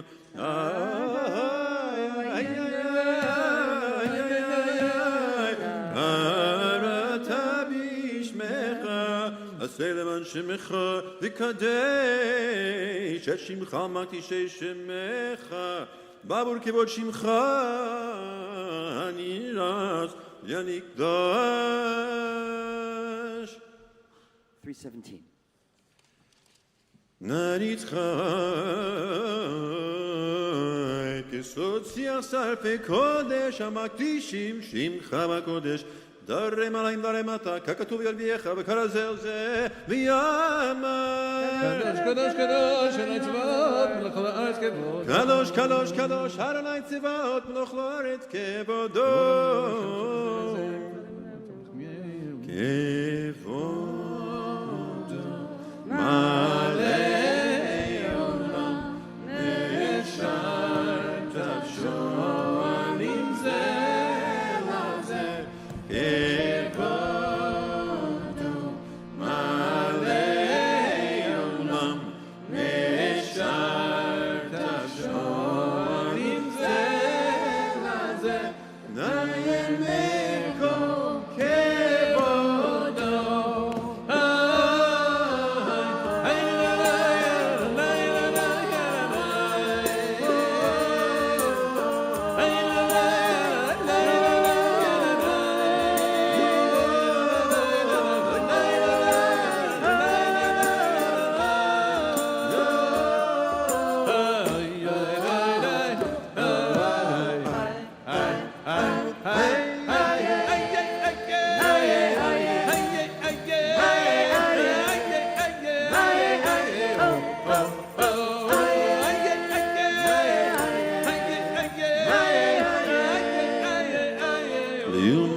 Baruch Yemeru Baruch Adonai Mimkomo Baruch Kevod Adonai Mimkomo Mimkomo Temerachamim Be'yacham Yachad Shemo Bevavochem Bechol Yom Tamid B'amayim Be'ahava Shema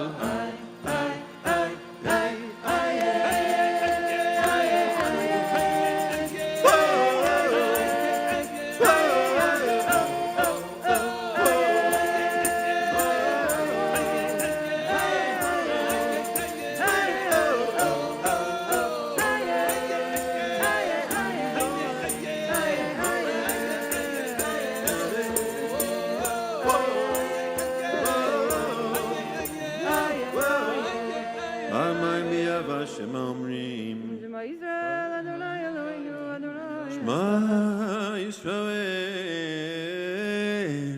Adonai Eloheinu, Adonai Echad. Nu Eloheinu,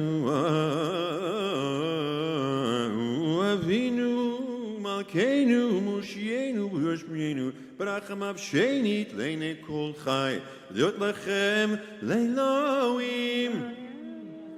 And Adonai Lechem, Adonai Adonai Adonai, Madir Shimcha, Bechol Haaretz, Ve'haya Adonai Lemelech al Kol Haaretz, Vayom Hahu Adonai Echad, Ushmo Echad, Uve'divrei Kodshecha Katuv Lemor, Yimloch Adonai Leolam, Elohai Tzion, Ledor Vador, Hallelujah. Nedor vador nagid godlech al nezach netzachim kedusha kanakdish b'shivchach Eloheinu mipnei moshe olam ki el melech gadol v'kadoshata chamol al masecha v'tismach b'masecha v'yomru lecha chosecha v'tzadecha amusecha תוקדש אדון על כל מעשיך כי מקדישך בקדושתך קידשת נאל קדוש אהיה מקדושים איי איי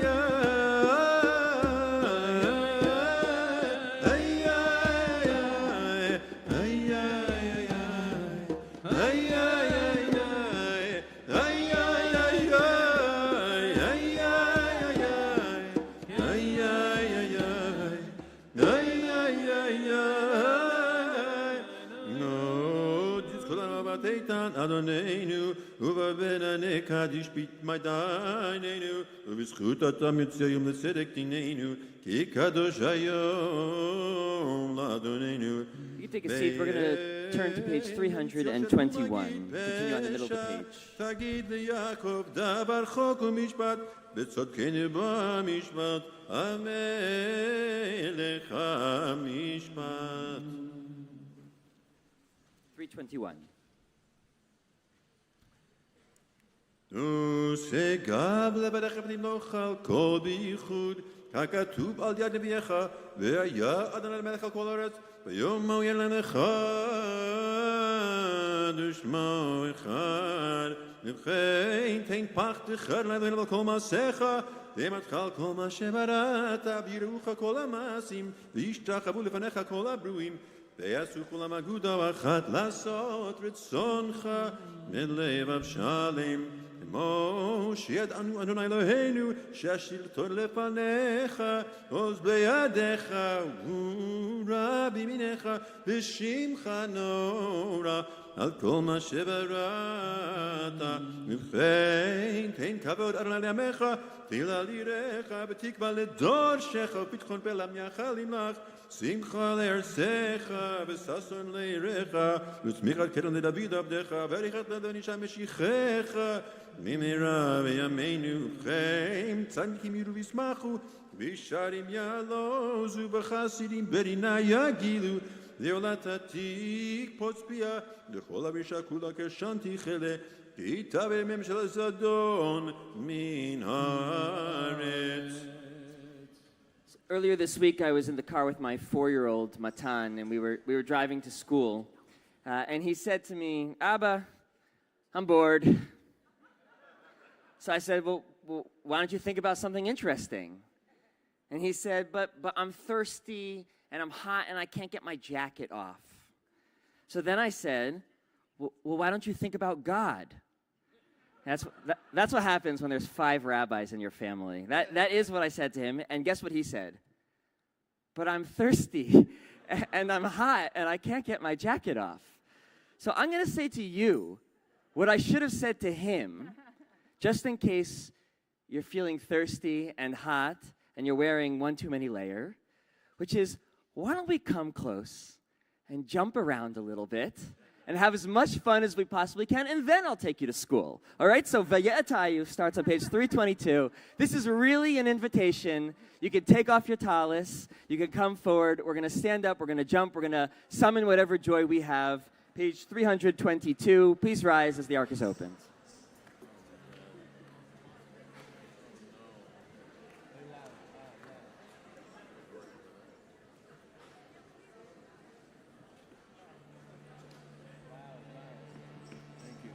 ויתאיו כל עובדיך ויתנו לך כתר מלוכה יברכו שם כבודיך ויתנו לך כתר מלוכה ויגידו וימסיקך ויתנו לך כתר מלוכה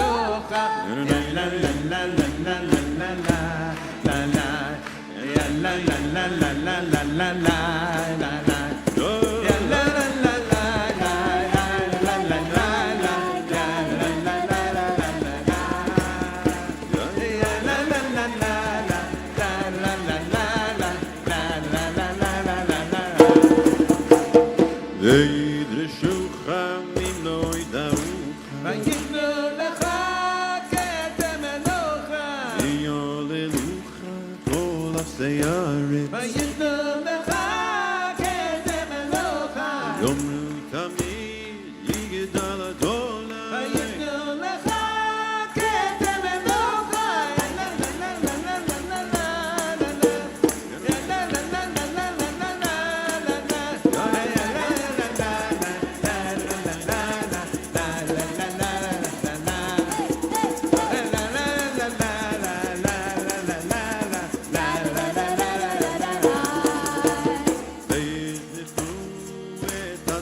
ויתנו לך כתר מלוכה ויתנו לך כתר מלוכה יתנו שכם אחד לעבדיך ויתנו לך כתר מלוכה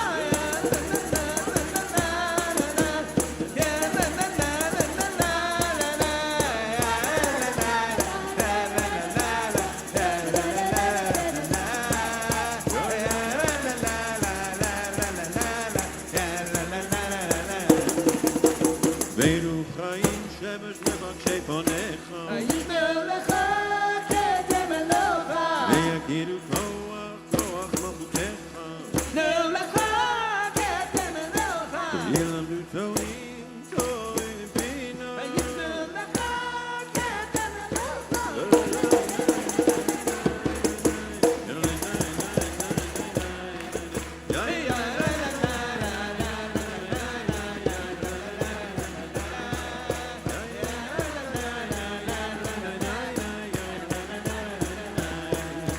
וימוללו את גבורתך וינוסוך מתנשא לכל נוש ויתנלדו בחילה פניך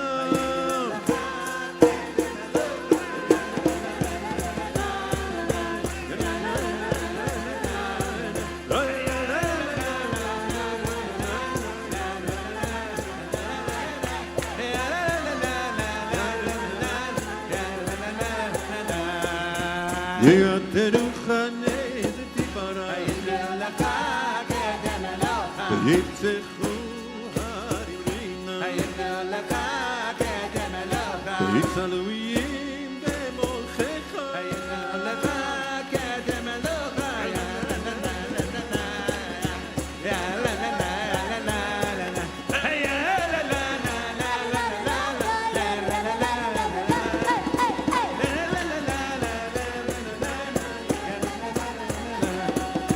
ויקבלו עול מלכותך עליהם ויתנו לך כתר מלוכה וימוממוך מקהלם ויתנו לך כתר מלוכה וישמיעו רחוקים ויבואו ויתנו לך כתר מלוכה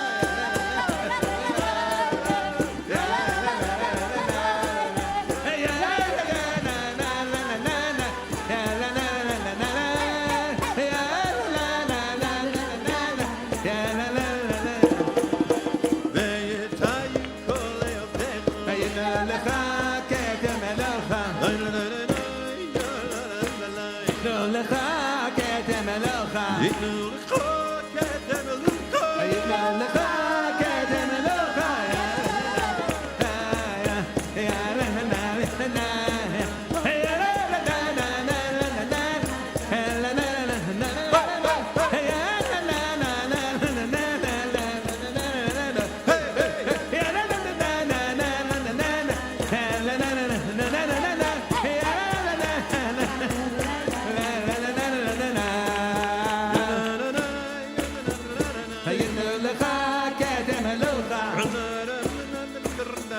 ייתנו לך כתם מלוכה ייתנו לך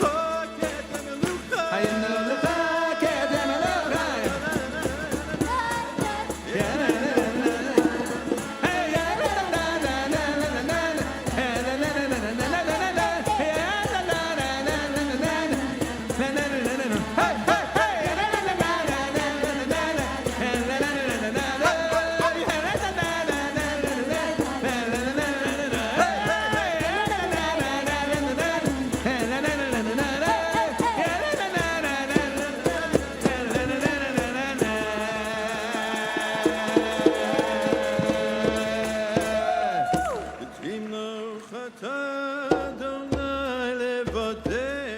וייתנו לך כתם מלוכה לבדך על כל מעשיך וייתנו לך כתם מלוכה הר ציון משכן כבודך וייתנו לך כתם מלוכה בירושלים עיר קודשך ייתנו לך כתם מלוכה ככתוב בדברי קודשך ייתנו לך כתם מלוכה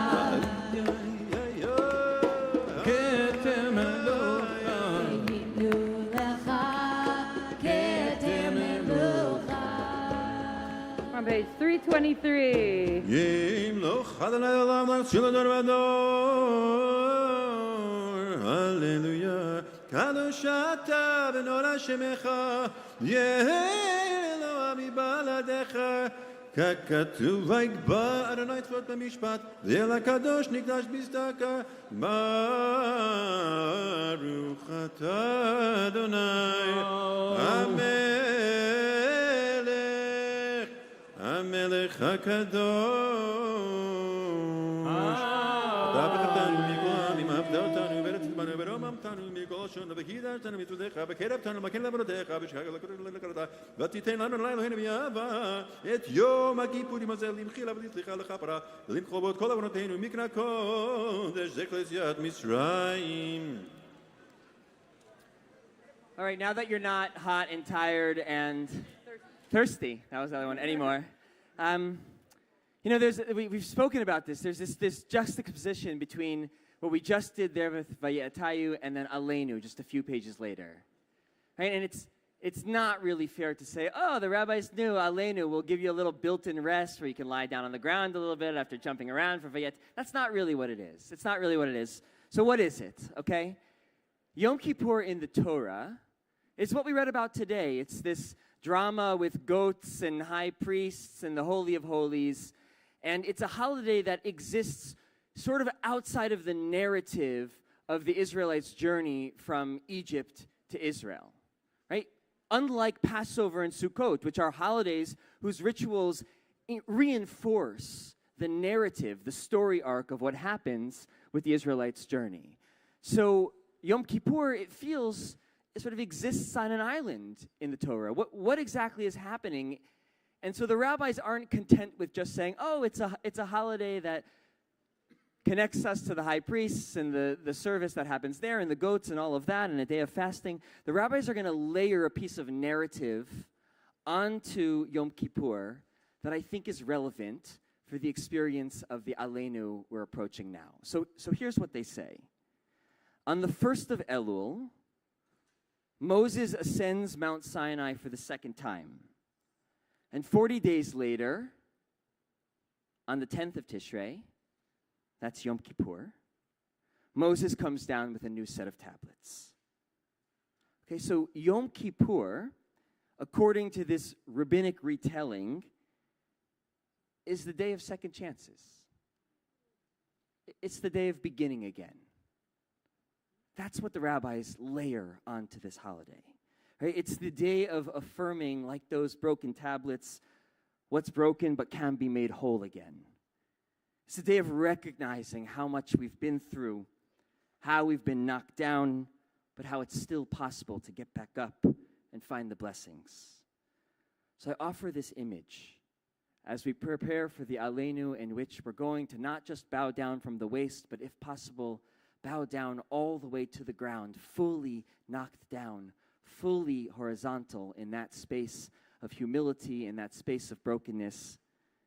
And then slowly lift ourselves up, raise our hands up, like Moses coming down the mountains, determined to begin again. Please rise. The Aleinu begins on page 325, and find the space that you need.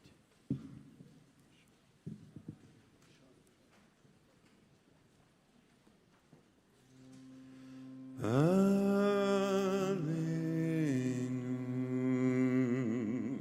b'shameya Adon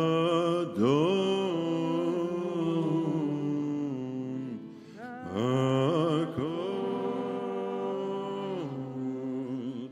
latet genula liyotzer bereshit shelo asanu kegoyei haratzon velo samanu kemishpechot adama shelo sam chelkeinu kaem וגורלנו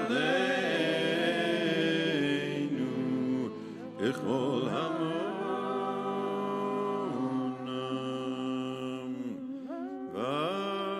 ואנחנו קוראים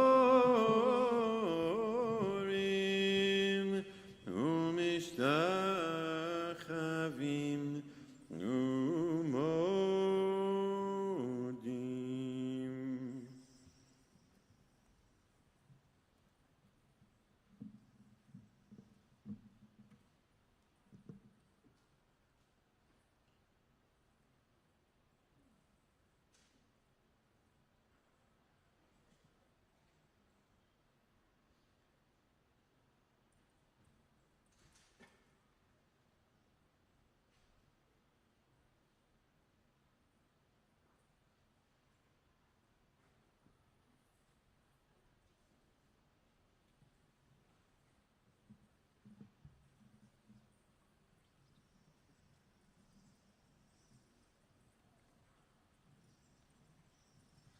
לפני מלך מלכי המלכים, הקדוש ברוך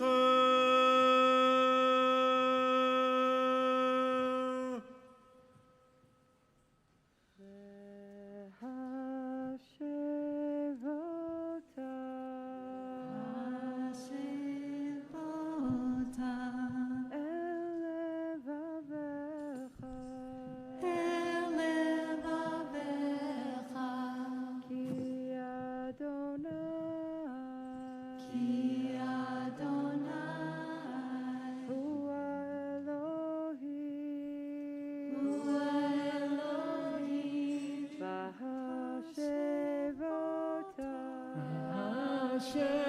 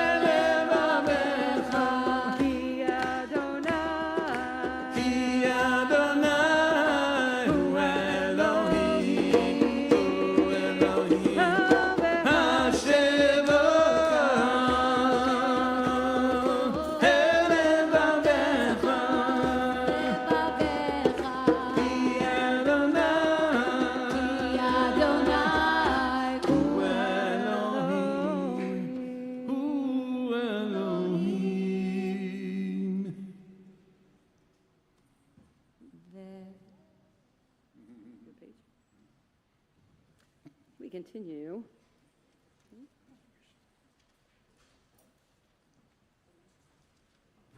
All right. Hi, everybody. Hi. It's really lovely in here. So nice to see you all. All right, you can have a seat if you would like. Musaf is incredible. It's like we go just from one thing to the next thing to the next thing, but just stretching us, inviting us into so many different emotional and physical experiences. And so now we're on to the avodah. We're on to the avodah. The temple service. If you were paying attention during our Torah reading today, you noticed that what was happening was a lot of instructions, lots of instructions about how to perform the temple service. And so now here we are, having gotten all of those rules for the high priest, something incredible and powerful is about to happen, which is the service itself. The confessions of the Kohen Gadol, of the high priest, the reflections, the anxiety of the people waiting in the courtyard, holding their breath. Their fate, their forgiveness was in the balance, and there was nothing they could do but wait. It's like that moment when you say something so deep and so vulnerable to someone and you don't yet know how they're going to respond. Please let the Kohen Gadol emerge. Please let them receive my heart and my words. Please let him come out alive. Please let this temple service work this year. Please let us be forgiven. We need this. I need this.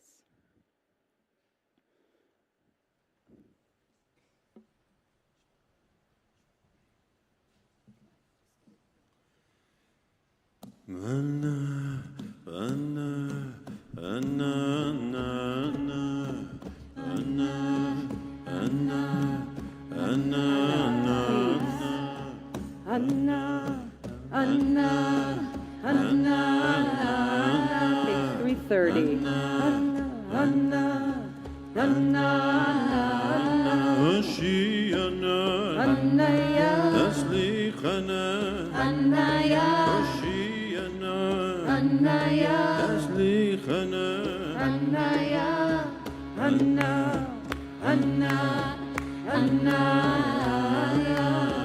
Anna, Anna, Anna, Chatati, Aviti, Ashati, Lefanecha, Ani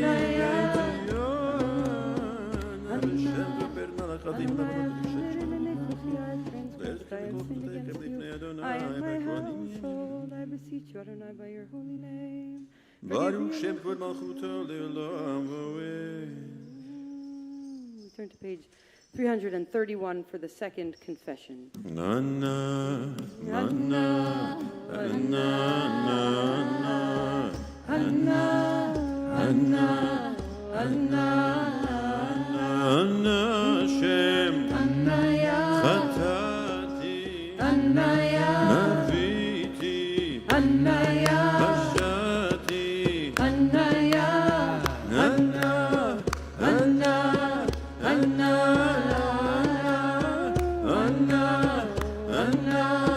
Anna, Pashati, Lefanecha, Ani Uveti, Ne'aronon Kodshecha, Naveshem,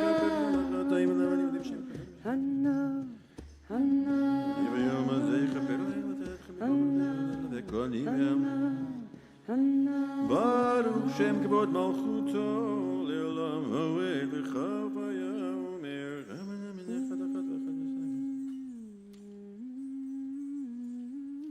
page 332, the third confession. Anna, Anna, Anna, Anna, Anna, Chatatu, Anna, Navu, Anna, Pashu, Anna, Lefanecha, Anna, Anna, Anna, Anna, Anna, Anna, Anna,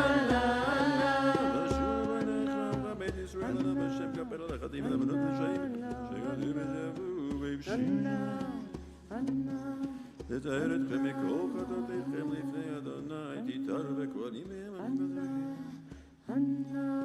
ברוך שם כבוד מלכותו לעולם ועד. Turn to page 346. Please rise in any way you're able. Eloheinu levoteinu selach lanu michal lanu kapelanu ki anu amecha ve'ata Eloheinu anu vonecha ve'ata v'avinu anu avadecha ve'ata Adonenu anu kehalecha ve'ata chevkeinu anu avadecha ve'ata goraleinu anu zonecha ve'ata ro'einu anu chamecha ve'ata locheinu anu v'lutecha ve'ata yotzmeinu anu raitecha ve'ata dodeinu anu segutecha ve'ata gevoleinu anu amecha ve'ata malkeinu anu mamlecha ve'ata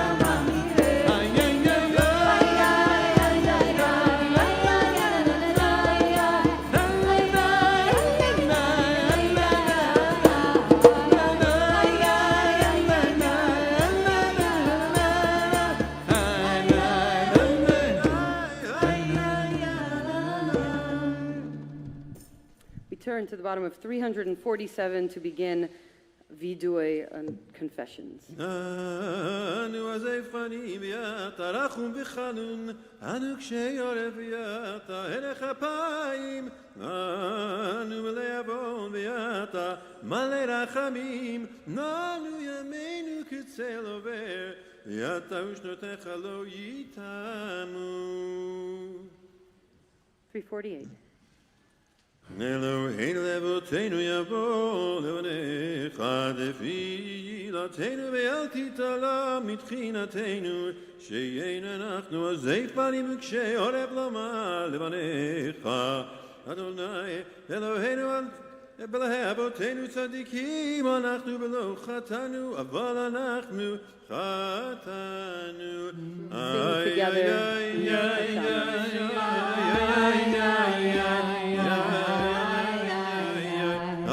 אשמנו, בגדנו, גזלנו, דיברנו דופי,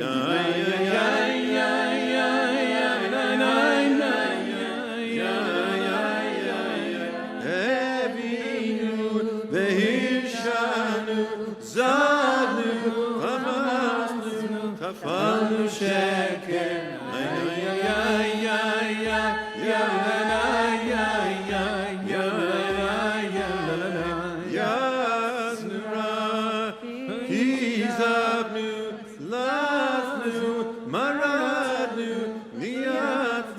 שרנו, אבינו, פשענו, שרנו, קישינו עורף, איי איי איי איי איי איי איי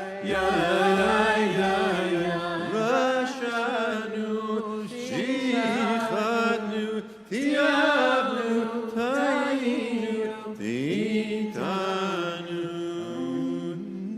זרנו מזבחך משפטך הטובים ולא שווה לנו ואתה צדיק על כל הבא עלינו כי אמת עשית ואנחנו הרשענו.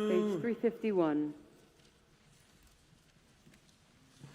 נא חטא שחטאנו לפניך באומץ ורצון וחטא שחטאנו לפניך באימון צלם חטא שחטאנו לפניך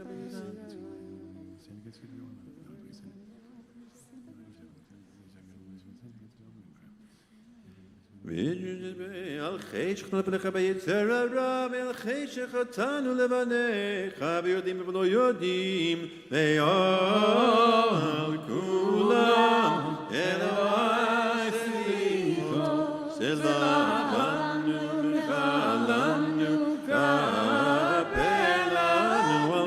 שחטא לפניך בחחת שוחד, והחטא שחטא לפניך בחפת שוחד.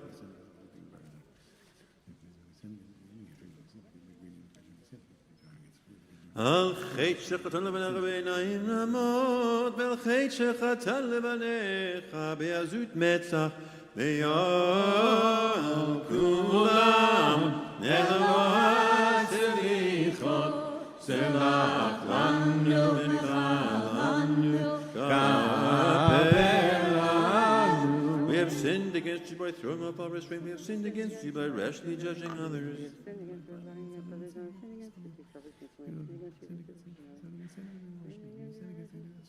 על חטא שחטא לבניך בתשומת יד, ועל חטא שחטא לבניך בתימון לבב, ויום כולם אלוהי סליחות, סלח לנו וחלנו כפר לנו, ויום כולם אלוהי סליחות, סלח לנו וחלנו, סלח לנו וחלנו כפר לנו.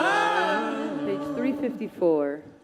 אלוהינו ואלוהי אבותינו מיכל, עברתם ביום הכיפורים הזה, מחבר בפשענו וחטאותינו מנגד עיניך, כאמור אנוכי ומשה פשעך אלמני, וחטאותיך לא אזכור ונאמר, מחיתיך פשעך וכן חטאותיך שובה אליי, כי הגלתיך ונאמר.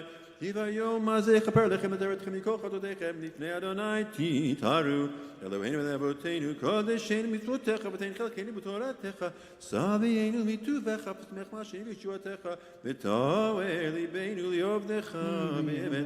יתה סלחן לישראל ומחפל לשבטי ישראל בכל דור ודור, ומבעלתך אין לנו מלך ולך ותלך אליתה. ברוך אתה אדוני מלך מוחל וסולח לעוונותינו ולעוון עמו ישראל, ומעביר אדמותינו בכל שנה ושנה, מלך על כל הארץ וקדש ישראל. מלך על כל הארץ וקדש ישראל. מלך על כל הארץ וקדש ישראל. מלך על כל הארץ וקדש ישראל.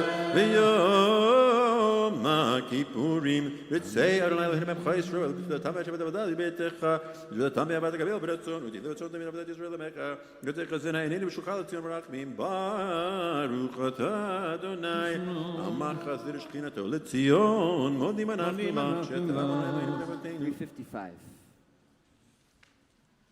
הטוב כי לא חלל רחמך ברמחם גדולתם וחסדיך מעולם גיבינו לך, ועל כולם יברך בדורם של כל תמיד לעולם ועד. אבינו מלכנו כל רחמך וראשך וכלי דבר וחרב אב ושמי משחית ועוון ושמד ומגפה ופגע וכל מחלה וכל קטלה וכל צטף וכל מיני פורענויות וכל גזר הרוע ושנאת חינם מעלינו מעל כל בני בריתך, וכתוב לחיים טובים כל בני בריתך וכל החיים דקו סלע יעלו את שמך באמת.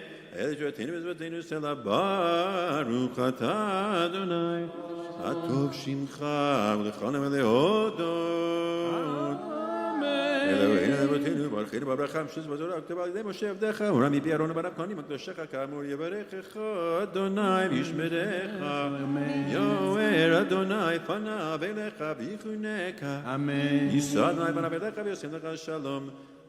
שלום טוב וברכה בעולם כן וכתוב רחמים עלינו ועל כל ישראל עמך ועל כל ישראל עמך, ברכנו אבינו כולנו כאחד, ברכנו אבינו כולנו כאחד ביור בניך, ביור בניך נתת לנו אדוני אלוהינו, תורת חיים ואהבת חסד ואהבת חסד וצדקה וברכה ורחמים וחיים, וצדקה וברכה ורחמים חיים ושלום.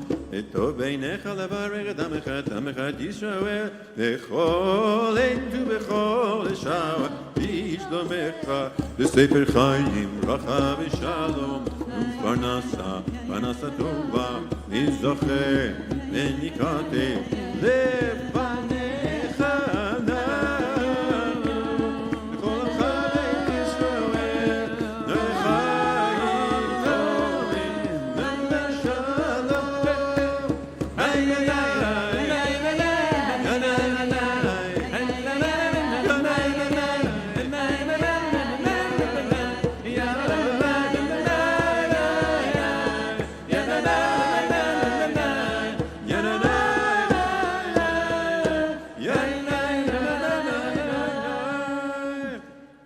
Navi Shalem, page 359.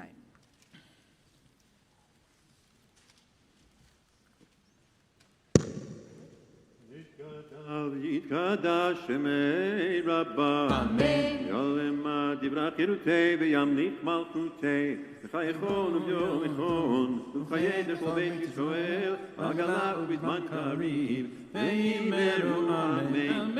ישמרה במברך, יעלם ימי ימיה יתברך.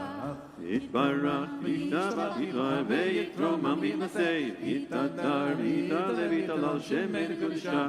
נעילה יעילה מכל אחד ושירתה תשבחתה ונחמתה, דמירה מעולמה ויאמרו.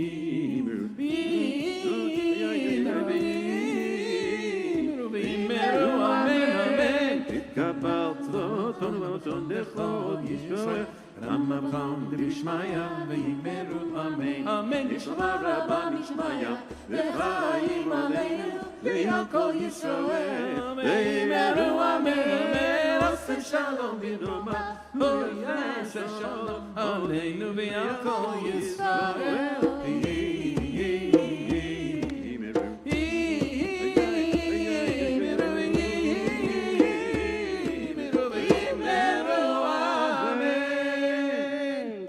Yashikach, Yashikach. So we are going to turn back in our machzors to page 219 for Yizkor, and it has been our practice for many years, something that I really, really love, to invite up a member of our community to come up and share a reflection. And today we'll have a chance to hear from Maya Gillerman, who has actually been incredibly helping to lead our services on Rosh Hashanah last night and today out in the tent. Maya, who has been part of this community for many, many years, as you will hear. And this is an invitation to us to enter into our own experiences of grief as we say the Yizkor prayer, as we remember loved ones, dear friends, family, on this day where we ourselves are grappling with this question of mortality. And it's also an opportunity for us to stretch our hearts to understand one another, to find that which is similar in our grief and also that which is different, and hold one another with extra love.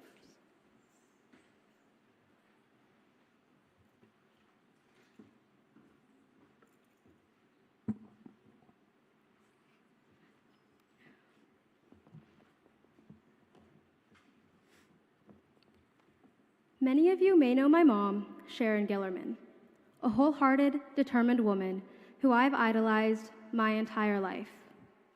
I was quite literally glued to her hip. Where she went, I went. What she did, I did. Our spirits were intertwined. Everything I knew about who I was and who I wanted to be was tied to my mother. I have an intense admiration for a woman who accomplished so much and fought so hard for everything until the very end. We often assume that the life we have in this instant is the life we will always have, that what you consider normal will be normal until forever. This belief failed me when I was only 14 years old. On November 20th at 6 a.m., I got a phone call from my dad saying I needed to get to the hospital. I tried preparing myself for what I would encounter, but nothing can prepare a 14-year-old to see her world fall apart before her very eyes. My immediate reaction when I got to her room was to be by her side. As I held her hand, desperately trying to engrave it in my brain in hopes to never forget, I look up to her face to see a single tear fall from her left eye. It was in that moment I knew it was just as hard for her to lose me as it was for me to lose her. It was at this moment where I knew my life would absolutely never be the same. I felt utterly lost. I felt as if I had no one to guide me. It was as if when she left, she took parts of me with her. The parts that I associated with her most suddenly pushed down so far, it was as if they didn't even exist. Over time, I found myself losing traditions, losing my connection to the community. I shied back from it all because I so deeply connected Judaism with my mom. I stopped lighting candles every Friday for Shabbat, and I stopped coming to services. It was subconscious, almost like my brain was trying to protect me for something that would inevitably hurt. I was hesitant to speak about this, as it was an incredibly vulnerable time of my life. I not only lost a parent, but parts of my own identity and beliefs. From a very young age, my mom brought me up to believe that I could turn to God for guidance, as something that could be relied upon to do good to good people. But because my mom was such a good person, how could such awful things happen to her? I had to grapple with God to find my own understanding of what I wanted my beliefs to be. Now, almost 3 years later, I'm turning 18 in 2 months. It took more than a year to find a place in the community again. And it wasn't a place made through my mom. Rather, it was made by me, for me. This is my 3rd year teaching at Limudim and helping lead High Holidays. Being reconnected with the community was painful in the beginning, and it sometimes still is. Grief is not something that can just go away. Grief is not a linear process. I will be grieving for the rest of my life. However, I am not upset by this. In a way, it gives me some peace that a part of me will still always be intertwined with my mom. Thank you.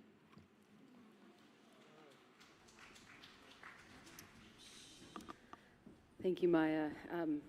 Coming to this moment and just having an opportunity to talk with you has been a real gift to me because of your honesty and your willingness to be vulnerable and to share something that I think a lot of people understand, which is when we lose someone, it can feel like we lose part of our identity, and we might make distance. And what does it mean to come close again? How do we come close? I think in some ways Yisker is our invitation to come even just a little closer to memory, whatever those memories are, a little closer than where we sit right now or where we can be the rest of the year. So I want to invite everybody to turn to page 290 for Yisker.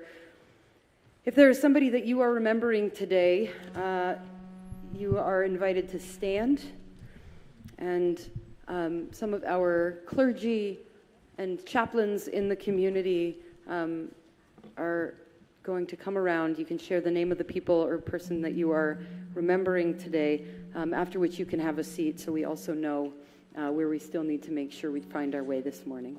So, page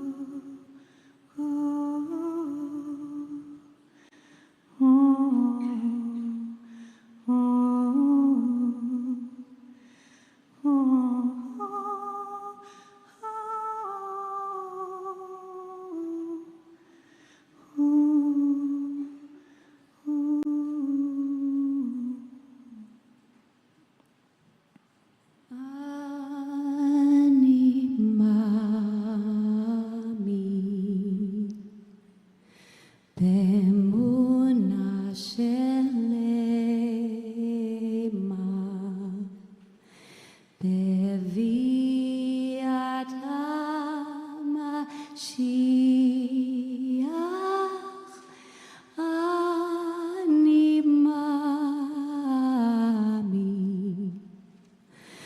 אני מאמין באמונה שלמה בביאת המשיח. אני מאמין ואף על פי שיממיה עם כל זה אחכה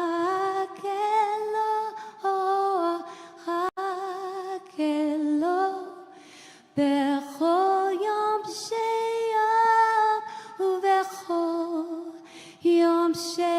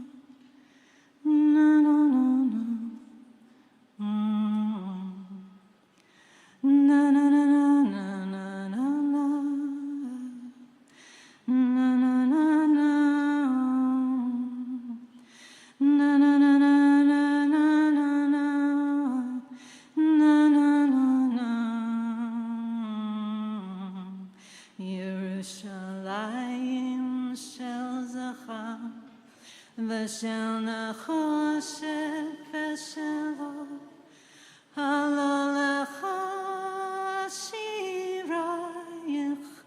אני קינו. ירושלים של זכר ושל נחושת ושלו, הלא לך שירייך אני קינו.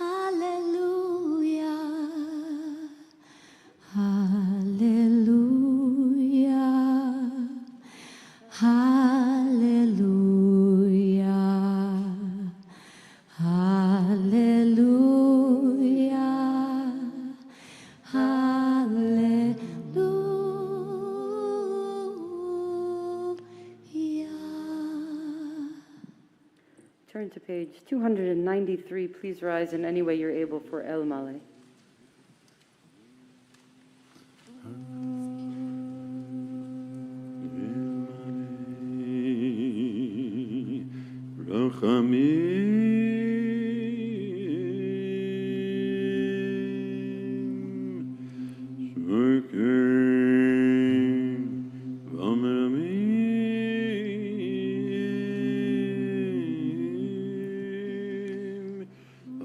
Say menuchane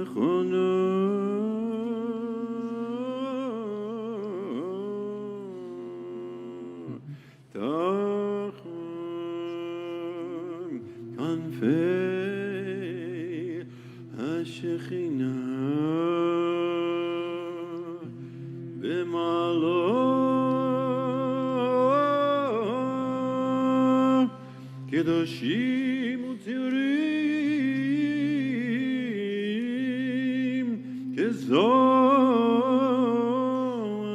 כזוהר, כזוהר הרקיע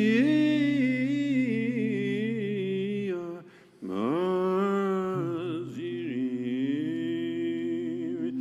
לנשמות כל אלה שהזכרנו היום לברכה, שלחו להם לעולמם, בגן עדן תהיה מנוחתם. נענו רחמים, נסתירם בסתר כנפיך, מעולמים, וצרור בצרור החיים את נשמותיהם.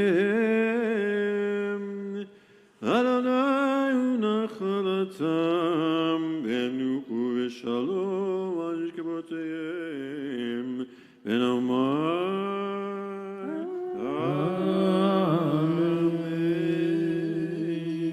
Read together Psalm 23 in Hebrew and in English. We're on the bottom of 293.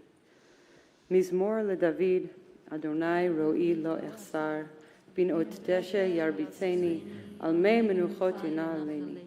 Nafshi shovev yancheni b'magalei tzedek lema'an shemo, gam ki elech begetz hamavet lo irara ki ata imadi, shivtecha umishantecha, hema yinachamuni, ta'aroch lefanai shulchan neged tzororai, dishanta b'shemen roshi kosi revaya. Achtov v'chesed yerdefuni kol yemei chayai, v'shavti b'beit Adonai le'orech yamim. Adonai is my shepherd, I shall not want. God gives me repose in green meadows and guides me over calm waters. God will revive my spirit and direct me on the right path, for that is God's way. Though I walk in the valley of the shadow of death, I fear no harm, for you are at my side. Your staff and your rod comfort me. You prepare a banquet for me in the presence of my foes. You anoint my head with oil, my cup overflows. Surely goodness and kindness shall be my portion all the days of my life, and I shall dwell in the house of Adonai in the fullness of time. Kaddish Yatom, Mourner's Kaddish, on page 294. יתגדל ויתקדש שמי רבה, ויעמד דברה קירותי, וימליך מלכותי, בחייכון וביומכון ובחיי בכל בית ישראל, בעגלה ובזמן קריב ואמרו אמן. יהי שמי רבה מבורך לעולם ולעולמי עולמיה. יתברך וישתבח ויתפאר ויתרומם ויתנשא. ויתהדר ויתעלה ויתהלל שמי קדושה לעילה לעילה מן כל ברכתה ושירתה תושבחתה ונחמתה תאמירן באומה ואמרו אמן. יהי שלמה רבה משמיה וחיים עלינו ועל כל ישראל ואמרו אמן. ועושה שלום משלמה ויעשה שלום עלינו ועל כל ישראל ואמרו אמן.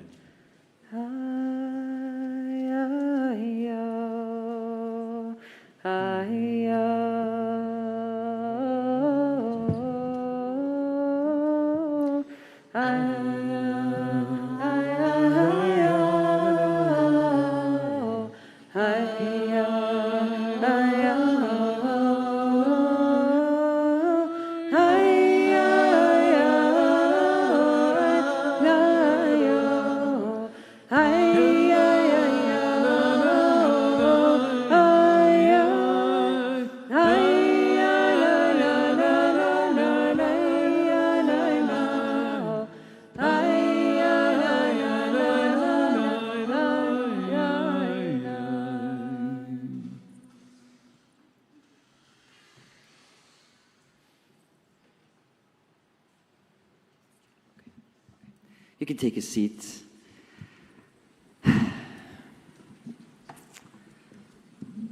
We reached the conclusion of our morning here together. And as you know, there's additional opportunities to stay in this place and to gather with one another. Rabbi Braus mentioned them before giving her sermon. Just want to remind you what those opportunities are. We have learning with Rabbi Silver entitled, "Are You There, Jonah? It's Me, God." That's meeting on the top floor in the Beit Midrash. We have a silent meditation and sound bath led by Dev Braus and Yael Shafir downstairs in the basement. We have a grief support group with Dr. Barry Goldstein. That'll be in the classroom just behind the stage over there. We have a subtle meditative yoga practice, balancing energy through mindful movement. That's also going to be on the roof. Mindful meditation with Mark Landsman up on the roof in room 308, and a brotherhood circle with male identifying folks. That's in room 303. Any of the rooms that start with a 3 or the Beit Midrash, that's on the top floor, so you can make your way up there. We have elevators or we have stairs for any of those programs.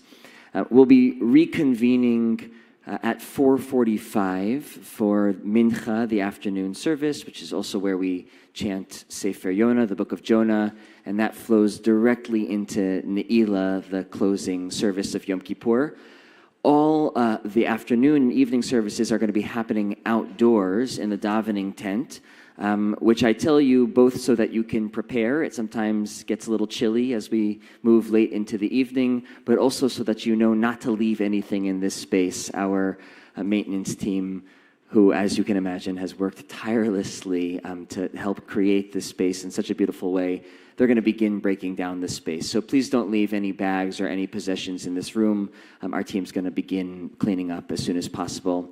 Also, just want to acknowledge the transition from Yisker into the rest of the day, the rest of Yom Kippur, and even this moment where we sort of break this space and we begin to say hi to each other and chat can be a tough one. And so for those who want to linger in this space and just be in the room with a member of our clergy, you can just convene in the back corner, or you can stay where you are, and if you want a little extra support, our clergy will be here to connect with you.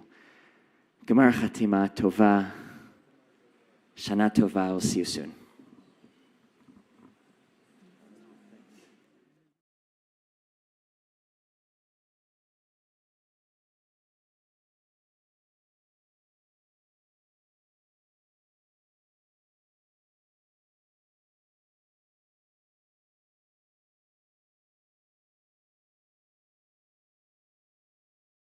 Hey, Shana Tova and Gamar Tov. I just wanted to take a quiet moment to speak directly to you, the folks who are joining us from afar.